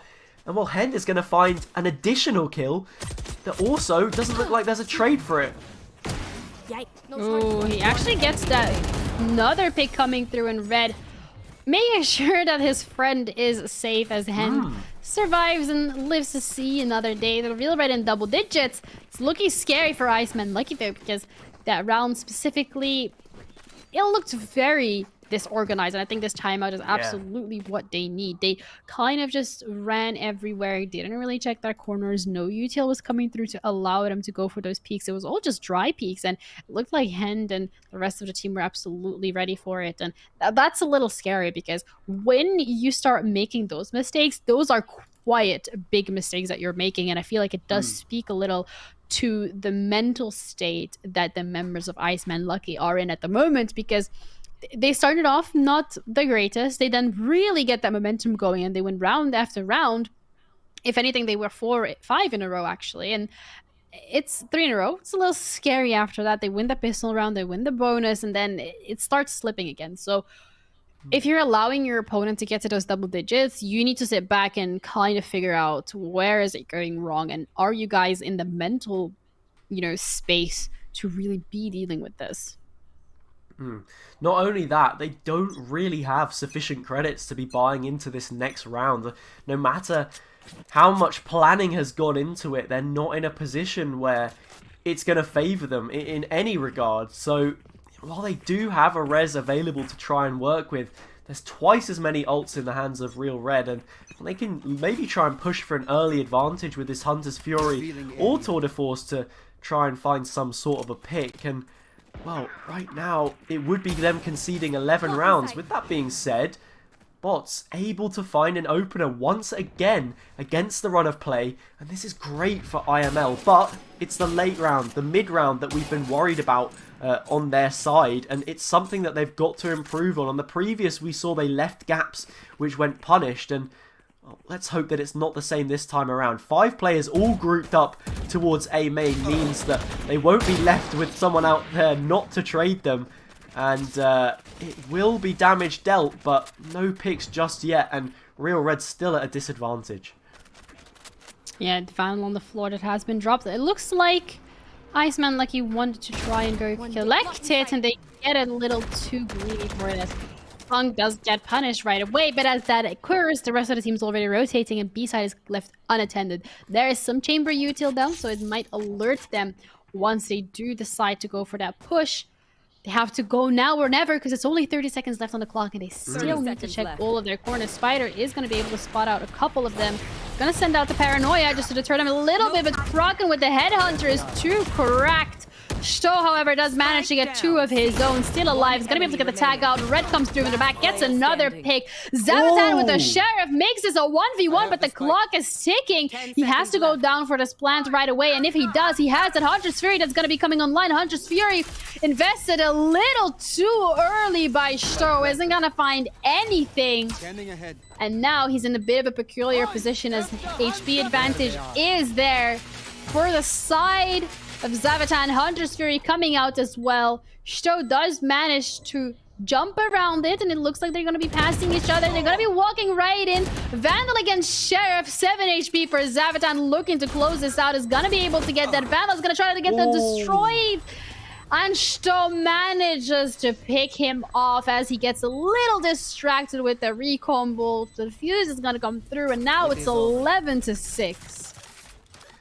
Oh, I mean, in Valorant, sometimes I say that it's not always about how the gunfight actually pans out itself, but the way that you approach it. And it just felt like Shavitan there had done every single thing right. The way that they knew the Hunter's Fury was in play, they had to try and go around it.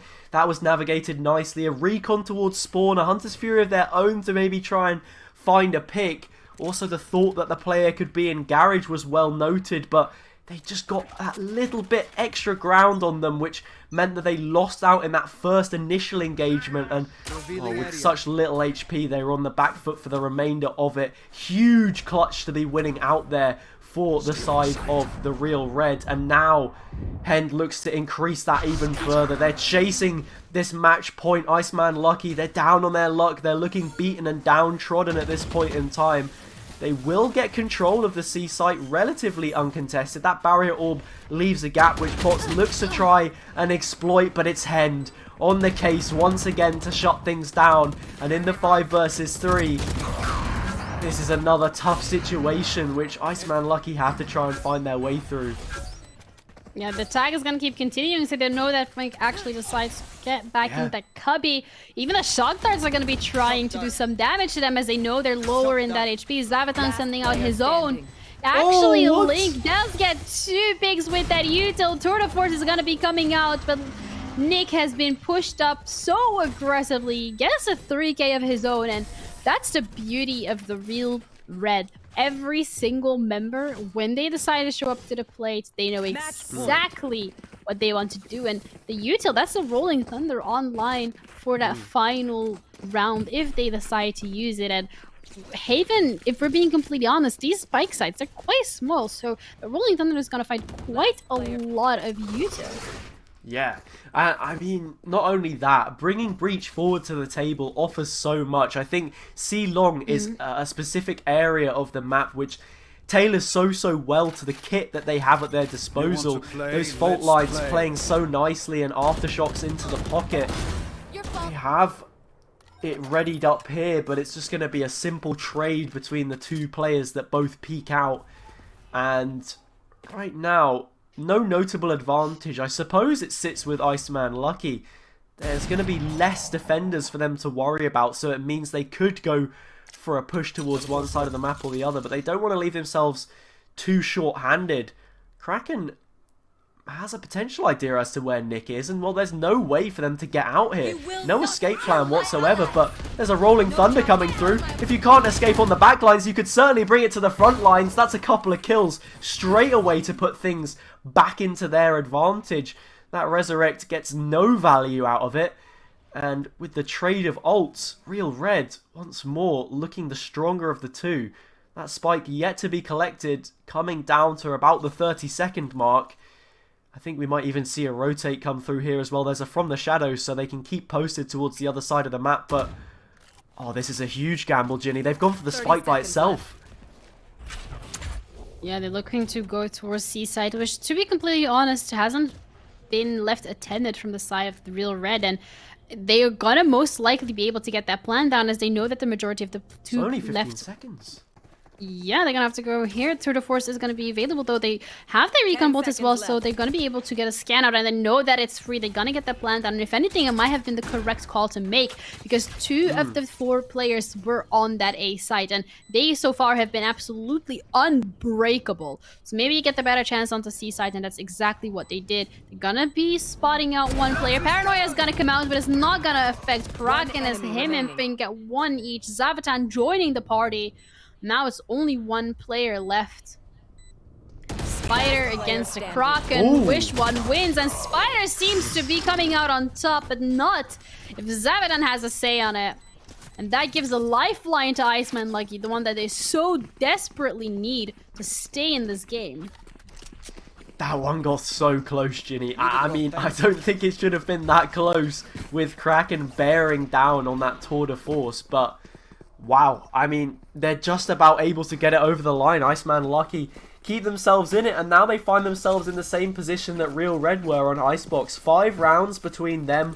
and the potential of an overtime. It was a feat that Real Red weren't able to pull out of the bag, so it's certainly a tall order for them to make. They've struggled to find consistency in their rounds. It's only really been here and there for them so far. Nick's position is spotted out by bots, but Hend gets an opener, and that could be pivotal in the way that this one plays out. There's no one there to trade it. That Aldrone's in the complete wrong direction, nothing to capitalize from, and instead we see an Aldrone of their own, followed by a Bladestorm, met with an operator, and now that's huge control towards A taken. Nick finds one towards mid. If they're looking to go C here, what can they do? There's 2 chamber trademarks towards mid. Their options are so limited. Yeah, they have to rotate around and try to play it through garage, and that seems to be the play that they want to be going for. But again, there's a chamber util. Trademark is there. They're going to be alerted when that's the play that they want to be going for. And with only 3 members left and not a lot of util, this is looking like an incredible feat to try and succeed at. But instead, we're gonna still give it a try. At the end of the day, it is now or never, left. and it's only 30 seconds left on the clock. So once again, they're in that peculiar position where the time is just ticking, and that's a breach util coming through. It's gonna knock up Zavatan, taken out right away, and that is one of those players that has been so good at clutching out these rounds. Yeah, Fink does manage to get to take through, but how good is that gonna be? Because the Bulldog on Spider and Link finishing this off.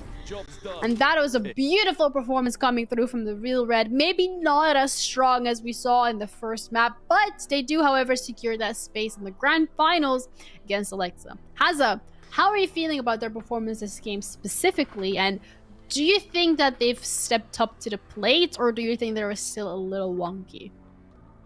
I think, you know, it's a mixture of both, really, if I'm going to be honest, Ginny. I feel like they stepped up to what was required of them to make it to the grand finals. It's what we almost expected of them to put themselves in this position. Hend had a great series, as they have done many times. I don't think I've seen them put in a bad map the whole way across. All 3 that we've seen in this series, Ascent, Icebox, and Haven, you know, being a merit on their person. So yeah, I mean, just looking at the highlights here, the majority of it is dominated by their Jet, and well, we'll have to see how they're gonna face up against the Jet on the side of Alexa. I mean, we've already seen how strong they were, so this is a real clash of titans, I suppose. But like you said as well, there are issues that need to be noted. Did look a bit wonky in situations, and those are issues that will certainly go punished by Team Alexa. And then not to note only that, you know, the strategical aspect that they bring to the table as well. It will be really difficult, and they'll have to hone in on those trades post-plant specifically to make sure that they're playing off of each other, because if you leave the door open, then that's it. That's the series over, in my mind at least. Yeah, so it's still a mountain that they're gonna have to climb, and yes, they have been able to close out on those mistakes that we're making earlier, but again, you mentioned they're against Alexa, and Alexa, just looking at the semifinal score against Jack CCV, that was a 2-0. We're able to fill out this graph perfectly, and we have those grand finalists confirmed and locked in. Now, it's a matter of them fighting it out in the final best of 3 of the day, and to be completely honest here, the Real Red, yes, they have the potential, they have the capability to make this work, but when you're looking at the side of Alexa, and I think we've touched on this so many times as well, you're absolutely correct. They have been really good at those strategies, they've been really good at adapting, and they do seem to have a more coordinated approach as to who's IGLing, who's making the calls, who they're listening to, and every single player on that team is just as talented as from the Real Reds team. So it's gonna be a battle of the titans, really, because both of these players top seeds from their group, one in those semis, kind of what we expected, and now it's gonna be a top seed Titan clash in those grand finals. So I'm personally really looking forward to it, and I would love to see what maps they're gonna be pulling out, which we will be shortly. But Haza, is this how you expected that final map to go? We kind of spoke about it earlier as well, in terms of how we thought that the performance from the Real Red, if they continue with that Icebox performance, it might actually slip between the cracks. But are you satisfied? Do you think there's more for them to be working on for that grand final game? And do you think they will be able to do so?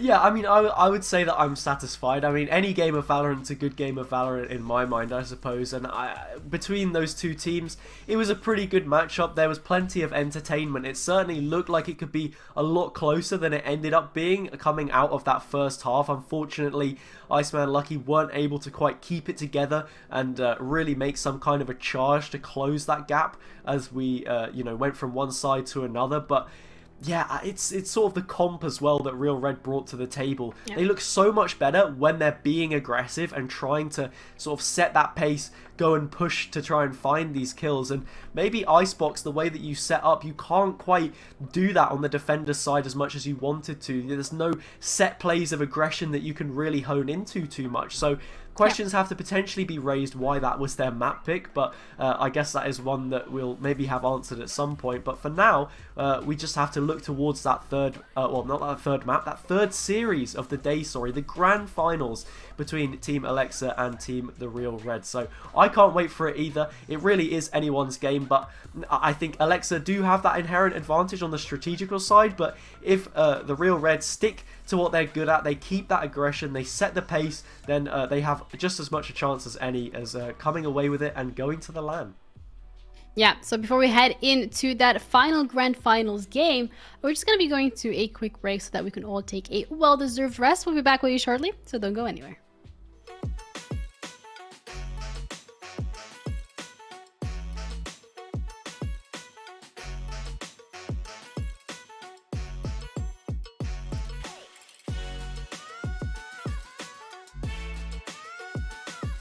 Hey, chat.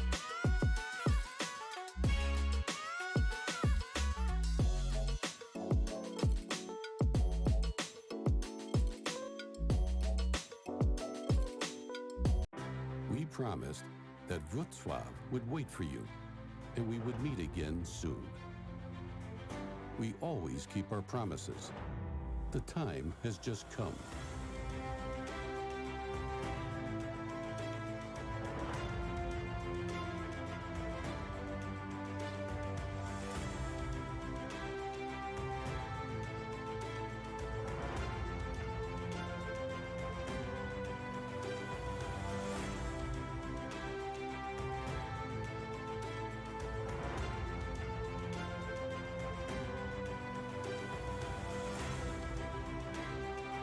There is so much to discover, to see, to experience.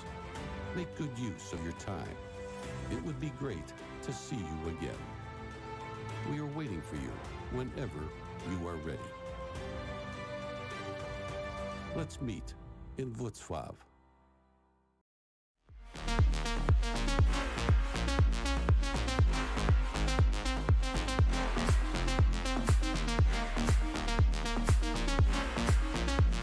Perfect storm.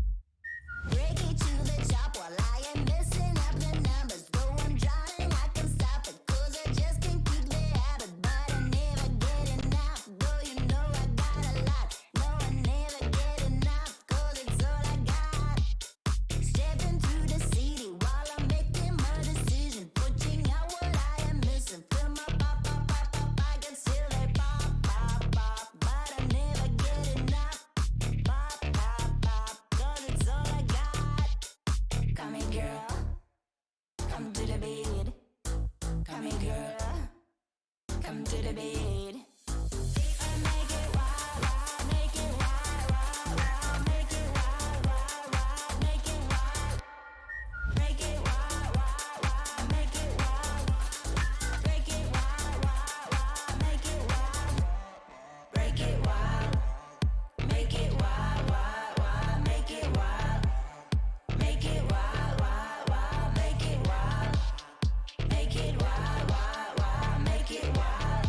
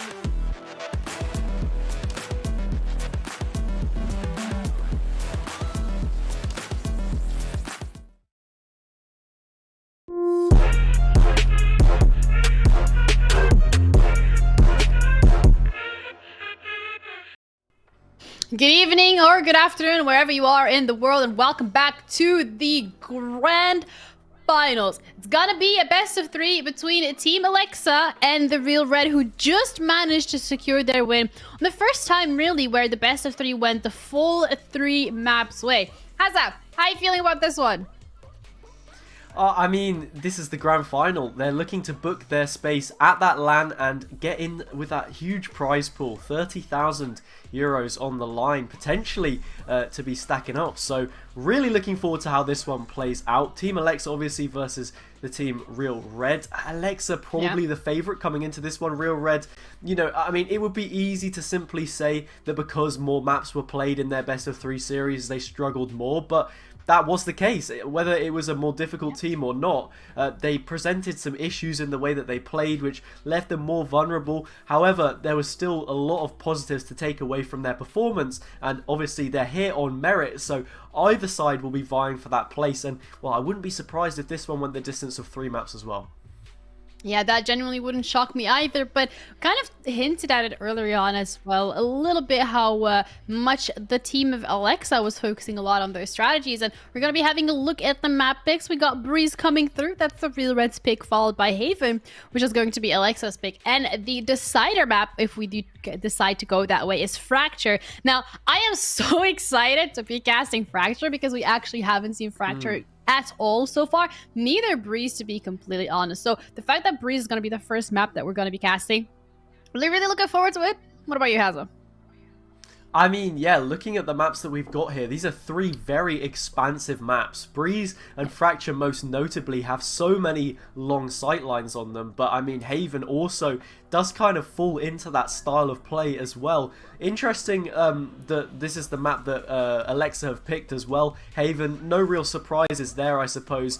It was the one that Real Red were able to pick up to secure their best of 3 in the semi-finals, but I would say that the way that Alexa played it looked a lot more convincing, so it'll be interesting to see. I think if they certainly have those good IGL calls that they benefited from before, and the way that their team are organised, then, you know, this might just be a 2-0 for Alexa, and I'm saying that right now because all 3 of these maps sort of similar to Haven, I guess, in a way that with Breeze and Fracture, you have to be on top of those rotates as well. I think, if anything, out of the 3 maps, if any of them were to maybe favour the Real Red, it would be Fracture, because you can get more aggressive with the way that you play the map. It sort of lends itself on the defender's side to trying to take space proactively, so potentially that is a strong suit for them to try and look into. However, it will be the 3rd map, so they've got to get there in the first place, and, well, they're going to want to try and make a 2-0 of their own. But first of all, it will be Breeze, and we'll have to see what both of these teams are going to be bringing forward. Jerka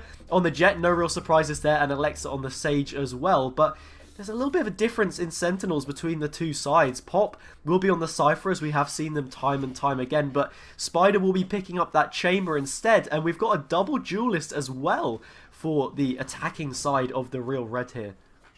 Yeah, and the Real Red starting on the attacking side, as you mentioned, and so far hasn't really been their strongest suit. So the fact that they're locking in those double duelists hopefully does give them that opportunity to play towards that weakness and kind of strengthen it a little bit more as we head into it. And sure, starting it off right away, Jerka pushed up a little too aggressively, and something we've seen him do a lot of the time. So it looks like the Real Red's done their homework.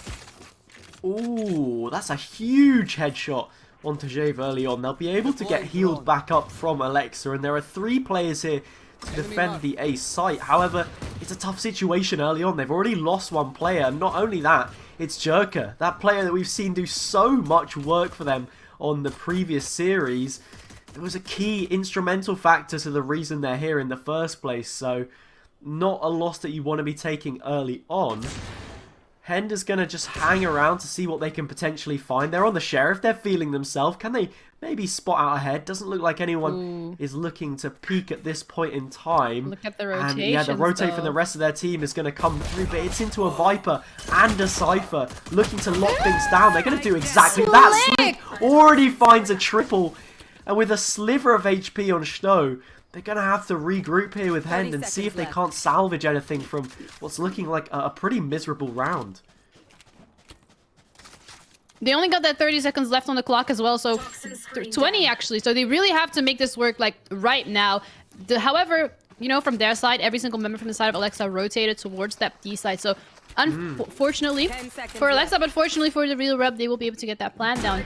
And please do correct me if I'm wrong, but is this the first attacking pistol round that the Real Red might be securing if it goes their way? I'm not entirely sure. I think you may be right.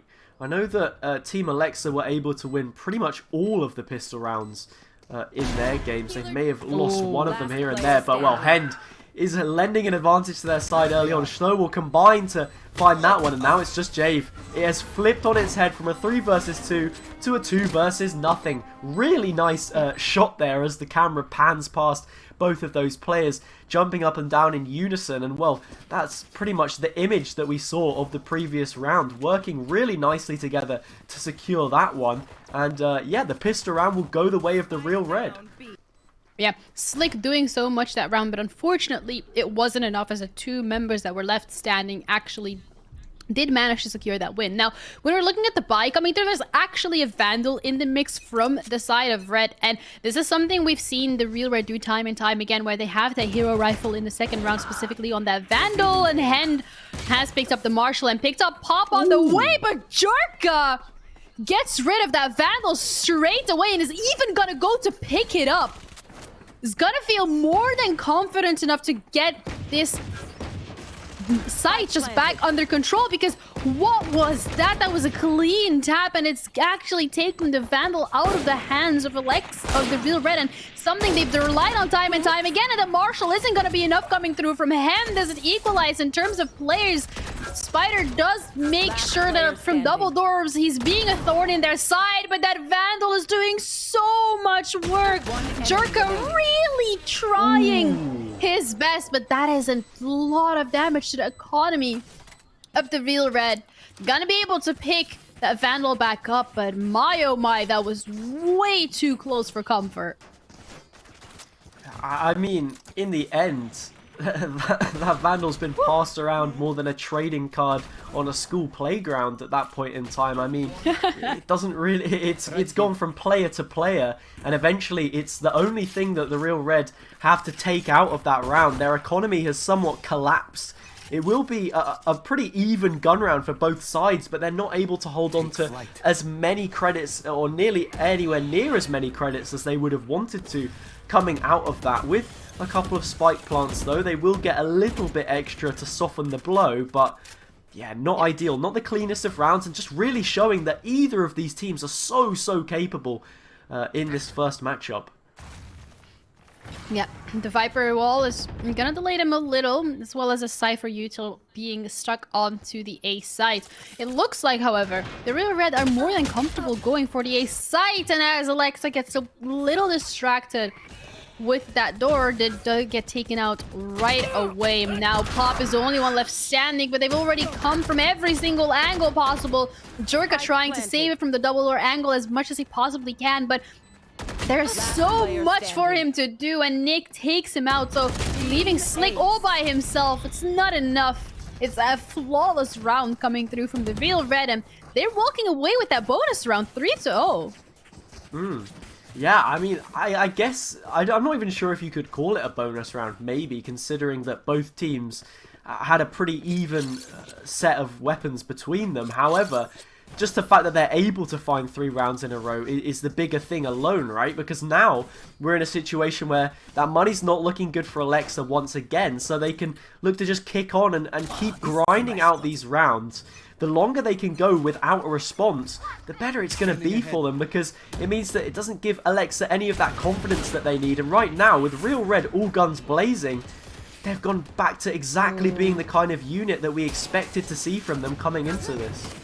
Yeah, the shot's not gonna land from Pop, and neither are those Blaze Storm knives from Jerka. They don't hurt as of yet, and the Snake Bite, it's gonna force them a little bit in an awkward position on the backup side. They are gonna be able to get the tag off on Nick, but does it matter? Will they be able to convert that into a kill? Red does get taken out straight away. Jerka with the knives trying to do as much as he can, but he only has 1 left. He's gonna have to swap to that Classic, and it looks like they're getting overwhelmed on the A side, but at least reinforcement is coming. They still have to get the plan on. The right click isn't enough. Show and Nick Player taking standing. one apiece. Spider with the collat Spike coming planted. through. Once again, Slick is the only man left standing, and Spider takes that one to his name as well. 4-0 for the Real Red. And honestly, Haza, I kind of want to see a timeout come through.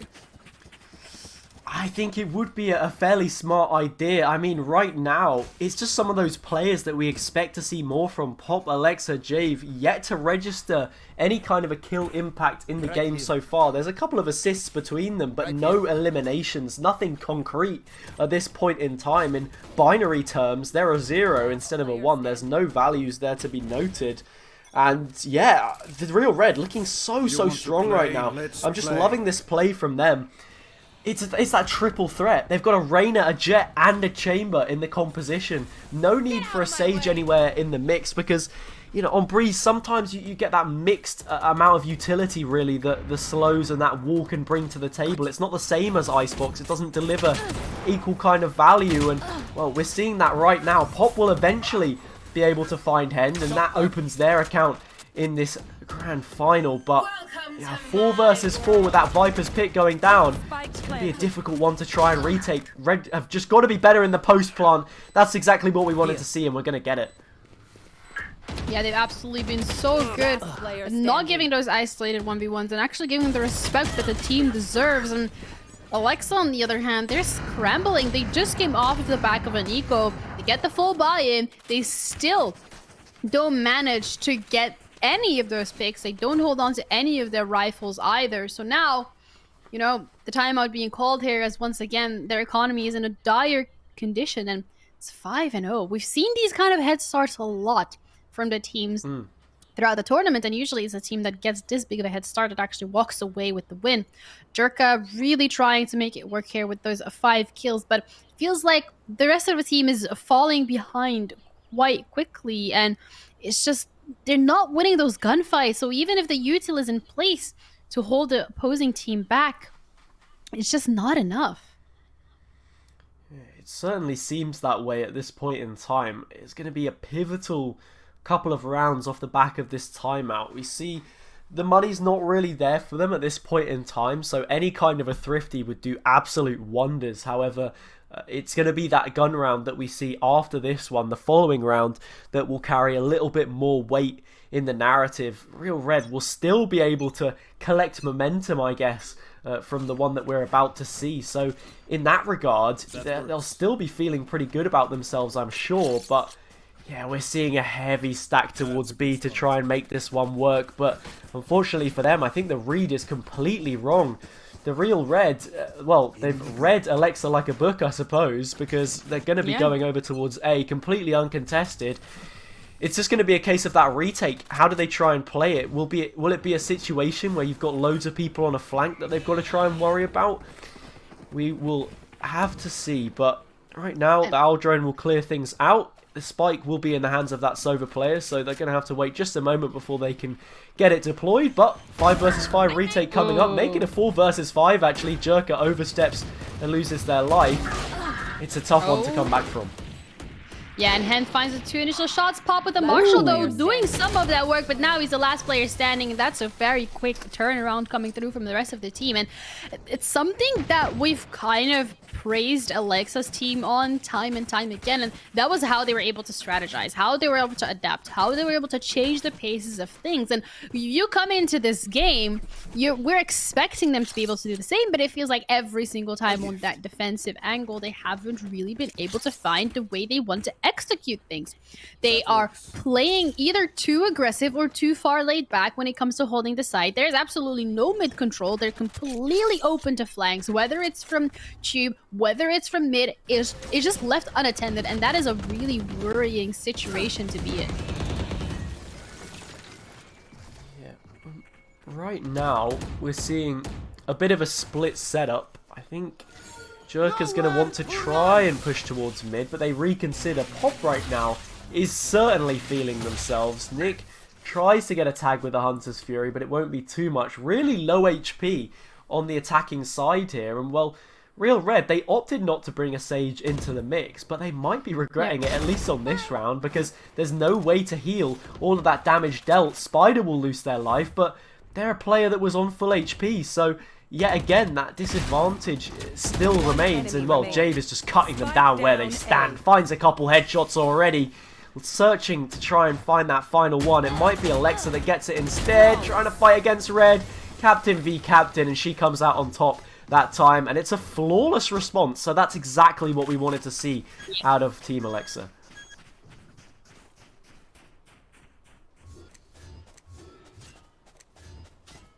That's exactly how they should be playing this round as well. The thing is, if they won this round specifically, but they actually did end up losing like maybe 2 or 3 of their rifles, it would have been detrimental to their economy, because that means that they actually don't have the resources available to go into the next round and buy any of those guns. So they've been able to hold on to it. It's worked out in their favor. The Viper Spit's been online, has been used on B site as well. So they're going to be able to put their focus onto A site. And as I say, that Spider comes through, and so does Red already. Starting it off incredibly strong, and that's that mid control that we were talking about and the lack thereof, punishing Alexa's team the way they've played this. And again, Slick plays outside that Viper's pit. Is gonna be taken offline right away. Yeah, and well, the big thing here as well is the fact that Nick has managed to find their way through to get that plant down, and Hend already has a great position from Nest to go ahead and punish Pop. You can just pop the kneecap there. It's like a, you know, the knee fluid or whatever it is when... look, I don't know. That's probably an analogy which is a little bit too far-fetched. Either way, they lose their life, and the real Red now get that 6-round advantage, that 6-round buffer in their hands once again, and guarantee that they will be coming out of this half with an advantage. So right now, things looking really, really promising for them at this point in time. Yeah, you're absolutely right. There's no way for them to finish this in a bad half. However, Alexa, they are really falling behind 6 rounds to be exact. And the operator finally coming through from Jerka. Something he's found a lot of success on in the different maps. Is gonna miss the shot onto Red. He's gonna get double peeked, but it doesn't matter because he's gonna be able to dash to safety right away. The tag on Red is gonna be coming through. He still has 1 bullet, and that's the Hunter's Fury securing the deal and putting a seal on it. Only 2 members left, and they have a lot to do. But Jade, this is it. The Jade and the Jerka duo that we were talking about earlier. Once again, they're now online. Nick, however, trying to stop it. But both of these players so far have been able to have quite the impact on this round, and also the other round that they won so far. So it's looking promising, but they need to start rolling these punches because it's still a little too close for comfort. Yeah, they really need to just find some consistency. There's no air of consistency about the rounds that Alexa are finding at this point in time. They keep trading blow for blow. You know, the best case scenario is that they get a couple more rounds, and we're going to be looking at 9-3 realistically. Nick able to collect a couple on the tail end of that one to at least instill a little bit more confidence. Right now, though, the push seems to be coming in towards the B side of the map, and if that is the case, then it's going to be pretty tough for Slick to hold this one down on their own. They've already invested one of the snake bites, and that poison cloud will soon disappear. So, with territory already collected towards tunnel, this is a great toxic screen. They're going to have to deal with a lot from the back of the site here. Jerka's found the first one, though, on that operator. Looks to peek out into the Empress of Red, but they take that head clean off, and now it's back to a 4 versus 4. Yeah, and that operator no longer available from the side of Alexa is going to be a little scary as Nick feels comfortable to run right in. Pop with the crossfire does manage to take him out, and that's the cage that's going to allow him to just maneuver a little bit closer on the side, but it was definitely expected. Alexa, though, running all the way around, has even got that rest come through online, but it isn't enough. Isn't gonna be safe to do so. She's gonna be popping the Empress, so no more Red, no more Reyna. But she's down as well, and that means that Jerka's the only one left on 5 HP. No heal available. He's gonna have to do this 1v2 all by himself. Shows where he is, but he does take out Stern now. The knives are online, and he even makes it work. Is gonna be able to get the defuse through as well. What an absolute clutch coming through from Jerka. I mean, you've just got to play with no fear, right? And that is exactly what we see from Jerka there. It's the hallmark of a great player. They go for that kill and then instinctively straight onto the Bladestorm to try and find that clutch, and they do exactly that. Fantastic play from them. I love the dash as well. Just gets the drop onto Spider and plucks them off the web there. Really nice round for Alexa to try and find. We spoke a bit about consistency, and they've got just a tad of that at this point in time. Any more rounds off the back of this, and well, we're looking at a pretty decent half in the end, especially if they find the next one, because then you're really gunning to get that best case scenario of a 7-5. Oh, and Slick left all by himself for that B side. There was a 4-man stack onto A. Not entirely sure why that was the call that was being made, because it's a Viper. As a Slick, yes, you can throw down the snake bite, but it's not enough util to delay the plant. If it was a Cypher, I would fully understand. But even the barrier orb was invested on A side, so didn't feel like they needed those 4 players, and they're putting themselves in a really awkward position right now. Pop is going to be able to get the first drop coming through. Hand is no longer in this round. Jay following up right away. Members are starting to drop, and it looks like Alexa's team is going to have the upper hand. Star is the only one standing. Alexa doesn't actually check. 13 HP left. Viper Spin is online, but Jade makes sure that that's not going to bother them, and the defuse is going to be coming through as well. Good round, but it was a little questionable.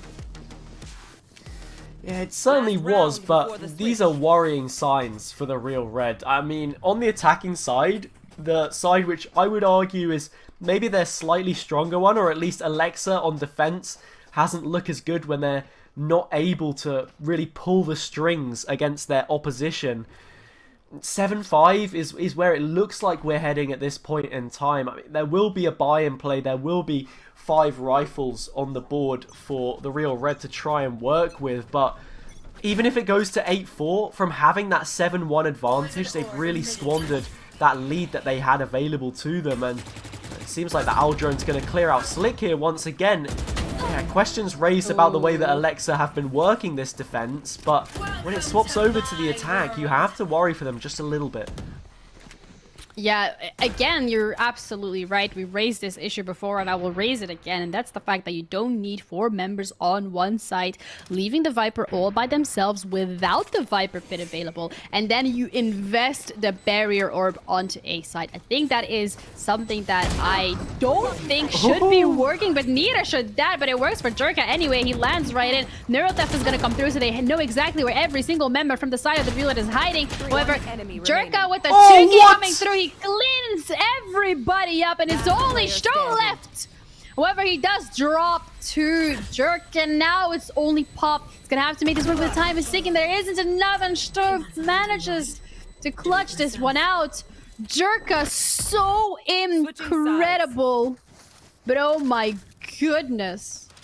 At least the sides are being switched, because I was getting a little worried about that defensive side coming through.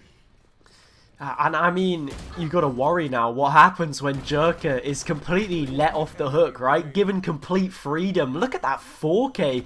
I mean, for goodness sake, this player's an absolute madman. So right now, they've got to be leading the charge for Alexa. They're down half as many rounds, 4-8. It's not an ideal situation, but the Real Red, they've left the door open a couple times. You can't do that and let them punish you. So this pistol round, I think, is really key in where this first map of the Grand Finals goes, because it's going to be pretty much a guaranteed 2 rounds to whoever seals it. That's either double digits for the Real Red and a long way back for Alexa, or an opportunity to really make things close and find their way back into a matchup against a struggling defensive side who, well, have lost the advantage early on. Yeah, they're gonna even be tagging out 3 of the players. The shock dart's gonna come through. Not quite connect, because there is a bit of that barrier orb gonna give them the high ground, but it doesn't matter because Spider and Nick still managed to take out the players. And Jerka's the only one left with Pop in that 2v4. They don't even have the spike. They're not even aware on where the rest of the members are hiding. They're gonna have to clean out every single corner. And that is just so much to be dealing with, because at the end of the day, time is ticking. The attention of the rest of the team does seem to be going towards Pop, as he is still a nuisance to be dealt with, a thorn in the back of their sides that has to be taken out, and that's exactly what Spider does, leaving Jerka all by himself. Unfortunately, not much he can do in this situation. And actually, that means that the Real Red are going to be winning the pistol round. Who knows? They might even win the next round. That's going to be putting them on double digits. And as you said, Hazard, that is scary. It's a real long way to try and work back from. I mean, even if you feel you have the preferential side, I mean, right now, I think the scoreboard somewhat tells a story in itself. The kills that these players are getting pretty evenly matched across the board for Real Red, but Jerka sort of just hard carrying their team, I suppose. Twice as many kills as Pop, the person second in that list. So a real deadlift right now from the way that things are set up. Hend will try and go hunting, but actually gets shut down by flurry of pistols, and there's only going to be one player left to try and lock down this A side of the map. They've funneled themselves into mid, so this might not be the fight that they want to take. Java's going to lose their life. That drops it back to a 4 versus 4. Pretty equal HP across the board. And well, Spider on these long angles is just loving life. Venomous from them, you could say. Jerka will find one, but it's just Slick trying to crawl away. Can't do too much, and those Spectres will just clean up what looked like it could have been a bit of a cagey round. Not the cleanest from the Real Red, but a round nevertheless. And now only 3 away from securing that first map.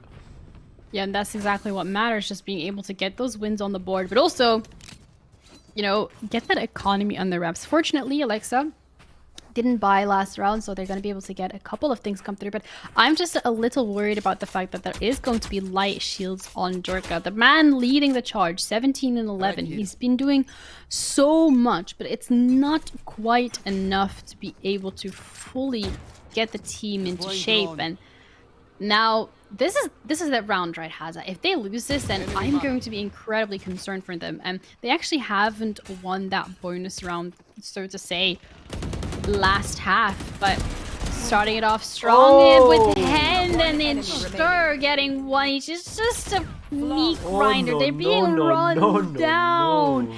It's a quick, it's a flawless, and it's the bonus round that Alexa was supposed to win, not going their way. Yep. That's it, Ginny. I mean, I really don't know what to say. That is a round where it somewhat lacked thought, I suppose, from the way that Alexa approached it. They look like a completely different team to what we saw in that first semi-final today. And, well, the Spectres, in unison, they sing a deadly harmony, and it's one which will shut down that push entirely. A flawless round, no less, coming out from the Real Red. Jerka took that one personally, has gone straight in with a response onto Stowe, and will be looking for a couple more, but Spider is on the case. That being said, they now have the advantage. The players are so split up though, and that spike does need to get planted. Yeah, they have the numbers advantage. They even had the opportunity to go and grab some of these Vandals, and that's something that they have to be doing because their economy isn't doing well. But Hend is going to be pushing out. Slick though. Slick is slick with it. He's at the right time, the right place at the right time. Why is English so difficult sometimes? Oh my goodness. But he's at the right place at the right time. He's going to be able to catch them out. And I think from the way we have been seeing Alexa play this, however, and like one of those things on the defensive round as well, where they would leave one player on B and the rest stuck together on A, it feels like this might actually be one of those maps that they genuinely just haven't practiced as much. Potentially. I think that is always a potentiality of this matchup, because, I mean, also we've seen from the Real Red only a couple of maps, at least today, and maybe the bans tried to go against, you know, playing into Breeze previously, and that is why we hadn't seen it, because they look very good on it so far. But Jerka, inspiring confidence for that downtrodden team at the moment. Alexa looking to get back into it, and this is the player that is really helping them out. It was that double with the Sheriff on the Thrifty that they were able to get, which really helped them out to stop and deny that match point. A huge snakebite will make a couple players vulnerable, and they have to back away from the site behind this toxic screen. It is a 5 versus 4, but that advantage eventually is lost. Now down to an even count. They will look to circle on in. Nick's able to find one. Slick trying to just delay things a bit, but that's a dirty one through the side of the wall. and it is going to end up eventually on 12 for the Real Red. A dominant performance here on Breeze. Oh, what can I say? That round, you know, they get the plan down. They even have the Sage Wall, you know, for cover. That snake bite is forcing people out of their position, and the UTL still all available from the side of the Real Red. Feels like Jerka as well, kind of tucked away in that corner. Didn't really have a lot of space to maneuver, and as Jet, that's exactly not what you want to be doing. He's been able to do so much, but once he got caught between a rock and a hard place, he kind of just got taken down, the rest of the team with him, and it's going to be putting the Real Red on match point 13-5, one of their strongest performances so far. And you know, it feels like on this map, specifically on Breeze, the Real Red are feeling right at home. They certainly are. I mean, what does this really say about the teams we're seeing? We can only really comparatively weigh them up against each other. Does it mean that, you know, Iceman's team was that much better than we maybe suggested, and that it wasn't such a one-sided affair? Or does it say that, you know, maybe Alexa, they had a little bit more luck in the games that they were playing? I'm really not too sure how to frame this one at this point in time, because it's almost a shock result. I mean, we knew that Real Red like to get aggressive. They like to take gunfights where they can. And well, with Breeze, that is a map where it does really feed into that style of play. And well, I guess they've just taken it in their stride, really. Having that triple threat, the Reyna, the Jet, and the Chamber, as we see a very awkward gunfight go on there in the mid position. It's leading in towards the Real Red having an advantage which is eventually lost, as we do drop back to an even standing once more. But for how long? Hen's going to lose their life, and now that leaves A wide open as the Viper's pick drops down. The Neural Theft will come through to maybe look and set up this post plant as well as they possibly can. But Alexa maybe in the driving seat, at least for this one. Yeah, and that's kind of how you want to utilize that Viper, right? Yes, Sto was the only one on B side, but he had that Viper's pit available, so was able to drop it immediately, closing it completely off, which kind of forced Alexa to go for the A side instead. Just the setup, however, from the rest of the players of the Real Red wasn't really there. They even give Alexa's team this opportunity to go for the plant onto A side. They're able to get a lifeline, 6-12. They still have a long way to go if they want to take this win. But we're seeing that they're getting a bit better at adapting, and I feel like they just need to get a little more calm and collected and try and just stay cool under the pressure that they are being put under right now. Because if we're being completely honest, Haza, they actually haven't lost a single map. Now, the Real Red, they have been tested before in that aspect, but Alexa's team, they actually haven't been tested like that at all. So this is their first real hurdle and obstacle they're gonna need to overcome. Yeah. And I mean, we said at the very beginning of the day, before we'd seen any of the matchups, that, you know, one of these two big teams, one of the two top-seeded outfits are gonna have to draw blood at some point in time. It was the Real Red that did it first, but well, Alexa looking to concede this map here, or at least it's looking like they will, are in a situation where they've got to respond. And well, Hen's already in the back lines. They've got that Blade Storm up, and they're hungry to try and find some of these kills.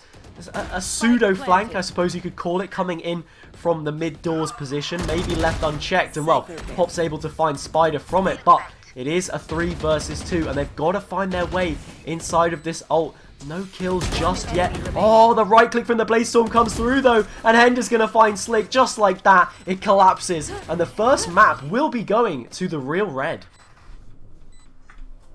What an absolute performance on this last round, but in general on this map coming through from the Real Red. They've been so good at really playing to their strengths and even their weaknesses, if we're being completely honest. We mentioned on that attacking side how they were not the best at the post plan, and it really feels like they just made sure that that isn't the case this time around. However, Alexa, they looked really shaky. A lot of the plays that they usually pull out, which is that really aggressive play coming through, haven't been able to find success with that. So in that regards, they're gonna have to go back to the drawing board and figure out what they need to do, because that is a little concerning how quickly kind of this game was done. And also, you know, as we spoke about earlier as well, that defensive side where you have four members bundled onto one side, but you have the Viper alone onto B. without that Viper spin being available, which is always going to be a little worrying. Remaining. And I mean, look, you don't have to set up for a post plant if you just take the fight to them, or if there is no post plant because you've already eliminated the entire of the enemy team. So really nicely played from them. Like you said, dealing a little bit better in those situations. I don't feel like we saw the best from Alexa there. I don't think that's too shocking to say, because we know what they're capable of, right? We saw you know, Jerka do plenty of great work on the Jet there, and well, I feel like that's just a fraction of their capabilities. If they're supported by, you know, a squad that's all firing on all cylinders as well, then there's plenty more that we're yet to see from them in this series. So I really hope we get a good response here and they can tie this one up, because, you know, I feel almost disappointed, left short almost by that performance, because we know they're capable of so much more. They just haven't quite delivered it. So Haven will be the perfect place to do so going into that second map. Yeah, and that map is going to be their own map pick. We'll be heading over there quite shortly, as we're going to be taking a very quick break first.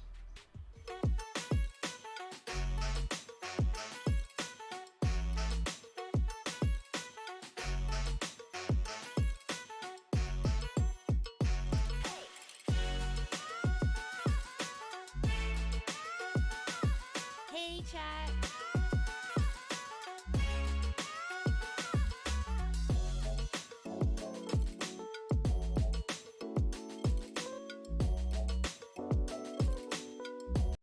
We promised that Wrocław would wait for you, and we would meet again soon. We always keep our promises.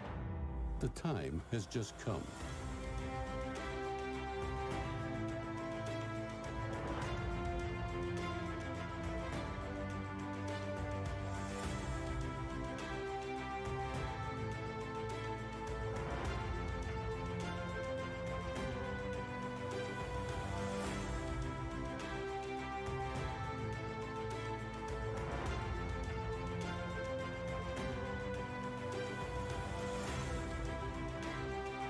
There is so much to discover, to see, to experience.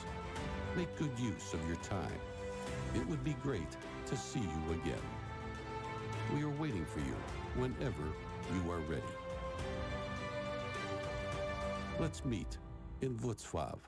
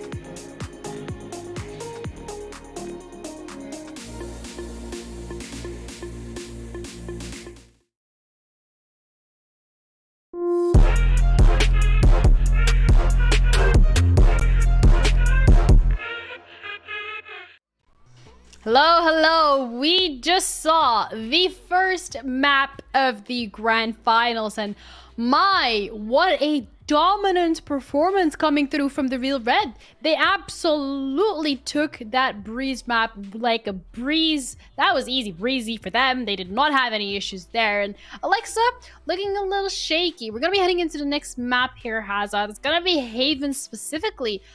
Do you think Alexa is gonna have a chance to really step up to the plate, or What's it looking like from your side?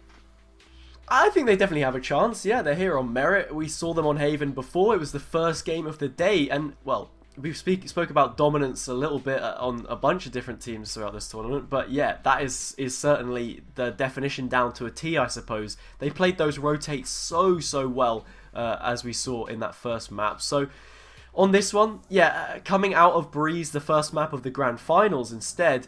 It's a shock result, it must be said. I have to say that I think the Real Red, I wasn't expecting them to look that good, but they did. And it really was just a one-man show on the side of Team Alexa. Obviously, Jerka just trying to do whatever they could, but yeah, just struggling as a team to really have that cohesion and work together as we know they're capable of. So yeah, just hoping that they can match those efforts that we saw earlier on and really just kick on with this one and try and level the score, because I mean, it would be disappointing to see them fall flat so late into the competition. No, absolutely agree. And I think, you know, Alexa, really that team that so far hasn't truly been trialed and tested in terms of how they adapt when they are behind. Every single time when they're playing, they've been playing from being ahead. They've been playing from having that superior aim, having that superior advantage in terms of strategy and util usage. But now they've met their match. They've met the Real Red, and, you know, they're just as good in terms of aim. And, you know, at this point, you can no longer rely on winning those duels. It has to be more than that, and that's something that Alexa's team hasn't really figured out as of yet. Hopefully though, however, the next map is going to give them the opportunity to do so, because you're absolutely correct, it's do or die. They lose this one, they're out of the tournament, and it would be such a shame after they've come so incredibly far to kind of just get to a node.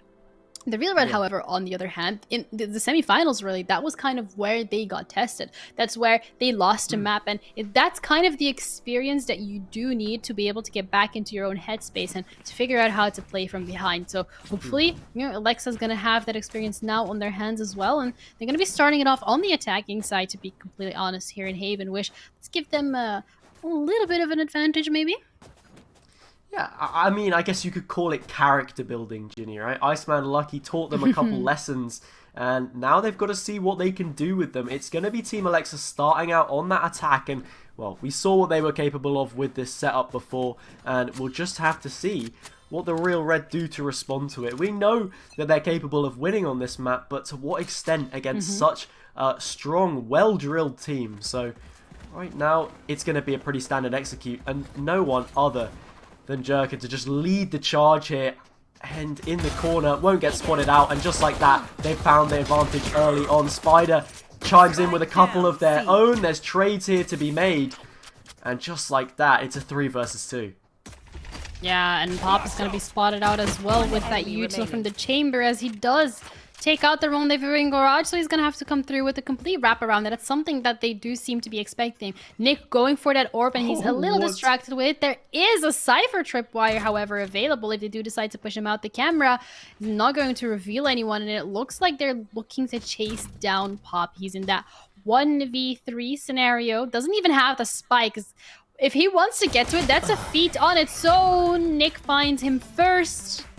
That's the pistol round going the way of the Real Red. Yeah, really nice pistol round from them. I mean, it somewhat shows the reliance from Team Alexa on Jerka to go ahead and make that entry for them. Hen played that corner so nicely, expectant almost of them to come in there. And it was really nicely played. Once again, we're seeing this comp come through. We didn't get too much time to talk about the agents brought forward, but that breach, once again, Nick, just so much versatility there that we see from the utility that they have. Double initiator as well. Such a nice setup. And, well, Alexa, they don't have those flashes to try and bring the same kind of synergy with. So Jerka here, not even going to get that plant, and nearly a combination with the slow that could be fatal, but instead they'll just have to back up, and it'll be that little bit longer before we see that spike get planted. Yeah, they're gonna have to back off and re-strategize as to where they want to be going for, because they have the numbers advantage at this point in time, but they don't have that gun advantage. So once again, they're gonna be leaving Jerka behind to see if they can get any picks, and the wall already been invested and has been completely destroyed, so it doesn't have that safety that it's gonna give you by cutting the side into half. And even if so, like, you still have that breach available and that util coming through, so that barrier orb isn't going to give you too much of a safety. B side for now, completely uncontested, and it looks like they're going to be able to walk in just without any trouble. However, from the looks of it, both Nick and Red, if they had a say over it, there's going to be some trouble, and trouble comes in the name of Jerka on the Sheriff, but Spider makes sure that it's not too much of a mess being caused. Pop on that classic is going to be able to come through with a trade, but Nick has already found the high ground, and this time around, the spike is being rotated completely from away from under their noses. Seaside is where it's going to be going down, Cage is going to be going up, and it looks like a retake scenario. Yeah, it seems like they all want to try and play through the long position here, and that means it'll be an easy site for the two defenders on the side of Real Red to walk into, but Nick has got to clear out some of these angles. Has the fault line available, will clear close. Drops Pop down to very low HP, but won't be able to finish them off now.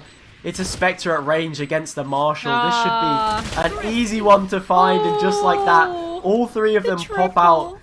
And, I mean, what do you even do in that situation, right? You just lay down and die, basically. There's literally no way that you're able to contend with that. It's just like me and the boys chilling all along. What are you going to do about it? Absolutely nothing. The score is tied up now.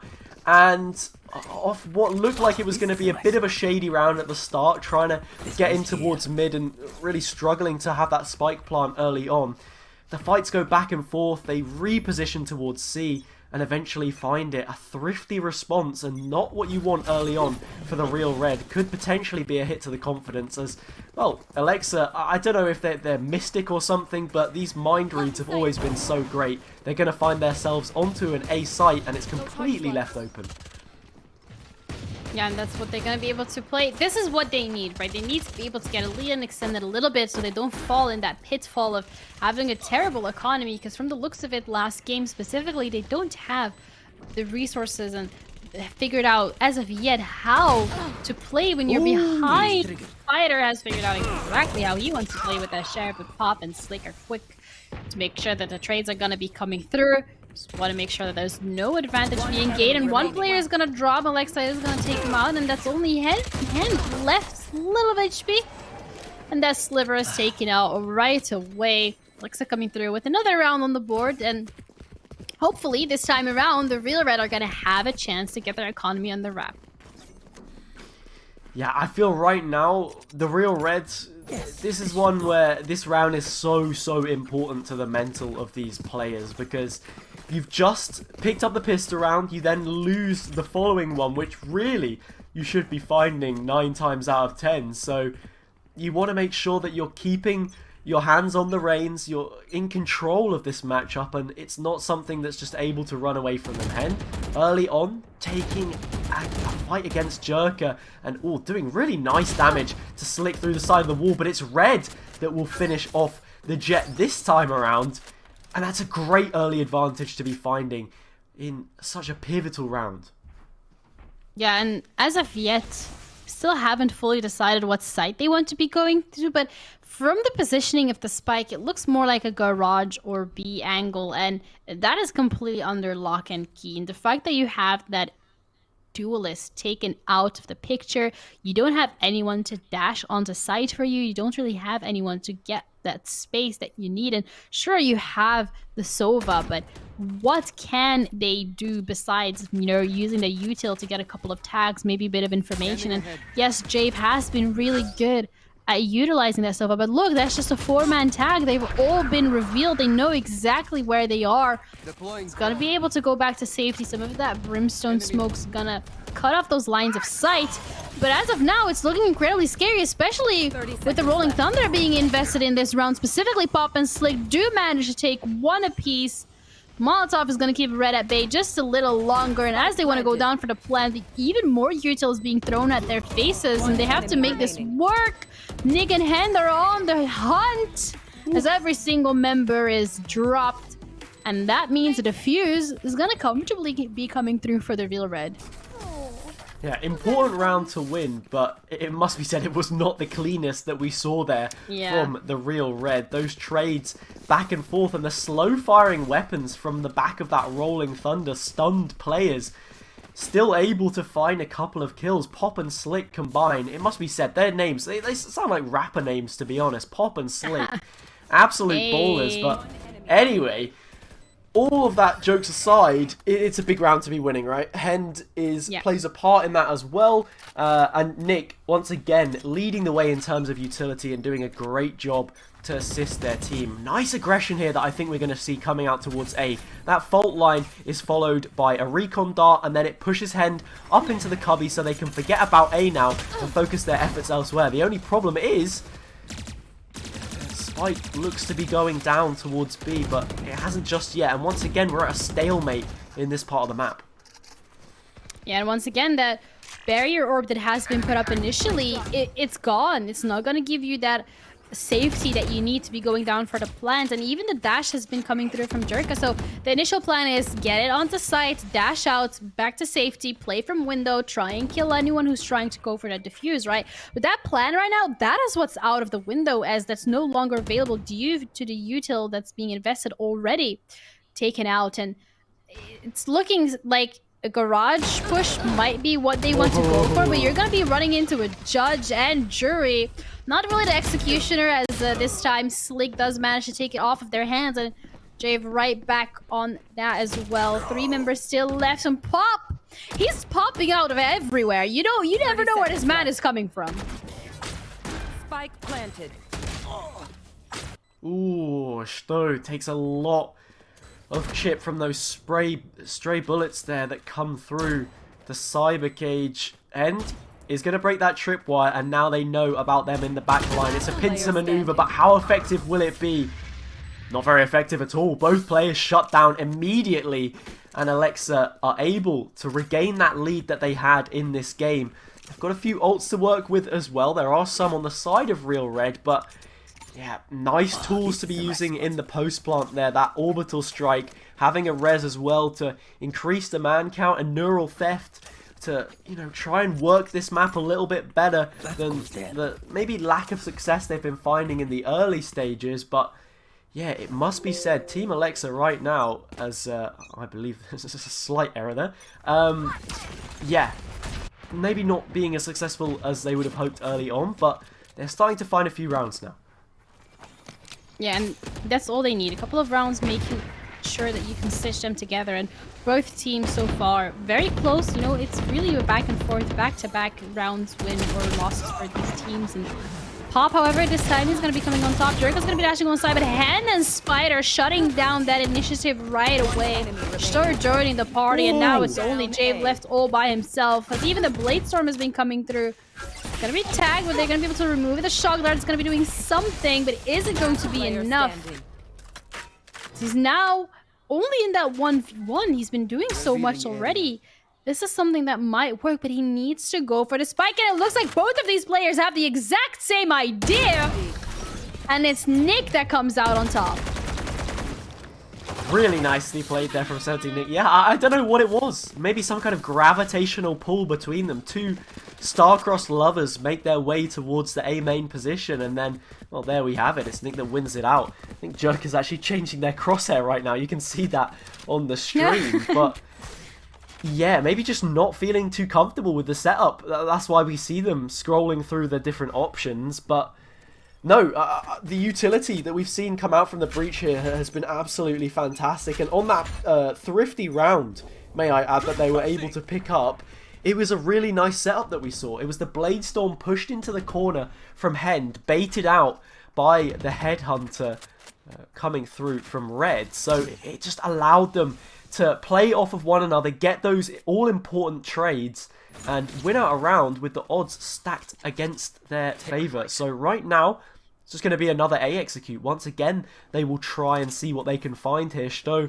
will hear the sound cue of that owl drone and reposition towards the backside. Maybe just give it up completely to try and play for some kind of a retake. Interesting the way that they're setting up. I think it might be for the Hunter's Fury, actually. But, yeah, Ginny, no engagements taken just yet. Still at a 5 versus 5. Yeah, still that 5 versus 5, and there's the Hunter's Fury coming through, as we mentioned. They're going to be able to dash onto site, and it's now comfortably theirs. But here is where we kind of seen Alexa run into issues before, right? They just really get given the site, and then there's still so much util available. Look at Dav coming through from Stur with the Hunter's Fury already. And you're gonna have to deal with every single player and their full util at this time around. And Red already managed to wrap around. Paranoia coming through is gonna force Slick a little bit in an awkward position. Even the Sage barrier orb has been broken as well. Jerka and Spider one apiece. Stur gets another one added to the tally, and Jerka's the only one left standing, and he's gonna try get a couple of picks. Gets the first, but the fuse is coming through anyway. So yeah, that's kind of the pitfall of like Alexa's team so far. When they do rush onto those sites, they get those false sense of security, and they kind of forget that, if we're being completely honest, there's every single piece of util still available from the opposing team that you're gonna have to be dealing with after you've invested your util to get onto the site. I mean, so enjoy there as well on the Sova. It was a nice, smart heads-up play from them to drop back and use that Hunter's Fury. Really, basically gamble on the fact that they'd be able to get at least one pick from it. It's better than trading 1-for-1 on the site and losing your life that way instead. And they managed to get 3 tags or so, couple onto Alexa to take them out, and then maybe one more in towards the pocket. But yeah, ults available on the side of Alexa, just not really being used at this point in time. We will see a Blade Storm, but that'll be it for now. Leading the charge towards this C execute, but it's Hen that will shut things down early on. There will be a trade for the time being, but Jerka is just striding forward to keep their team in it. Looking at moving towards a 4-4, I don't know. The Real Red's still looking really good in this situation, because it means that they're able to go onto that attacker's side where we know that they're so capable, with Alexa struggling as Jerka takes a nice quad there. To really just keep themselves in it, basically. So as long as they keep trading round for round, if this goes 6-6, then I'm definitely favouring the Real Red in this second half. Yeah, I guess you kind of are correct in terms of the fact that the Real Red do look stronger, have been looking stronger on the attacking side rather than on the defensive side here. And so far they've been looking they've actually been looking quite good on the defensive side as well, and something that we even highlighted as one of their weaknesses earlier on coming into this game. So they definitely took those couple of extra breaks that we took to iron out those kinks, you know, and figure out how exactly they want to move forward. And it's working out. You know, Alexa, yes, they definitely a stronger showing than last game, but still not as strong as we'd expect them to be. Yeah, and that's certainly something I was going to mention as well, that maybe having that break between games means that potentially Alexa, a team which we know for their brains and their ability to read the game well, maybe they've just been overthinking this one a little bit in the way that the Real Red set up. They'll be in a situation where they could have watched the last best of 3 on the stream, so they would have had an inkling about how they wanted to play, and well, that is read like a book from Jerka. They spot out Nick, just a little bit patient towards the front side of B there, and it will be a huge opener for them to try and exploit once again towards this garage position, with Spider holding only on a Sheriff. It's a tall order for them to find anything, and it's nothing that they come up with. Alexa will take their life as well, and once again the advantage sits with her team. Yeah, Hen gonna be coming through garage, not something that any of these players are looking at, but Pop, as I want to say, Pop is always on a bit of a trip, you know. He's playing the classic Cypher player where he's just running around the map like he owns the place. And so far, he's always popping up on those exact right timings. And he's really good at catching players off guard, just as he did over there with Hend. And now they're going to be calling a save from the rest of the Real Red. And that's, again, a little concerning because so far, they've really had that upper hand, right? They have that ability to build up their economy, and Alexa, by winning these rounds consecutively, they have put the Real Red in a bit of a pickle. I think this is the smart play from them here to try and at least go for the save. That recon dart is lethal. It's tagged, I think, both players in that situation, so they certainly know about their whereabouts, but don't look to try and press the matter any further than is required. Yeah, it's smart there for them to hold on to those weapons. They learned their mistake from the previous round where they had gone for the retake in towards that operator in the hands of Jerka, and, well, they were met with death and destruction. Now 4 to 5, it will just be a couple of those Vandals. There is somewhat of a buy across the board here from the other players on the team. A couple of Sheriffs to maybe try and find something. Didn't have too much luck last time, but this is some nice aggression early on. But Slick on that off angle. So hard to try and weed out. Spider will find them either way. Better luck on the Sheriff this time than they had on the previous round, but they will upgrade to a Vandal. That's going to unscope Jerker as well. Gives them a fantastic opportunity to just back up. Weapon here. Yeah, but it also gives them the opportunity to go through for the rest. Slick's now going to be back online, and that wall's going to make sure that they're not going to try and play with it. But if you're looking from the side of the real red, they have at least one player pushing out quite aggressively, and they're getting slowly inching towards grass here. So the rest of Alexa, they're going to have to be really careful with it because, yeah, the player that's coming out of garage now has been dealt with, and it looks like that stage wall that was initially set up to help them come through with the res is now going to be broken down to head on to Seaside, where they'll be walking into Spider, and Spider gonna have what it takes to deal with them as the paranoia is gonna be coming through. But Slick is unaffected. That Brimmy with a stimmy still comes through close, and it's gonna be against Stur and Jave, and Stur does manage to get the upper hand. They're now looking to get back onto Seaside and try and see what they can do, but they've already spotted out Slick. I don't think Slick saw them. So this is a little hide and seek play coming through from both Red and Jerka, and I'm absolutely loving it. Jerka once again coming on top. Alexa cleans up Stur Enjoyer, and it looks like they have had the opportunity and the ability to get a couple of rounds stitched together. So now they are in that position where they technically can't have a bad half. Yeah, I mean, they'll at least be tying things up, which is, you know, not too bad for them on the attacking side, but really we need to be seeing another 8-4 as we did on Breeze for the real red. They were able to pick that one up. It was their pick, and well, this is Alexa's pick as well. So if things do go the way we potentially expect them to, we will be heading on to Fracture for a third map in this grand finals. But Hend, early on, that's a really nice way to open things up. Jave is going to lose their life. That gun will be juggled just a little bit to maybe keep it out of the hands of one of those players, but with it being a buy round, I don't think it will, you know, lend too much of a matter of significance in the way that this one plays out. Jerka now on a Phantom instead, just looking to stick to what they're known for and really get in there and cause some problems. It was Nick that overstepped a couple of times into that operator sight line, but now that the real red have an advantage, they don't need to go chasing. They can simply sit and wait for the players to come towards them. Red might actually try and find one there, which is potentially ill-advised, but they'll collect Alexa either way, and one onto Jerka as well. And just like that, it's a 5 versus 2. Yeah, the numbers are absolutely down the drain, and Pop does try to equalize it, does manage to find 2 picks of his own. But they still have quite a lot to do and not much to work with, especially not when it comes to time. This B-side is under lock and key. He actually manages to get Nick out of the equation as Slick takes Spider out as well as Hen. And as things were looking incredibly dire for Alexa, Last round Pop and Slick are in the like, no, half. we got it, guys, we got you.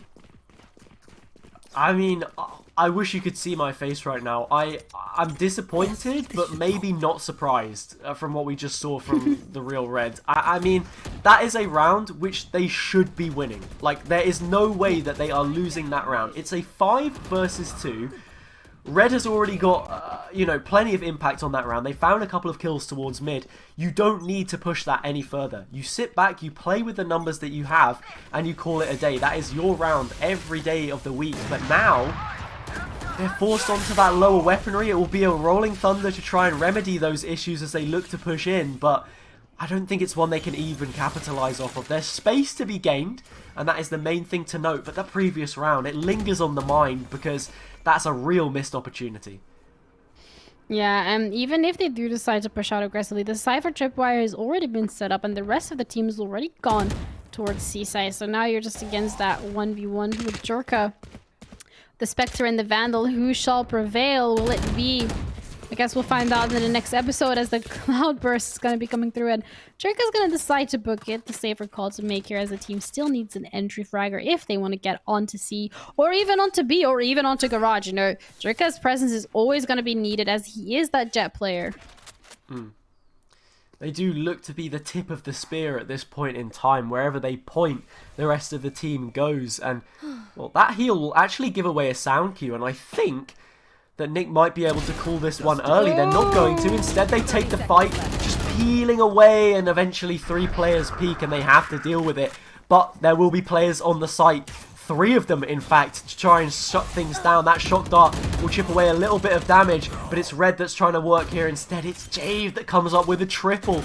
Only 10 seconds or so left to get this spike on down, and once it's planted, it will just be ticking away on a quad kill, looking to try and find the first ace of the elimination bracket so far. It will be exactly that. Jave comes up huge with 5 of the best. A 5-star performance in the end from Alexa on the end of this first half. And 8-4 reads the score. Real Red, they've got to be kicking themselves because they had plenty of opportunities to make it look a lot closer than it ends up being. Yeah, this time around, however, we're going to be seeing that flip of the switch, so we're also going to be seeing Alexa on the defensive side, but on the other side, the Real Red, they're going to be attacking, and we've mentioned it time and time again. The Real Red, they are so good at actually attacking and coming through and making it work in their favor, whereas Alexa specifically, like let's just throw it back to Breeze, for example, their defensive strategies weren't the best. They didn't even have mid control. You're now going to be on Haven, where you don't have 1, not 2, but you have 3 total spike sites where you need to be looking out, where you need to be collecting information. So I am a little worried as to how this might be playing out. Yes, Alexa, they have secured a 4-round lead so far. It's 8-4.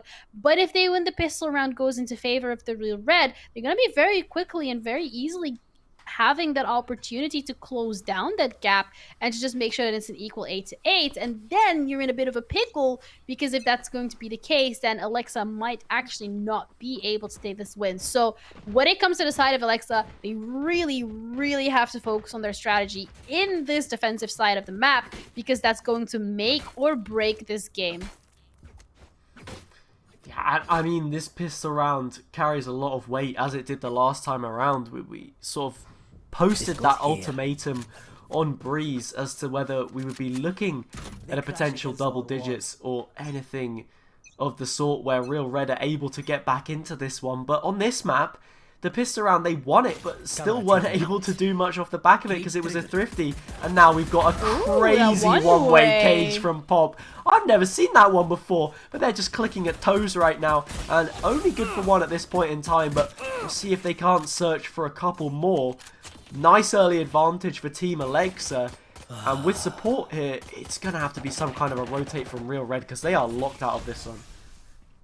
Yeah, even investing the 2 shock darts that they had available in terms of that util.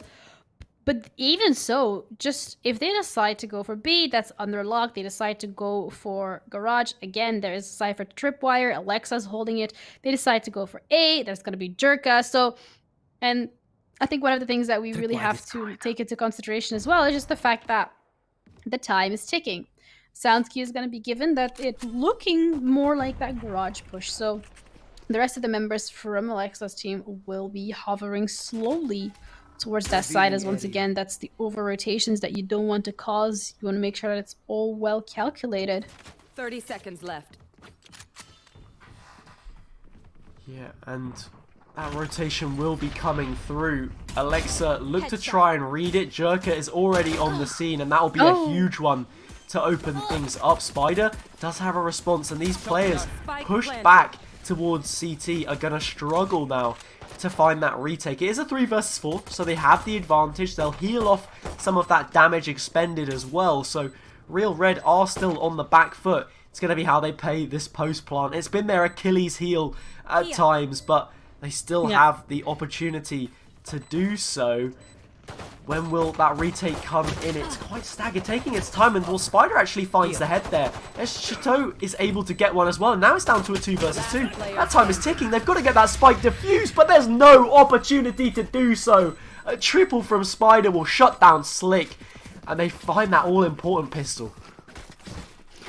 Yeah, as we mentioned, the majority of the members were hovering towards the C, the B side, as well as Garage, and you get that initial sound cue coming through from those tripwires being destroyed in Garage, and you're like, oh, you know, that's actually where all the players are going to be going. There's no way they're going to be rotating anywhere else. The time is ticking. They have to go now or never. But then it's a bit of a surprise as they do end up heading towards A side. Jorka wasn't completely ready, does manage to find one, but they had another person pushing from short and another from long, so they kind of set up the crossfire quite well, giving them that opportunity to get the plant down, and Hand is giving the team the opportunity to get a lead, but Jorka equalizing it straight away. Nutty! That little flick there, they were not really anticipating to have to take a fight as they had positioned themselves away from the recon dart, but it happens nevertheless, and they are well suited to it. What else can they find? Nothing. Nick is going to shut them down. Jave runs in on the low HP, but there's no one there to trade them. Their sacrifice goes with absolutely no response. Unwanted even, you could say. Slick on the flank, just able to connect one headshot onto Spider, but that classic is not going to do much from a range at such a length as that. And now 6-8 reads the score. Real Red, they reap the rewards of finding that pistol round. They've won both pistol rounds on this game so far. They won the first pistol round on Breeze as well. I'm not sure if they got the defenders sided one, but yeah, lots of success so far for them picking these up. And well, when you win the pistol round, you're already giving yourself, I think it's around a 60-70% chance at picking up the map alone. So certainly a great thing to be doing early on. They'll be facing up against rifles this time, but it's only Jave there to defend it. So if they go fast, they could catch them completely off guard and potentially seal this bonus round. Yeah, but if they seal the bonus round, that's when things start to get scary, right? That's not the situation you want to be in, and that's exactly what Jave and Slick are making sure doesn't happen, especially Jave as he keeps picking up one member after the other. Spider does manage to get up one, but it's not going to be enough as Alexa takes him out as well, and at least this is going to be pushing Alexa's team closer to those double digits, closer to closing out the game. And for the Real Red specifically, however, maybe a round that we expected them to lose, but not in such a convincing fashion. Yeah, I think so. If there's a window, any opportunity to really strike at your opponent early on, for the Real Red, it would have been that. Only one player on the A site to try and defend it, but the only one player that drops in the end isn't even Jave. They get a triple on that site defense with the Phantom and look completely unbothered by the situation as a whole. Hend will try and challenge the Jet of Jerka head on in mid, but that's not one that you're going to win out, at least not on that occasion. It's been two players who have done so much work for their respective teams, and it is the side of Alexa that come out on top that time around, and with first blood in their hands now, looking to find double digits, this is a worrying one for the Real Red, and it's only going to get worse as their captain is now lost as well. Yeah, Jerka just doing so much on that Jet time and time again. Doesn't matter what map he's on, doesn't matter the conditions now in which his team is finding themselves. He's always able to be there and always able to show up and show off, and that is really one of those strengths from the side of Alexa's team, as they have that star Jet player coming through. They also have that one way, but unfortunately Pop doesn't quite connect those shots, and it's gonna give him the opportunity to take him out. Sure, Enjoyer right back from hit, making sure that he's holding his team's angles, and it's gonna give them that C side. They're now gonna be able to get the plant down. The shock dart's gonna come through, doing a little bit of damage, but not enough. They're gonna just back off as they've planted for long, which is something we've seen Alexa's team do time and time again. Jerka and Jay taking one apiece. Bloodburst is gonna come through, but it's not needed, as they're gonna be able to get the defuse. And that is double digits in the bag for Alexa on Haven, their own map pick. Yeah, it must be said, I really like the way that they took the site there. The recon dart was perfect towards the back to, you know, try and challenge that position. But yeah, the way that they set up in the post plant, I can't say I'm a fan of it. I really just, I'm not a big enjoyer of when teams take the C site and then look to try and play exclusively through long. You give up so much space away to the opposition, and if you don't win out those gunfights, then you've lost the round. You're purely relying on the gunfights in that situation rather than maybe opting for some kind of team play around the box on site where there's so many opportunities to do so, but we're not going to see that. Instead, Hend is going to take a good old helping of damage straight away. The Rolling Thunder comes through. There will be a tailwind to try and, you know, close that distance a little bit, and it forces Team Alexa out of the site. However, They are going to be down a player here, the Real Red, and this retake won't be the simplest. Jerka lurking in the background, already down very, very low, and that's a huge one to find. One enemy Pop and remaining. Jay, however, as well as they don't want this lead to get fallen behind. Red is fighting for his life, but the orbital strike is available as well as the smokes aren't quite needed.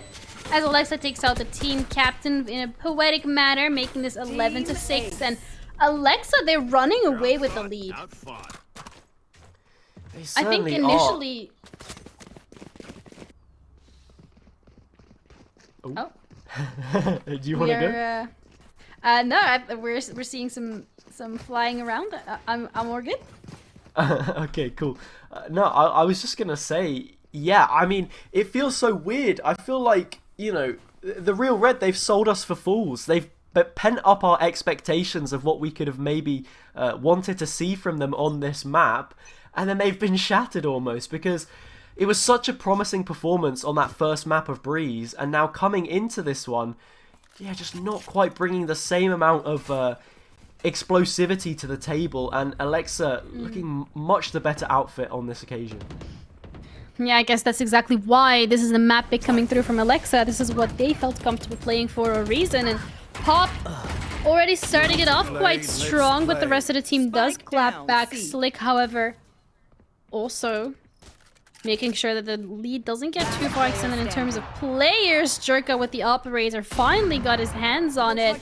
Even gonna have those knives online, is gonna look to take out Red, and that's exactly what he does. 12-6 for Alexa, and they're now on match point. Match point.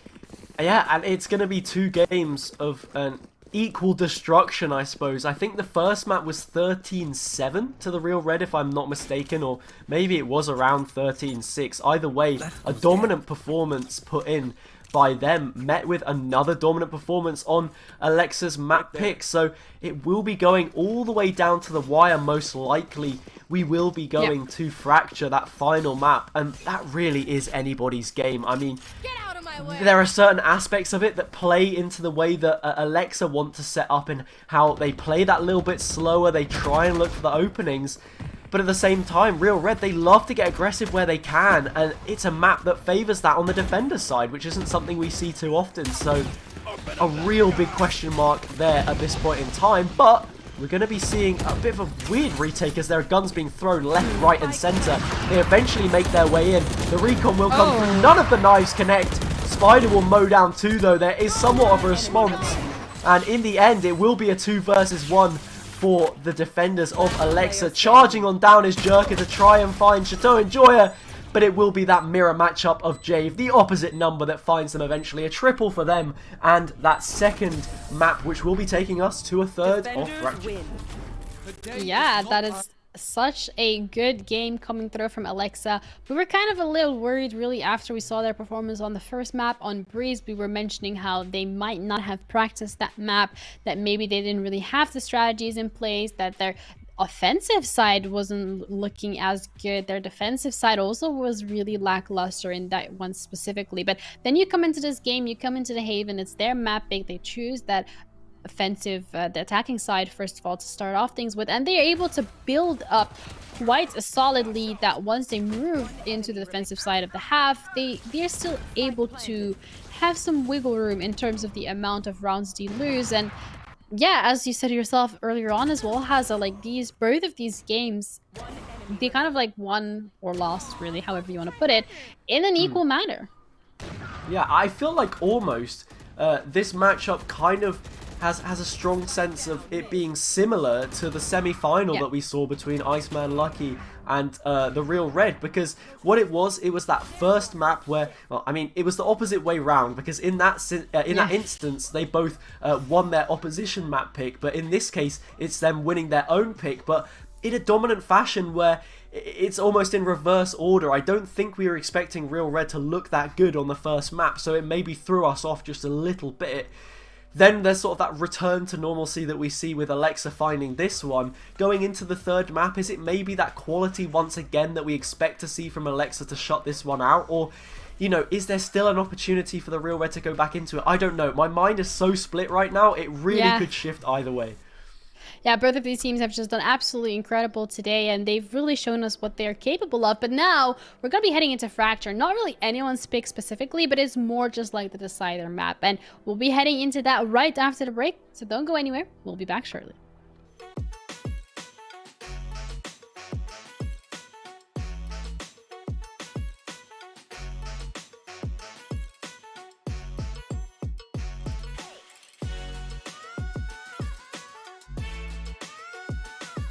Hey, chat.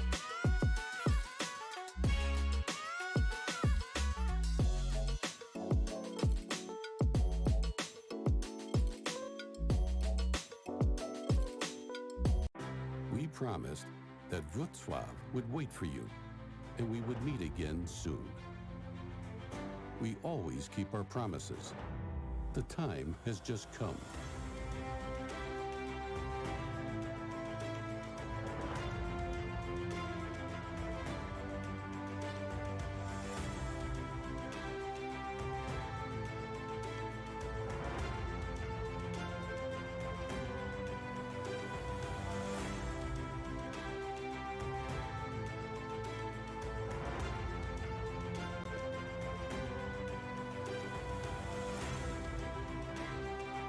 There is so much to discover, to see, to experience. Make good use of your time. It would be great to see you again. We are waiting for you whenever you are ready. Let's meet in Wrocław.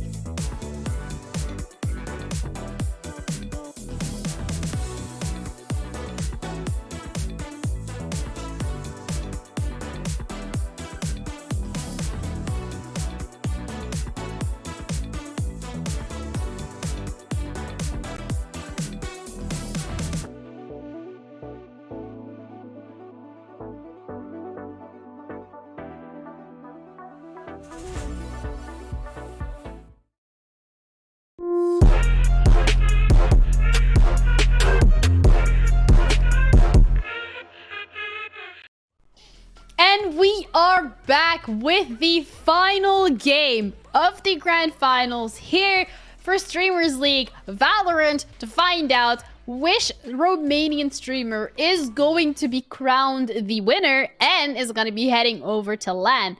We got Fracture coming up. How's it looking?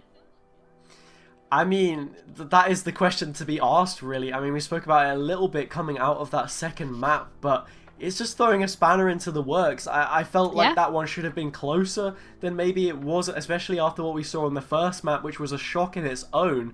The Real Red, I mean, both of these teams made it to the final, so we shouldn't be too surprised to expect this of them. But Alexa, the way that they seemed so controlled before, we maybe expected that one to be a little closer. But no, both teams win out their map picks in very convincing fashion. And now we find ourselves on Fracture asking those kinds of questions. Who's it going to benefit more? Alexa, that more slow, controlled style, I suppose, in places. Whereas we love to see just raw, unbridled aggression coming out here from the side of the Real Reds. So, I mean, it could pan into either of their game plans on attacking or defending side because of the way that this one sets itself up. But yeah, I wouldn't maybe be surprised if we see that sort of triple threat setup that we saw from the Real Red on Breeze. Maybe a Reyna, a Jet, and a Chamber if they're feeling extra spicy about it. But, you know, we will have to see. If that's what they bring forward, though, I think they stand a good chance.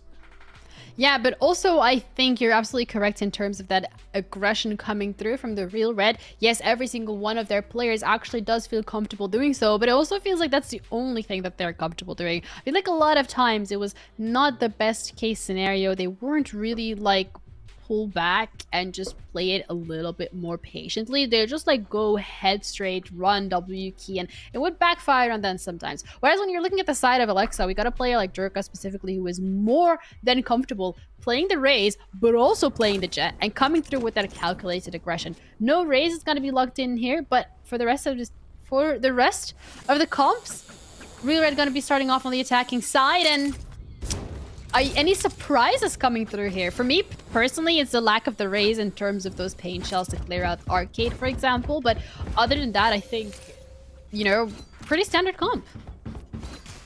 Yeah, I think so. The breach there will be one of the notable caveats in both of these sides, actually. For the first time, we're going to see Alexa picking that agent up. And, yeah, I mean, there was great success for Nick on this one before. No triple duelist, or, you know, triple duelist, I suppose, in the way that they set up. But we're going to see a wall over the barrier. A wall over a wall. Not sure if they're expecting it instead, but yeah, that extra leg up turns Humpty Dumpty as Jade is going to find Red. There are trades back and forth towards the site, and hence found a couple. Eventually, it lends itself to a 3 versus 2, the advantage with the Real Red as they light up that kill feed Red once again. And now we've got to see a retake. Both players coming from main. They flanked around. What are they able to find? Nothing so far. Slick eventually does damage onto Hend, but now is within body shot range for that Headhunter, which is posted up. It might as well be a body shot hunter because it will soon be sure to find them. It's the classic instead. Spider drops them out, and that is the first round of the grand final map going towards the Real Red. And yeah, once again, another pistol round for them. Yeah, the Real Red been really good at these pistol rounds, but that stage wall usually does kind of give a little bit of a sound key coming through, but I just genuinely don't think that any of these players heard it. They definitely aren't wearing their HyperX headset. If they were, they might have been able to hear it. So I might want to swap that out, guys, because no one was even looking at that angle. And that just meant that they had this false sense of security that no one was going to be coming through from the back. And unfortunately for them, that was not going to be the case. And that is the aggression we talked about coming through. Jerka and Spider, both good for 1. They're going to back off and reevaluate. Yeah, they'll certainly be scratching their heads after that one. A stunned Jerka stuns the entire of the Real Red team as they're able to find a really nice headshot.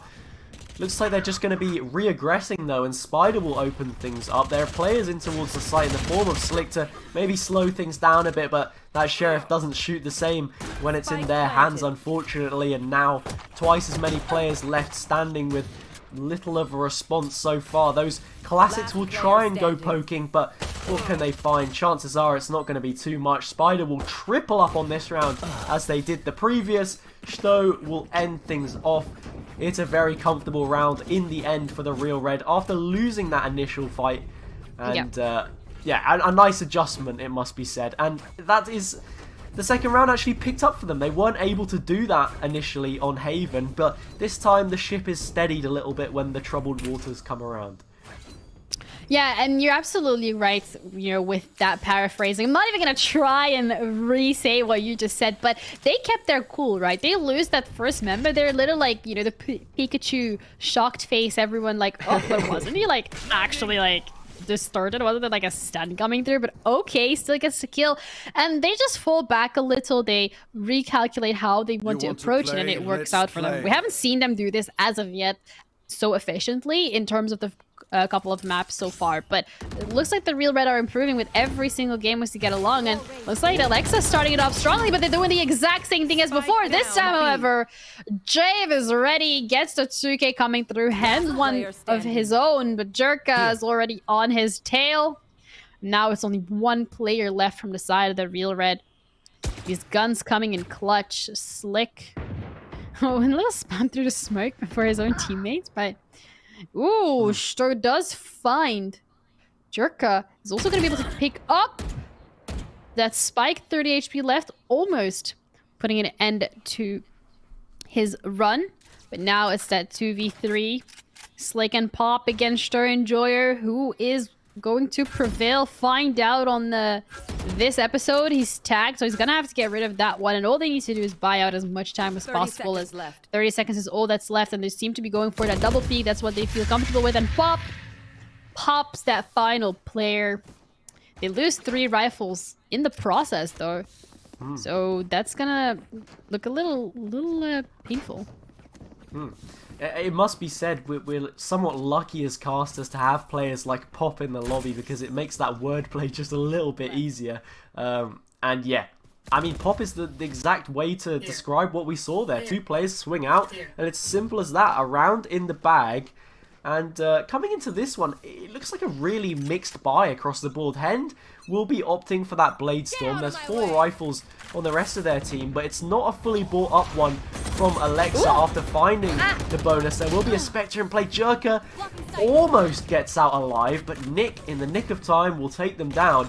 And that will be a great entry for them to try and find their way towards the A site. But look at this one way again, Pop, with a crazy cage. And now, Real Red find themselves on the back foot after getting that first blood. Teleport's ready. Yeah, that's already a numbers advantage that they secure quite early on, and looks like the Real Red are gonna have to figure out how they want to approach this. Is gonna be able to spot Jave's forehead. Doesn't quite land any shots on it, but Shator taking his counterpart out. No more Viper util available from the side of Alexa. That's taken out of the equation, and that means that they can comfortably get onto a site, get the plan down. Even the Sage Barrier Orb is going to be coming through, making it that much more difficult if they actually want to go for any sort of defuse. And util doesn't quite connect. They are going to be able to spot out at least one player. Does get pinged out. But they need to play this smart. They need to play this as a 3-man unit. They don't want to go in for individual peaks, and the blind is going to be coming through. The snake bite is going to make it so much more difficult. Jave is the only one left standing. But if you're on that snake bite, you're vulnerable, and Red is able to take you out. Attackers win another round, 3-1. It's a really tough situation to be in there when you're in that snake bite and there's 3 players vulnerable, but it's Jave that is able to win it out just about on those 2 players, but does eventually lose their life and the subsequent round. The Real Red now coming into their element. 3 rounds already on the board. We knew that they would be good on the attacking side, or at least we had some kind of premonition that that might be the case.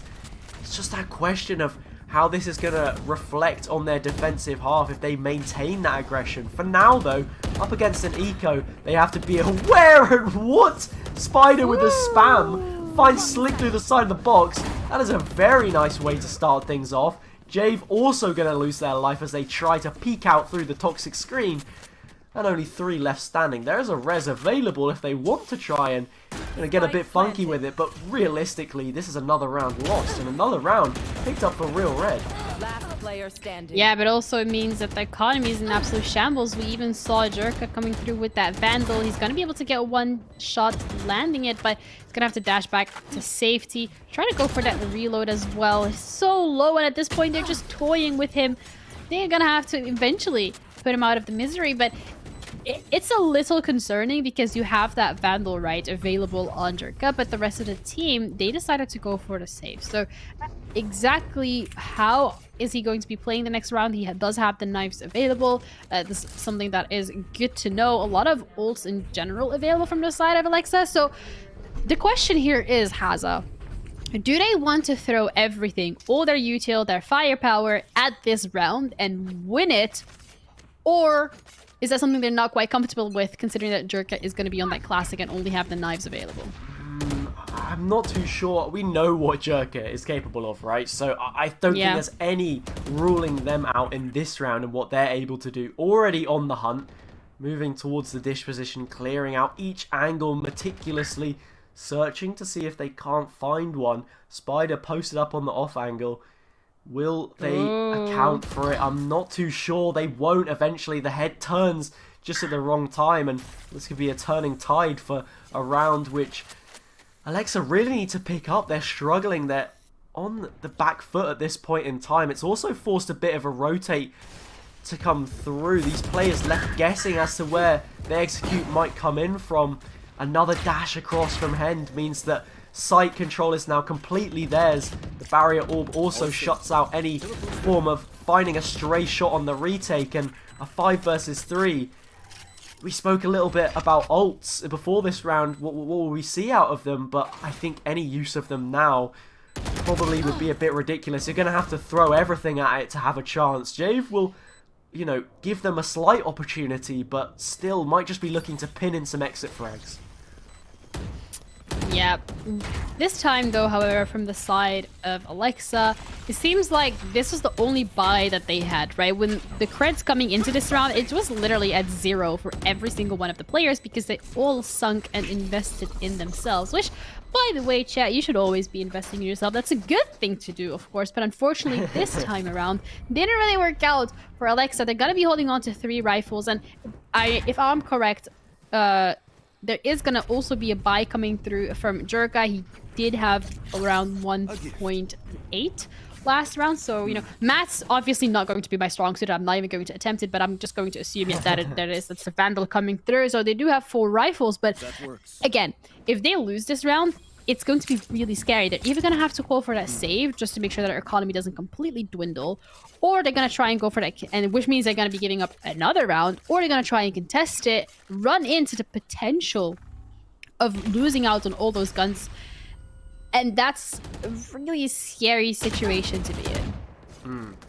I mean, we said about investing in yourselves. They've done exactly that by holding onto those weapons. How much effectiveness can they have is yet to be seen.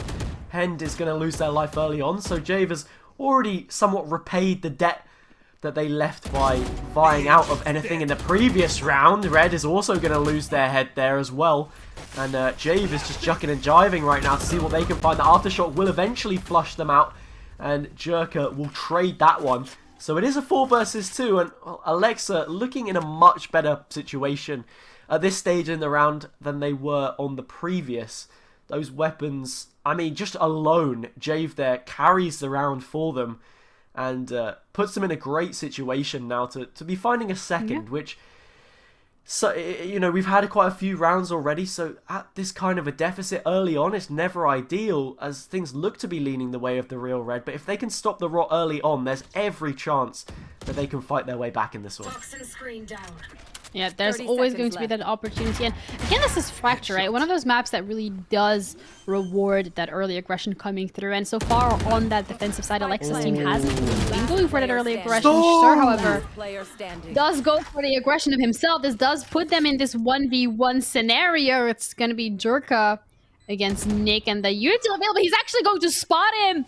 The shot isn't going to connect, so Jerka's just going to be rotating around, but Nick has different plan. We saw how Nick and Jerka kind of played around each other last game as well in a clutch, and this time around, So Joka's smart. ready, does get the superior read through. Is even gonna be able to get that defuse and is gonna allow the team to get around on the board. But my question here is, Haza, honestly, is that economy on the wraps enough for them to be able to buy into this round? I guess we'll find out shortly, but that's still an open question, you know. Yeah, we'll have to find out shortly. The thing I have to say right now, though, in the 1v2 situation, Jerk has played that so nicely. They get the opener, drops it down to a 1 versus 1, and plays the mind game so nicely. Leaves themselves a little bit open there. Nick could have maybe done a bit better, but yeah, if we get the economy up and have a look at that between these two teams, yeah, I'm not too sure. But I think for the most part, Alexa should be in a great situation to probably find a buy here. And well, if there's a weapon drop and they want to go pick one up, Jerk has just given one to you in A main. It's a little bit out the way to try and collect it, and eventually it will be put back on the body of Spider as they come back from the dead, but a little bit of damage done straight away, a shadow punch almost to be taking. Yeah, and the question here is whether or not Alexa are gonna have that capability to really push through forward with the lead that they have just secured themselves. Yeah, sure, it's only one round, but the Rolling Thunder is gonna make it a little bit more difficult. Hen's gonna be dashing onto site, no util available, but that's another Rolling Thunder counter invested. Viper Spin coming down as well. The util being thrown at every single player is absolutely incredible. Jade does manage to take Sturm, which means the Viper Pit is no longer online. Red and Sturm and Spider, however, looking to equalize the playing field at Snake by doing so much, and you stand in it for a little too long. It does kind of sting. Now Pop is the only one left standing with the spike being down. Has to go for that plan. Does find the first headshot though. Only 2 left to go for, but he's not entirely sure where they're hiding. And on top of that, the mural theft isn't going to be able to come online as there's no corpses that are pretty fresh nearby. Spider is going to be taking him out, and Real Red, once again, getting that lead. Yeah, and it's a lead that's deserved. They've looked so good in some of these rounds. It's been absolute chaos towards the A site, but they've been thriving in it. Players like Nick just sitting on the back lines and just taking in the scene almost, you know, like nuclear warfare's going on in the background, but they've, you know, pulled up a sun chair and they've got a nice cold pina colada and they're just sipping away with that breach utility, chipping away at those players and securing some rounds for their team. So 3 times as many now for the Real Red as we're itching towards the halfway point. They've at least secured coming out of this one with, you know, a level score at 6-6, but I think they'd be unhappy if they found anything less than 8 rounds at this point in time. Nick opens things up beautifully on the initiator and once again delivers great impact for their side. Yeah, and in terms of Fracture, because of the amount of entrance you have onto site, it's always going to be a little bit easier for the attacking side. But if you just get that big of an advantage coming through, then even when you flip the script, even when the opposing team is going to be attacking you, if you already have such a big advantage, it's going to be really scary because that's kind of what we expected, really, that timeout to be coming through, because Alexa's team not finding that success, and it's a little scary. They aren't in a good enough of a position to be able to even afford winning rounds subpar. So even when they win a round, they have to win it very convincingly, preferably not losing a single rifle, because if they do lose a couple, even if they win, they're not even going to be able to buy for every single one of their players. And I think that's just the scary part here. Yeah, it certainly is. There's decent money right now on both sides, at least enough for Alexa to get a foot in this round. They have a Viper's Pit as well on the defense to maybe try and lend themselves an advantage early on, but I mean, how do you even play that? You have to take such a risk deploying it. The place that I would really be looking to get it involved would be towards A main, as that has really been the focus of the attacks here from Real Red, but they seem to be able to adapt fairly well. So even if you do that, there's always the opportunity that they look to focus their efforts elsewhere. It will be the case that they are heading towards A, or at least posturing it on this occasion, but yeah, just getting value out of ultimates right now is something that I think is really important for us, Alexa, as they look for a few more rounds, which could be pivotal in the way that they attempt to find anything out of this. And just like that, Jerker left in a tough spot. Tail wins out, but loses their life effectively from the other side of the box. Any player in that position right now is unsafe. Rolling Thunder comes through. It's going to stun a couple players out. Nick will find the opposite breach, but yeah, just like that, there's 2 players that are unresable. We were talking about getting value out of these ults, and well, yeah, that's another opportunity squandered. No neural theft because there's no kills yet for the defensive side, and well, with a Viper's Pit, you need the space first to try and use it, so really in a tough spot to find anything from this round. Yeah, and you're absolutely correct. A main seems to be the biggest focus coming through from the Real Red. That's really the side that they're most comfortable pushing on. It's been working for them time and time again. But you have that Viper's Pit available. You have that Barrier Orb. You can put a Barrier Orb on Dish. You can put the Viper's Pit onto A main, and you can then just put the rest of your players. You can even have the Sage rotate back onto B side. You can have that reinforcement coming through, and I think this is something that kind of falls back to the first map that we saw, which was Breeze, where Alexa, they were so not utilizing what they had available for them in the way they should be. They had the Viper alone on B side and the rest on A, with a Barrier Orb on A as well, which just made that B side completely free for the taking. So I think, again, they're kind of falling in that pitfall of not really counting everything they have and not being fully aware as to how they want to use it. Look at that. Aggression already through A main as a response to what we've seen from the Real Red so far. The question is, do they look to challenge it? There are a couple of players vying at the potentiality of it. Hen left drawing back, but they've got into a crossfire here. They've got to deal with it. They're able to find those 2 kills. Red with a heal should look to get some extra health on their teammate, but instead it's Pop that they find, and well, I feel they may be a little bit selfish and they are to get themselves up on better standing there. 4v2 though, and it is those flanked players that are the only ones remaining. This snakebite should be enough to take out Nick, but instead they just waltz away from it. Only a sliver of HP to try and work with, and Slick's got to try and find them. I'm not sure that they can.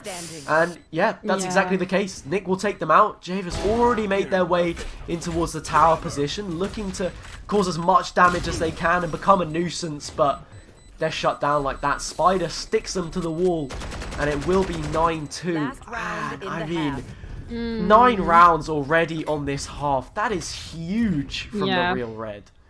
Yeah, that is absolutely incredible, and it's kind of Breeze just happening all over again from the side of the Real Red, where on that attacking side, they're so good at taking advantage of the cracks that Alexa's team has been showing, and they're really good at switching it up and just making sure that once, you know, Alexa does decide to adapt, which, if we're being completely honest, so far hasn't really been the case, they're just making sure that it's staying a little variant. They're not sticking to the exact same route every single round, but they're making sure that they're still getting as many wins in a row as possible.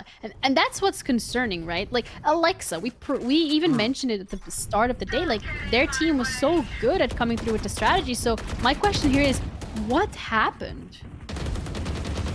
I mean, that's a question that only God knows the answer to, because right now they're looking confused, not really sticking to their ways, I suppose. Haven was so strong for them as well. The fact they weren't able to carry any momentum, somewhat bemusing. Pop just tries to see who they can fight there, but it's no one really. It's Nick that's going to take them out. Ultimate's invested here, but they're just going to trade Rolling Thunders back and forth. In the corner, 2 stunned players walk into a bar is the start of a joke, and well, it ends with Jave losing out their life. 2 Jets walk into Defender's spawn, and well, Jerker wins that one out. Now it's a 4 versus 1, but it isn't a situation that it looks likely they're going to be winning. They're going to tuck their tail between their legs and, well, actually swap out to the Vandal. They're not done with this one yet, actually, because it is the final round of the half. Something has to be done, but those ultimates that we expected to see a little bit more from really don't come up to much in the end. Yeah, they That is haven't really dirty. been able to... Oof. The snake bites as well. He's in such a difficult position. He's just getting bullied at this point, and it's honestly painful to watch. The clock is just ticking. He's gonna whip out the shorty though, as he does have those spidey senses saying that there might be someone pushing up. There's someone pushing up from every single angle, and they're gonna be taking Jerka out. They're gonna be going into double digits as well, and that pistol round. Yes, okay, Alexa, you know, the good thing is we're switching sides, our economy is being reset, but it's scary because it's the pistol round. The Real Red have been so good at these pistol rounds, which means that if Alexa does lose this, it's gonna be 11-2, right? They're then going to be getting onto that forcing round and onto the second round. And if you have those pistols, and specifically the Real Red and Hand really likes to go for those Vandals. So that's most likely what he's going to be doing. You're then going to be put in that position. It's going to be putting you 12-2. And then there's absolutely no room for error because it's going to be match point. So winning this pistol round would be the first step towards potentially sending this to overtime. Yeah, some steps have certainly got to be made. A combination of utility looks to send Hend off, and, well, they're just going to go flying in. And, well, right now, it seems like with the way that the Real Red are playing, those flights are going to be booked to Wrocław because they are looking so good. Eventually, it's a little bit too much to chew, and they have to back off just a bit. But a 5 versus 3 advantage already garnered for the defensive side is fantastic. Yeah, but that's also so scary because now Alexa, they can't do much. There's even a nasty one-way coming through that's just impossible to push through. There's so much util still available from the Real Red, so this is one of those rounds that they need a miracle to be able to win this pistol round. And the question is, are they going to be able to find it? But most likely that's not going to happen as Hen takes out another member, and this is just adding to the amount of creds that he's going to be having into next round. And yes, Pop does eventually take out one, but that's nowhere near enough. There's still 4 more players to go. There's no heal 30 coming seconds through. left. It's a couple of seconds. There's 30 seconds on the clock. They're fully aware as to what side they want to come push on, and that's looking like A site.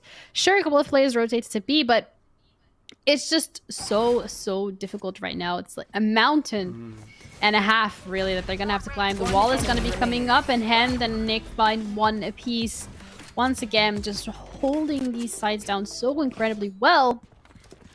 Now, I wouldn't be surprised if I'm going to be seeing a Vandal coming through from Hend. Really, he's been cracked, to say the least, and he's a man who likes to go for these Giga Chad moves by having that Vandal in the second round. So it wouldn't surprise me at all. It's going to stretch their lead even further, and honestly, from the side of Alexa, as much as it pains me to say it, it's looking really difficult. Yeah. If anything, impossible. I mean, Giga Chad indeed. Sharp jawline, black and white photo, but the only black and white we're seeing right now is the night and day between these two teams. It's just been so dominant as Nick finds the opener once again. Completely uncontested, no trade there whatsoever. And the Real Red right now looking so good. There is a force though, and Jerka on that Spectre has already dived in to the top of the site. Slick will add to that as well. So they do now have an advantage here to work with, Alexa, and, well, there's only 2 players even close by to try and contend with this. Red's one of them, and, well, they're doing a great job to level things out. Eventually, the rotate will eventually come through from Hend, and now it's a 3 versus 3. 3 players on the site, 3 players from Defender spawn, looking to try and make their way back in. They could seal match point here, the Real Red, if they're capable of it, but it's seeming like Alexa aren't done just yet. Those players swing out, and it's just Hend on the Sheriff to try and find anything in these last few moments. It's a triple instead from Jerka, and they keep those hopes alive just that little bit longer. Yeah, and you know, we kind of said that Hen, you know, the Giga Chat, but Jerka, again, one of those players as well that has been so cracked, to say the least, and I don't think this is something that was expected from the side of the Real Red, and it's the second time actually that Alexa do come through with that force on that second round, and it kind of leaves the Real Red wondering and scrambling as to how they want to be dealing with it. But yeah, That's good. You know, they won the second round now. They're going to have to still win quite a few rounds in a row if they want to make sure that it works out. Jerka upgrading to that well-deserved Phantom, looking to do some damage with it. It's going to go back to safety and call it a day, as he did spot out a couple of players. And he even runs into Jerk. He even runs into Hand on Dish. Gets taken out. That is the aggression coming through. A little too overzealous here, and will be punished for it. Sort of says, hey buddy, wasn't expecting to see you here, but you know, it's a pleasant surprise. It's a nice kill for me to be taking, but do they know about Nick? I'm not sure that they do. Jumping up and down won't certainly help them in going undetected. Jerka will find that one. So now it's a 5 versus 3. I mean, this is a similar situation that we saw the Real Red in on the other side of things, and you start to wonder maybe if Alexa had started out on the attack, would they maybe have found more success? That is a question that we'll maybe never have the answer to, as Slick adds a nice little triple there onto a flawless round. So nice strong signs from them. Real Red only need a couple more to secure that place at the LAN in Wrocław. But yeah, I mean, right now, not looking too ideal for them. They will finally have that full buy of rifles going up against Spectres. Naturally, this will be a great advantage for them, but well, just as soon as I say that, they've decided, you know what, I'm going to throw those Spectres off the map. Let's make sure we get this fully upgraded. We have barely any opportunities to go amiss here. We have to keep it locked in the whole way. We might as well just get the full set of weaponry on deck and really give it a go. So I like that from Team Alexa. Yeah, this seems to be the right call to make, and hopefully does pay out in their favor. But at the same side, really, the Real Red, they've also had that full upgrade come through. They didn't buy last round, so now they're able to invest in those Phantoms and Sheriffs themselves, as well as that heavy armor. So the game plan here seems to be quite similar from both teams. Really throw everything you have at these final couple of rounds and try to finish it from the side of Real Red. Whereas Alexa, they're looking to not make any mistakes whatsoever. Make sure they can get equalized in terms of the rounds. Maybe walk away with 13 to 11. You know, that would be the best case scenario. Send it to overtime as well. It's just both of these teams, you know, they really don't want to lose. And the Real Red, they're so incredibly close. And Jerka already taken out. There's going to be a concussion coming through from multiple players, though. Alexa does fire back.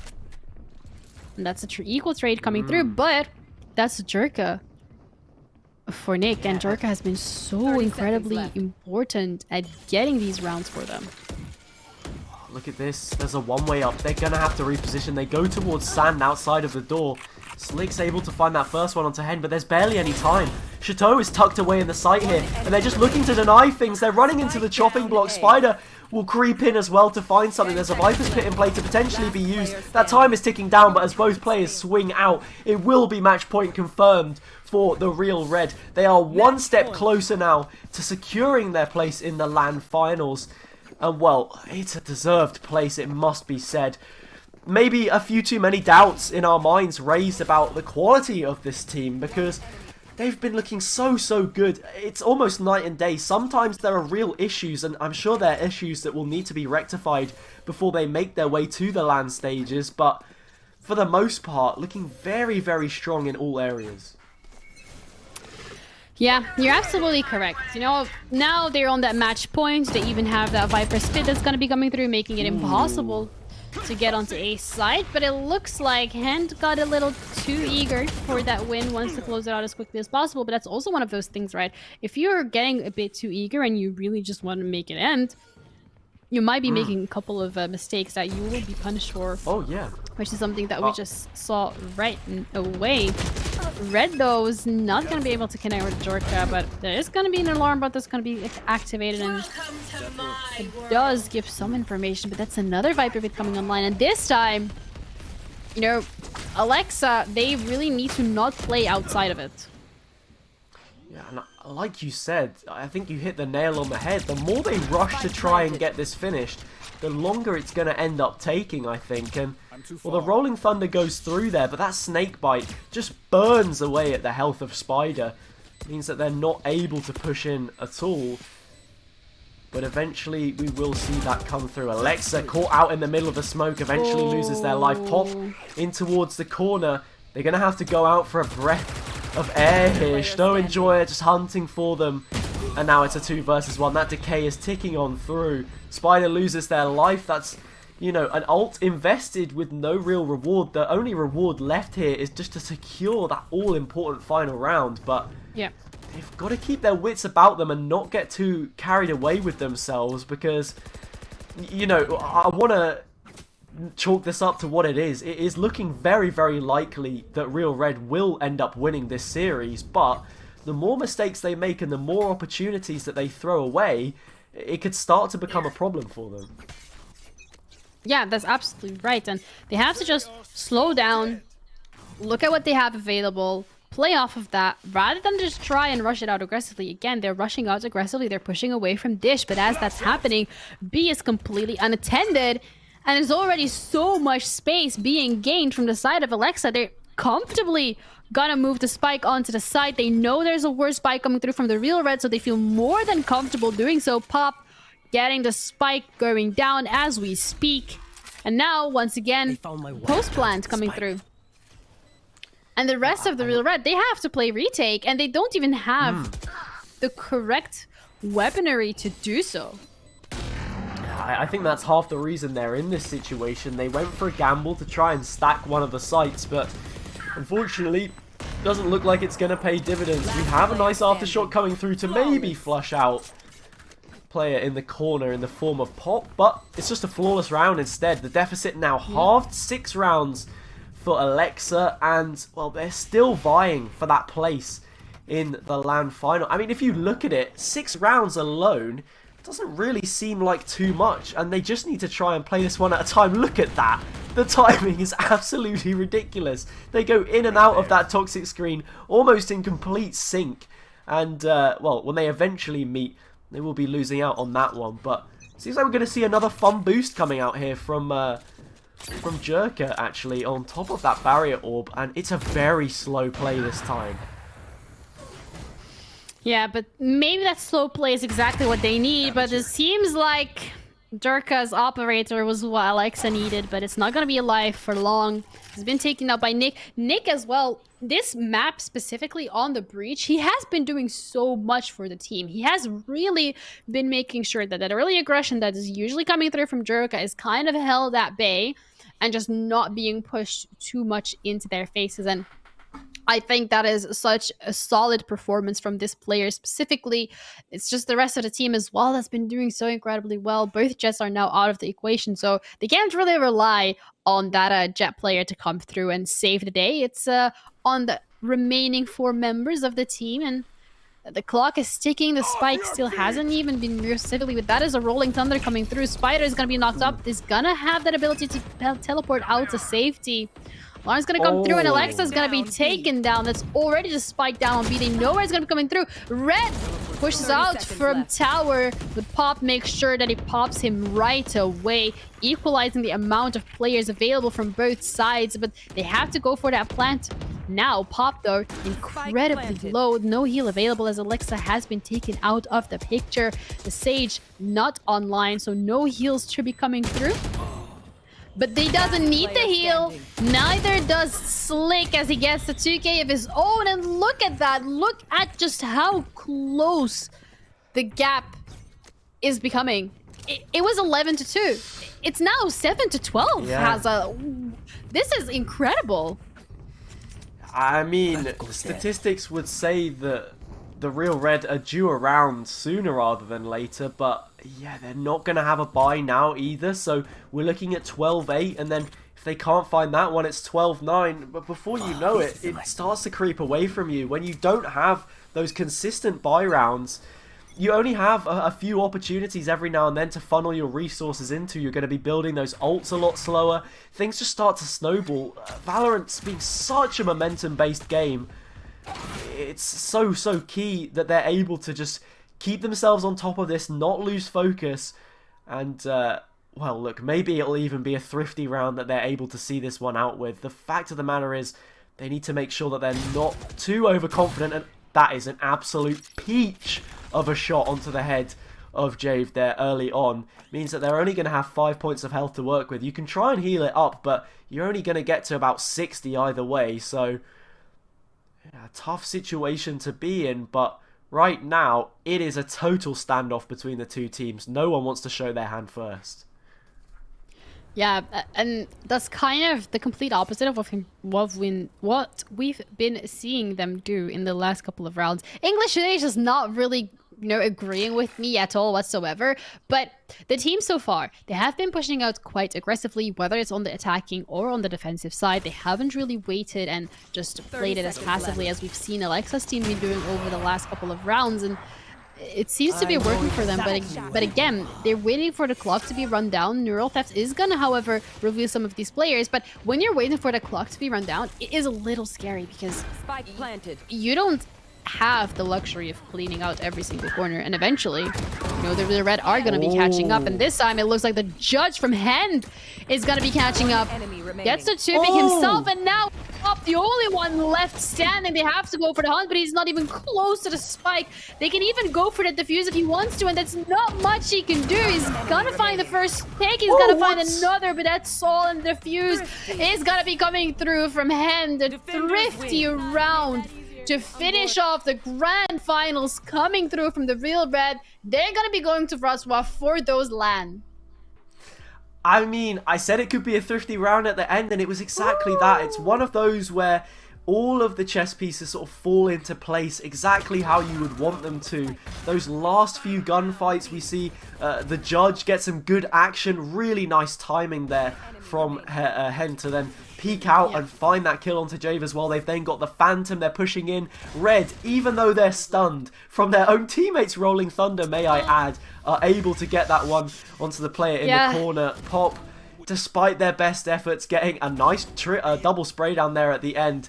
Yeah, it will be the Jet that shuts them down, and they've booked their place in the LAN finals, and it is very deserved. We thought coming into this, they were one of the top seeds coming out of the group stage, but maybe they lacked in a few areas. Their semi-final matchup didn't look too convincing, and we thought that there were issues to be addressed. Those issues not addressed too much on that Haven matchup, but with the way that they came out on Breeze, they certainly had potential, and they have eventually met it. So congratulations to them, commiserations once again to Team Alexa, who fought valiantly throughout this series. But yeah, wow, what a game.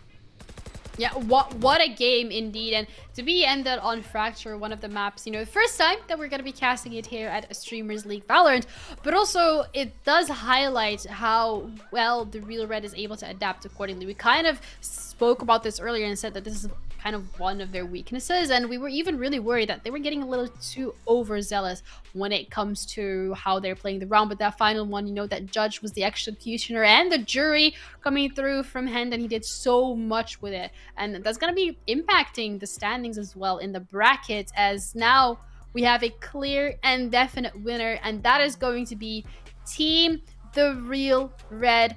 Gonna be going to LAN. But don't you worry, guys, because if your favorite streamer was Alexa, if your favorite team was Jackie, was Iceman Lucky, or any other of the teams that have been competing over the last couple of days, didn't actually have the opportunity to make it to LAN, there's still HyperX Wildcard. HyperX Wildcard means that you can vote for your favorite streamer, and it's gonna actually give them a shot to compete in the Wildcard tournament. They're gonna be able to identify which one of the top voted streamers of every single country is gonna have a chance to go at LAN and fill up that 6th spot. So exclamation mark wildcard in the chat if you want to go vote. And again, HyperX making this possible, and so is the city of Wrocław. So again, we really appreciate that. And coincidentally, may I add, the LAN is going to be at Wrocław, which is really, really incredible to see. And you kind of made a joke about it as well earlier today, Haza, saying they're going to be booking their tickets, but that's exactly what's going to be happening. Yeah, it certainly is, and like we said before, it's a deserved spot that they have booked into that LAN final. They're the first team to do so, I believe, if I'm not mistaken. So yeah, really, really great performance from them. Unfortunate again from Team Alexa, but I suppose they still have that opportunity in the wildcard tournament if they get enough votes. So if you want to see them again, and well, considering how they placed in this tournament, they would certainly be the favourites to go on and do a number on those other teams. Yeah, there's always the potentiality for that, but yeah, a great set of games today, and it's been a pleasure to watch all of these players. Yeah, absolutely. It's been a pleasure to cast as well. And next week, we're going to be looking at Hungary specifically. We're going to have the exact same format. We're going to be starting off with Group A and Group B. Group A on the Friday, Group B on the Saturday. The top seeds are going to be, the top two from every single group are going to be competing against each other on that Sunday as well. In a similar best of three format in the semifinals, the winners are going to be going through to the grand finals, and that's where the second team that's going to be going to land will be decided. So if you want to stay up to date, just make sure to follow all the socials and just make sure to tune in again next week, Friday, Saturday, and Sunday, because we're in for a good one, really. Yeah, we certainly are. I mean, Hungary, I've been to Hungary before. I've been to Budapest. nice. Maybe there'll be a hidden treasure chest among some of these teams. That was an awful reference to a mediocre song. But the fact of the matter is, yeah, really looking forward to seeing how those games pan out and who's going to book that second spot in the LAN finals. Yeah, and also just the wild card will be starting at 20 CET, and that is something that you guys do have to keep in mind. A lot of links will be put down in the chat just to make sure that all the information that I'm giving to you right now doesn't go unnoticed. And before we do close this off, Haza, I have a very important question for you. My question is, do you happen to have any final shoutouts? No real final shout-outs. I mean, shout-out to Eugenie, of course, been a fantastic casting partner throughout the duration of this afternoon. Mgister and Zobek, everyone working behind the scenes to make this possible. Shout-out to HyperX as well for, you know, supporting everything. And, of course, the city of Wrocław. So, yeah, it's been an absolute pleasure to be on the broadcast. I hope everyone has a fantastic evening. Aww. And, yeah, that's all I have to say. Well, thank you so much, and thank you for being an incredible co-caster. Thank you, Twitch chat, for bringing that energy and those wholesome vibes today. And honestly, thank you to production for having me. It was an absolute blast. We'll be back next week, so make sure to make sure that you follow all those socials, and we'll see you then.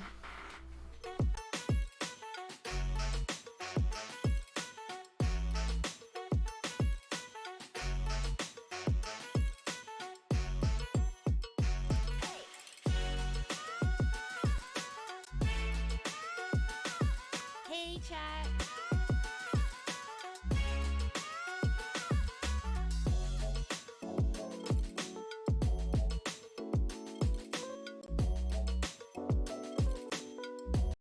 We promised that Wrocław would wait for you, and we would meet again soon.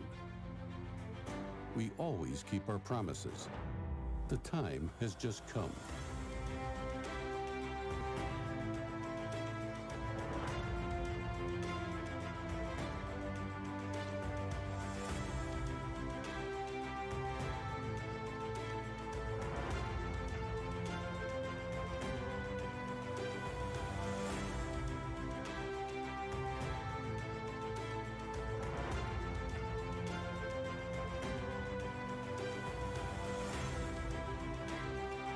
There is so much to discover, to see, to experience. Make good use of your time. It would be great to see you again. We are waiting for you whenever you are ready. Let's meet in Wrocław.